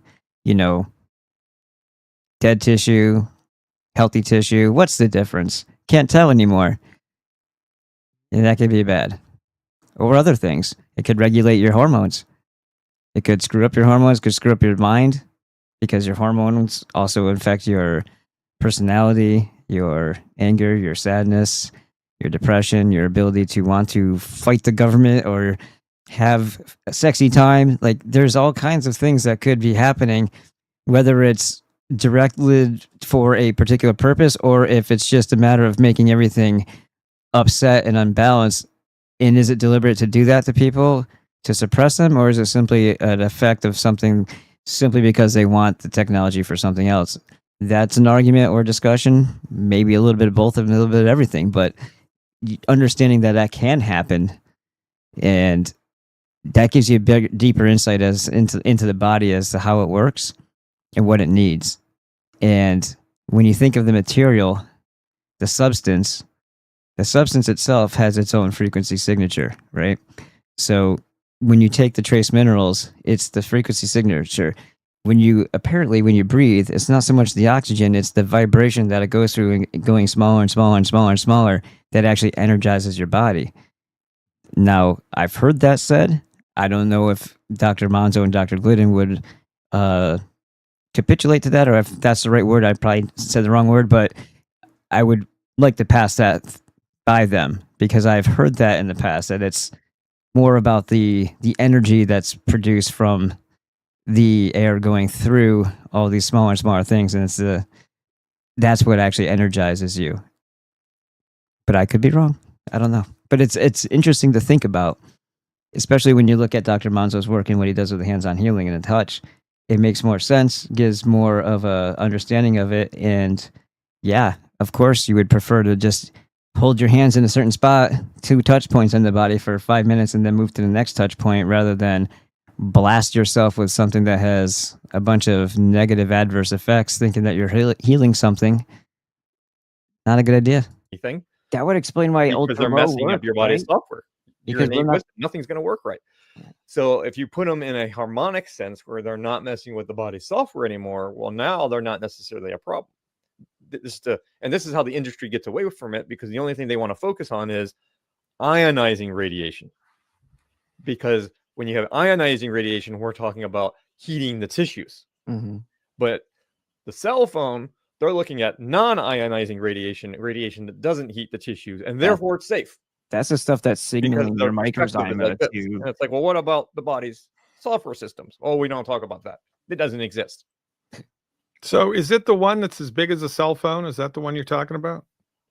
The device? No, actually, it's a little thing that I wear in my pocket. Oh, is it the Aries one, the Aries Flex? The Flex is the one I like. The Aries Flex, a 42-foot protection. All right, let's go. All right, so Monzo 25 is the code. Put in Monzo 25, one word, that gives you 25% off. Flex it up. And it gives me credit. So let's go. All right, so it says, yeah, I'm watching the program with Dr. Glidden, and I had a question regarding diabetic foot ulcers on my wife.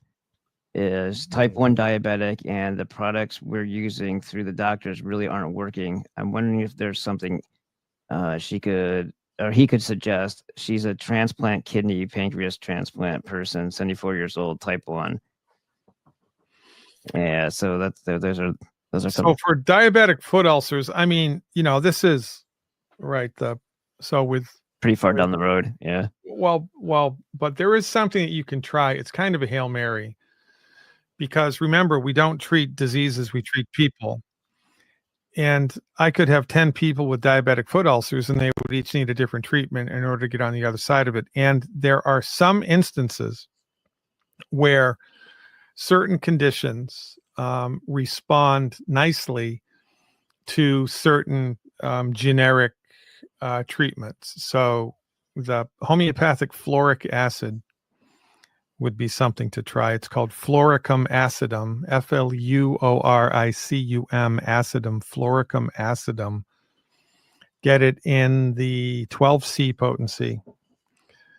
Do 2 pellets 3 times a day for 14 days. 2 pellets 3 times a day for 14 days.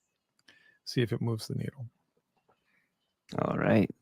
Thank you, Dr. Glidden. Dr. Mazzo, do you think there's an energy pathway as well that would go along with that? Or Yeah, so if they had a book, either book, the ebook or the big book, as far as points, the number 1 point would be LFM 5. The major pathway is, well, there's 2 pathways.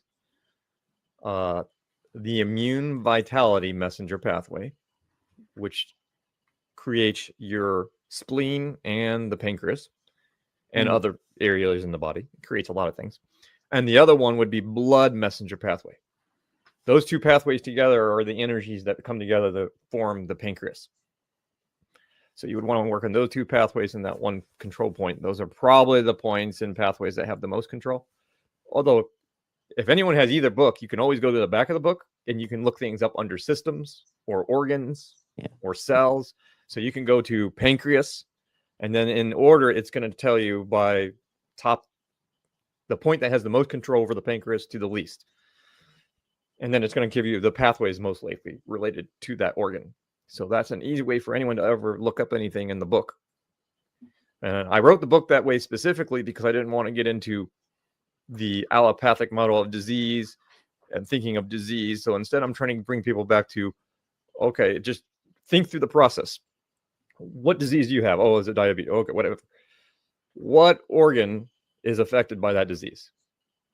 And then go to that organ in the back of the book and look at what control points control that organ, because most likely it's going to be one of those that are not functioning right. And then the energetic, and it doesn't matter what the disease is for that organ. Yeah. If it's that organ, you go to the points to control that organ. Yeah, it's interesting, isn't it? It's healed by numbers. It's great. That's amazing. So Barry, I kind of hesitated on this one only because there's a couple things about this question I don't find to be valid, honestly, but I'm going to ask it anyway. I'd be interested in this panel's answers to a general detox answer to this. So here's where I think the mythology comes in, or the hocus pocus, the spike protein related issues. Now we talk about transmitting signals as being more like a shedding thing than an actual like a substance or a toxin, but that was last week's. I mean, maybe we can address this in a different way to maybe the understanding better, because poisoning a sample and then having it break apart and then saying, oh, look, it's a spike protein. Like a spike on what? If there's no virus, what is it a spike of? Anyway, I'm getting over I don't think there's any real spike proteins like they claim. I think it's all nanotechnology. And signaling, right? Because they're going to be emitting something. I mean, you can have nanotechnology in your body and it's not active and it's doing absolutely nothing. It's just dormant. It's just sitting there. You know, if it's activated, it will wreak havoc on your body. So you have to knock out the technology, get the chef device, and hit it.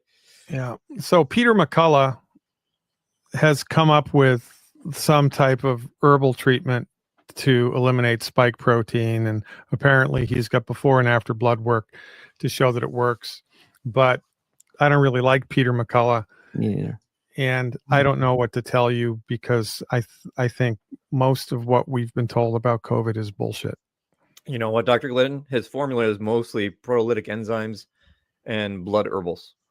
Well, there you go. So all he's doing is cleansing the blood. Yeah. And if anyone has, there's a lot of lies out there, people. If you do live blood microscopy, where you can take the blood and you look at it under a microscope in dark field so you can actually see things. The medical community usually uses light field and they can't see anything. And so you're using a different lens that takes a lot of the light out so you can actually see things in your blood.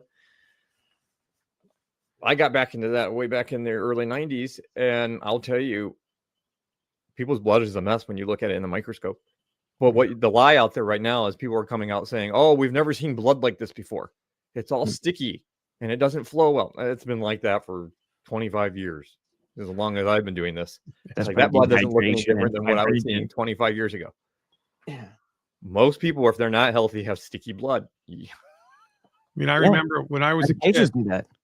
When I was a kid, I had to get a lot of, I was like 9 years old, and there was an infection behind one of my tonsils, and nobody knew it. And I was sick all the time for a couple of years. So I would have to go to the hospital like once every 3 months to get blood drawn. And I hated it. And I developed a Pavlovian response. I would walk into the hospital, I would smell the alcohol, and I would pass out. Right? That's how bad it was. But I remember they took blood out of my arm once, and it was like molasses. Oh boy. Coming into the collecting tube. That's how thick and sticky it was. Does that have anything to do with dehydration, or is that like a? Well, it must have had something to do with the 10 pounds of sugar I was eating every day as a kid. Yeah. Right. Yeah. And it was bad. I'm surprised I'm alive considering what I ate as a kid. No kidding. I'm not exaggerating. Did you get bad skin because of the diet too? It was bad. Yeah, it was bad. So maybe. But I must interrupt. Okay. Regretfully, I have to leave. Okay. I've got somebody in 2 minutes, and I Oh, thought they were at the top of the hour, but I'm wrong. It's always a fun hanging out with you guys. Let me know what I can do to help, and don't let the bastards grind you down. All right. Thank you, Sounds sir. good. And we'll show the website here in a little bit too, and go through the I was rundown. going to say, if he wants an alternative to something like that, and I think a lot of the spike protein stuff is just people's blood's a mess. The CVA thing would help, wouldn't it? Azure Well has something called circular heart enzymes. It works phenomenal, and it's very similar. And then you want to get the shift. All I have is an affiliate link with the shift, and I think that's on my let's go to I think you have to go to drmonzo.com to find it. Okay, let me go to my site real quick. That way we can navigate through here. We go to Dr. Monzo over here. Oh, first show me the thing over on Azure Well. Remember BB5. Yeah. What's it called? Circular heart. CIR? So CIR. I think it's LU. Yeah, LU, I think. Heart. All one word? Yep. And then type in a separate word enzymes. All right. It's really close to that. It's kind of a weird. Yeah, you got it right. Circular heart enzymes. There it is right there. You go to that and you'll see it has proteolytic enzymes in it, like nanokinase and all that stuff, but it also has the hawthorn and all kinds of stuff in it. Yeah. So very similar to what Peter McCullen's doing, except actually I think we had this out before. Yeah, and again, this is always going to be based off the backdrop of you're going to have your 90 people who are having cardiovascular issues or sticky blood or slow blood or any type of problem with the circulatory system. There it is. Right this there. is usually my go-to, and it works wonders for people. Yeah, that stuff. Yeah, look at that thing. That is some powerful stuff. Cayenne, which you got cayenne in there. You have olive. You have garlic. I mean, yeah, there's some powerhouses in there. You even have the ant remote control cordyceps. Right. The L-arginine, that's good. L-arginine, I think that expands the vessels, right? Because they talk about vascularity with L-arginine. Yep. So has a lot to do with nitric oxide improvement. And this sounds like this would be good for a lot of people, especially if you're just an athlete or whatever. Yeah, I think a lot of people need this these days because there's so many other cardiovascular problems. This is a good one. And I think it's just all the poison they're putting in our environment. Our blood is a mess. Right. So that, and then so I know Dr. Monzo, Dr. Glidden has on his website. We'll go back to here real quick. He has a detox program on what is called, if you go, and this is for you, Barry, I'm talking to you. If you go to Health Recovery Protocols, on his top left, you'll see the 7-day detox program, the 21-day beet juice program, and then the 67-day heavy metal detox program. So that's not just going to do just heavy metal, but that's what it's targeting. But a detox is a detox. You're going to get rid of a lot of stuff. And if you're doing it fast as well, you're going to be, when your fat cells are actually gone, and it's not just dehydrated gone, because fast cells can come right back again. But if you start releasing all the toxins into your system again, like the detox like that, you're gonna feel it, but also you're gonna get rid of it too. It's gonna flush out. So if it's stored in you, like if they use fatty tissue or whatever to, I don't know if you got an injection, or if you're saying it's just because of what you consider shedding or spike protein or whatnot, then you're probably going to be looking at it being stored in your body somewhere too. And then this detox program plus a fast would probably help out a lot. But there's these three right here, in addition to taking your 90 essentials. And there was another thing I wanted to actually talk about when you guys were together, but I'll just do it here, and I want to show you this. I'll go to your site for that device here in just a second, Dr. Mons. I just want to show something on here. I got to find where I sent it to. Hopefully it was just this one.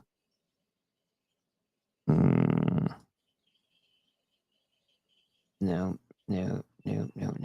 Hopefully find it here. Here it is, right here.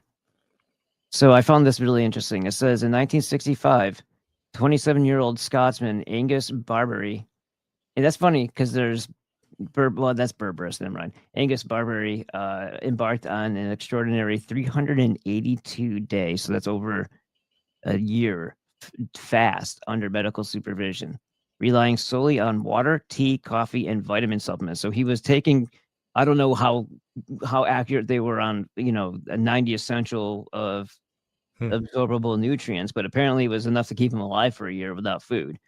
So this is just one of those things where I just want to kind of point out that if you have the nutrients that you need, the only other thing that you need are eating for is calories for burning. So this guy lost 276 pounds, and he went from 456 to 180.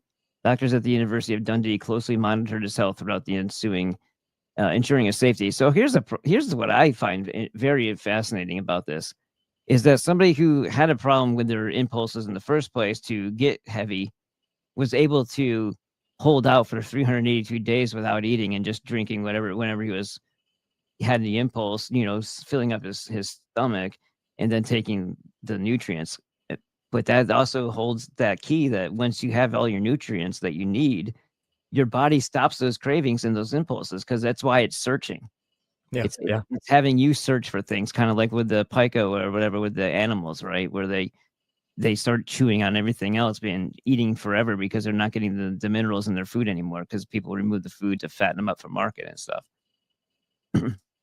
All right, so remove the nutrients from it. So here you were showing me something over here. Go home real quick, and then I thought you wanted me to go. I am home, sir. Oh, yeah. No, we go back. Call back in a second. All right, I'm not sure who it is, so call back in a second, please. Go back to the top and see. It's in the drop-down menu. Oh my God, I shut that off. Sorry, go back to the top. It's in the drop-down menu. Let's go to. Is it under shop? There's go to affiliates. There you go. Yep. I just told the person who was calling to call back. Yeah. When you scroll down, you'll see the Shift logo. Shift, okay. Which is the link. Yep, there it is, the Shift device. And that's how you get the link to go there. Yeah, order the Shift device now. What is this? Is this one of the wearables? Oh, it's this thing. Yep, that's the device. So it's not going to tell you necessarily what it's for exactly on the website. So it's for improving your energy. And that's all we can say, because if we say what we can't say. Did you help design this? Sorry, I just dropped something. No. Basically, this is a variation of what I used to make. Right. Much better. I mean, it's so much smaller now, and I think they're on the newest version, which is actually going to be like a really dark blue. Let me ask you, green, because we still were running into EMP, some problems. Right? It's most definitely not an EMP. Sorry. Moving on. All right, so this is the frequently asked questions. What were you saying? I'm sorry. I was just saying that the newer model is going to be a dark blue. Even on the website, still all the green ones, but every once in a while we still find problems with it, and have to make it a little bit better. All right. The problem is the sourcing on all the Did part. you design this for them? No, not completely. We're kind of working together. All right. So we Alright, both so- kind of found out about each other at the same time, and we were like, "Oh, you're working on this. I'm working on this. Let's work together instead of." So I need to talk to the guy again. He's actually here in Ohio. That's helping make it, but I don't know if he's able to get all the parts now made in USA, or if he's making the parts that we couldn't get. But that's the biggest problem, is just getting good parts. Yeah. Because you buy components and they're cheap, and then they Right. all wrap. So it is the same thing that you were saying before. It's all similar. It has the same. So that's weird. So if you go home, then there's an affiliates here. Yeah, that's why I had to tell you to go home. It's because when you go to the normal shop, it's taking you to Shopify. I see. So it looks like you're at the same site, but you're technically not at the same site. So if I back out and I go to this shop, the one that lands me here, then this store is where you find the software. We made the store look just like the website. Yeah. Yeah, this is great. It's the only thing you get with Shopify, unfortunately, because Shopify is like a plug and play, but it doesn't. It doesn't operate as a website all the way. It operates as a store, so you have to jimmy it. It's weird, right? Yeah, I had it 10, 11 years ago before I transferred over to with whatever Weebly I have now. But it was okay, but I wasn't a huge fan of it. But it was a standalone too, so I don't know. Shopify has probably changed a lot in 12 years or whatever. But yeah, this is the 90 essentials via Azure Well, and this is on here as well. If you're using Ballbusters, or if you're going for my site and you're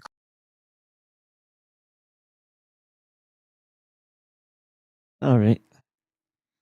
We're probably just doing rundowns here. I'm gonna maybe move ahead on it, see if there's a decent amount of time left, an hour, so maybe we're vibe, run through all the stuff. All right, let's see. Oh wow! Can you see it moving? I can hear it. I can see it in here. So you know that something's happening because you can tell by. Yeah, you can see the waves coming out of the device, how it moves it. Wow. And different ones will really move. Some of them, it really jumps all over the place. And so they send this to you for free just so you can test and make sure the device is actually doing something. Right. But yeah, we've been getting some really great results with it. And I put it into my testing now too, and it shows up like on everyone's reports now. I'm like, oh, I think we have to start selling this. I did it for my low back pain, and my back pain went away like the next day. I was like, wow, that's pretty impressive. I've done it with a number of things now, and it's just like, wow, it does actually work. So, and I tested it with the EMF meter, low EMFs, because I wanted to make sure it's not. That one's called the Vibe, in case somebody was wondering. You want to look at it? All right, fine. World's only pocket PEMF device.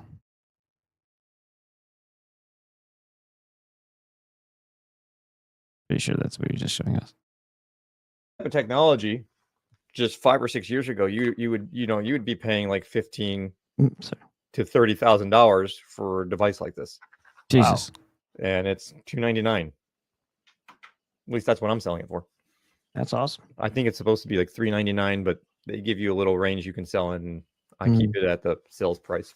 Yeah, it's like when you're the car salesman. You have this range, you can make this much off it, you can make that much off it. But yeah, it's mortgage, just the same thing. Yeah.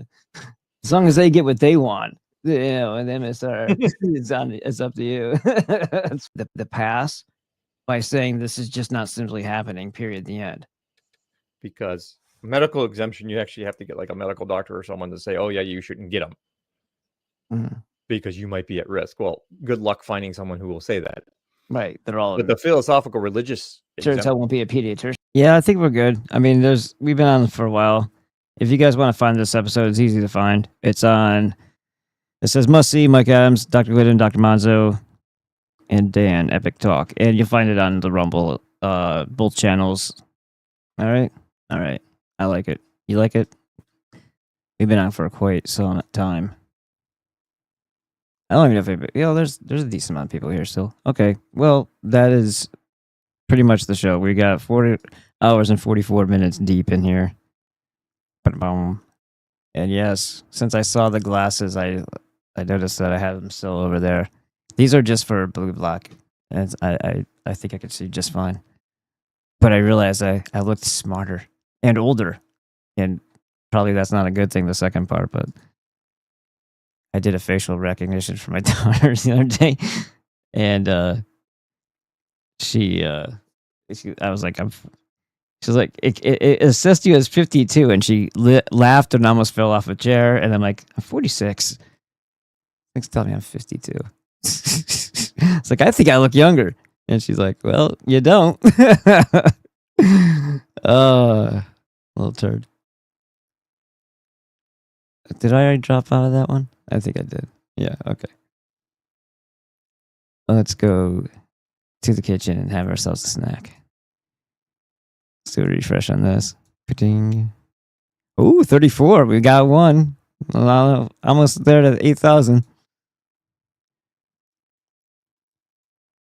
All right, so you know where to go. Join Dr. Peter Glidden's membership. Bam! Right there. And then if my head's not in the way, you'd see that there's a member button right there behind me. See it? That way. Ding. There it is. So it will say log in if you're not already a member and not already constantly logged in like I am. And then you hit that. And you go to the thing and you put in the code, FITWIT, FITWIT. No spaces, no caps. I don't know if that's case sensitive or not. I don't think it is, but it might be. So just all lowercase, no caps. Okay, cool. And then you become a member and you'll be awesome like the rest. Lots of people have done this. Lots more people should. I think we've driven home the point that these are great minds and great information that you would want to implement, employ in your own life, and in your own family's life to keep yourselves healthier and not going down the dark path of constantly poisoning yourself and letting the MDs poison you, and then you trying to figure out why you don't feel so good. Man, more poison. I still don't feel any better. I got the sharp pain in my arm. I started stabbing it with a knife, and it hasn't gone away yet. It's kind of the mentality there. All right. The Azure Standard, boom. And then it has the list right here of all the 90 essential nutrients plus the one I recommend, which would be the core copper. All right. It's only 4 items. And then the last one would be the core copper. And if you want to be a superstar, you get like the whole food vitamin C and the pure collagen. But there's all kinds of stuff on the Azure Standard site. You have to use code BB5. Bravo 5. Otherwise, you're going to be put in the gulag. So I would just, avoid that. I heard they have guillotines too. And then SemperFryLLC.com, Paratas for 15% off. And yes, it does expire soon.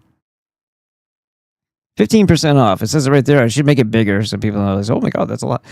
Paratas. When I don't overjack my prices up, that's a pretty decent amount because then PayPal takes some or whatever.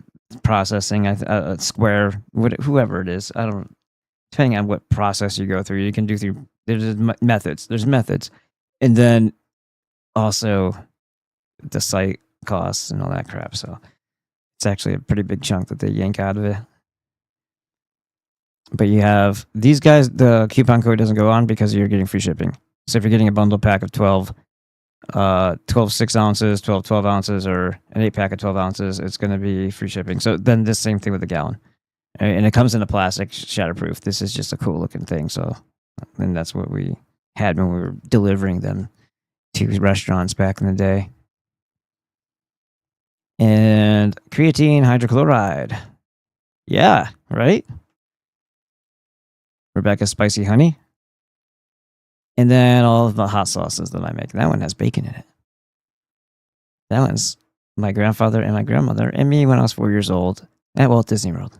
That's why it's called the Whippersnapper. Sweet and spicy with honey. Spicy avocado. Grateful Fed with Rebecca on it. And my guitar. Oh wait, is that my guitar or hers? That's hers. It's got a bar. Humzinger Garbanzo beans and cumin tastes like a spicy hummus. Medium hot. Zeus, lots of garlic and cayenne. Zeus juice extra hot. Formerly called Greek lightning. Go Greek lightning. Right.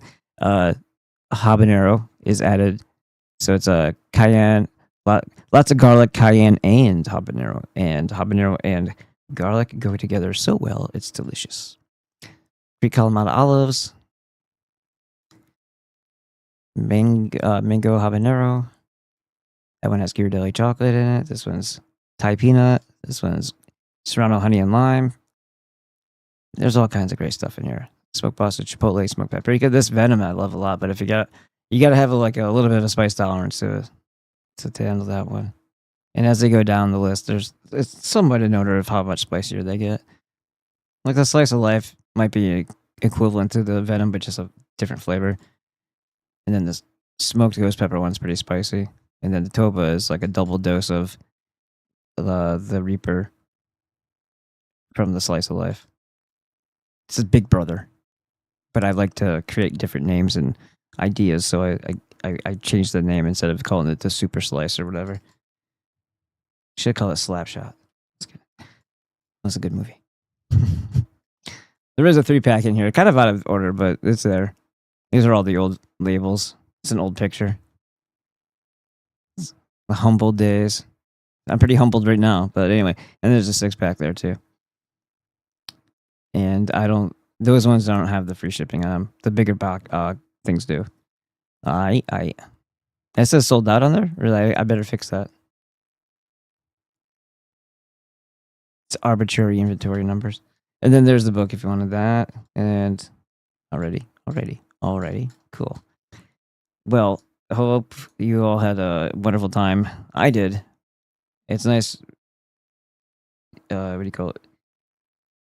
Revisiting these and recognizing and remembering how amazingly cool and gifted and talented and intelligent and wise and caring and awesome my friends are.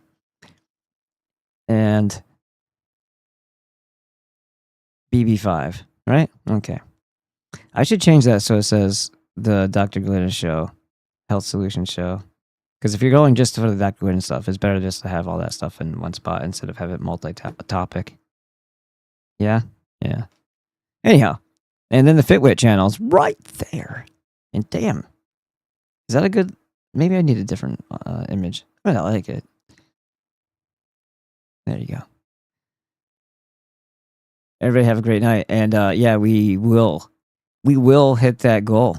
Regardless if it did now or later. That goal... We're going to hit 5 members by the time this thing airs everywhere and gets replayed. You will be one of them. And you'll thank me later. And then we'll fist bump. It's going to be great. You'll be accepted into the group, into the collective. Kind of like a Borg. Good night. Oh, Edward. Hold on. Saxon Ranger said, thanks, brother. Thank you.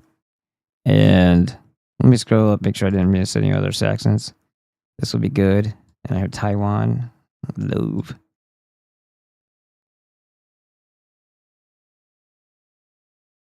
I think I got everybody. Yeah.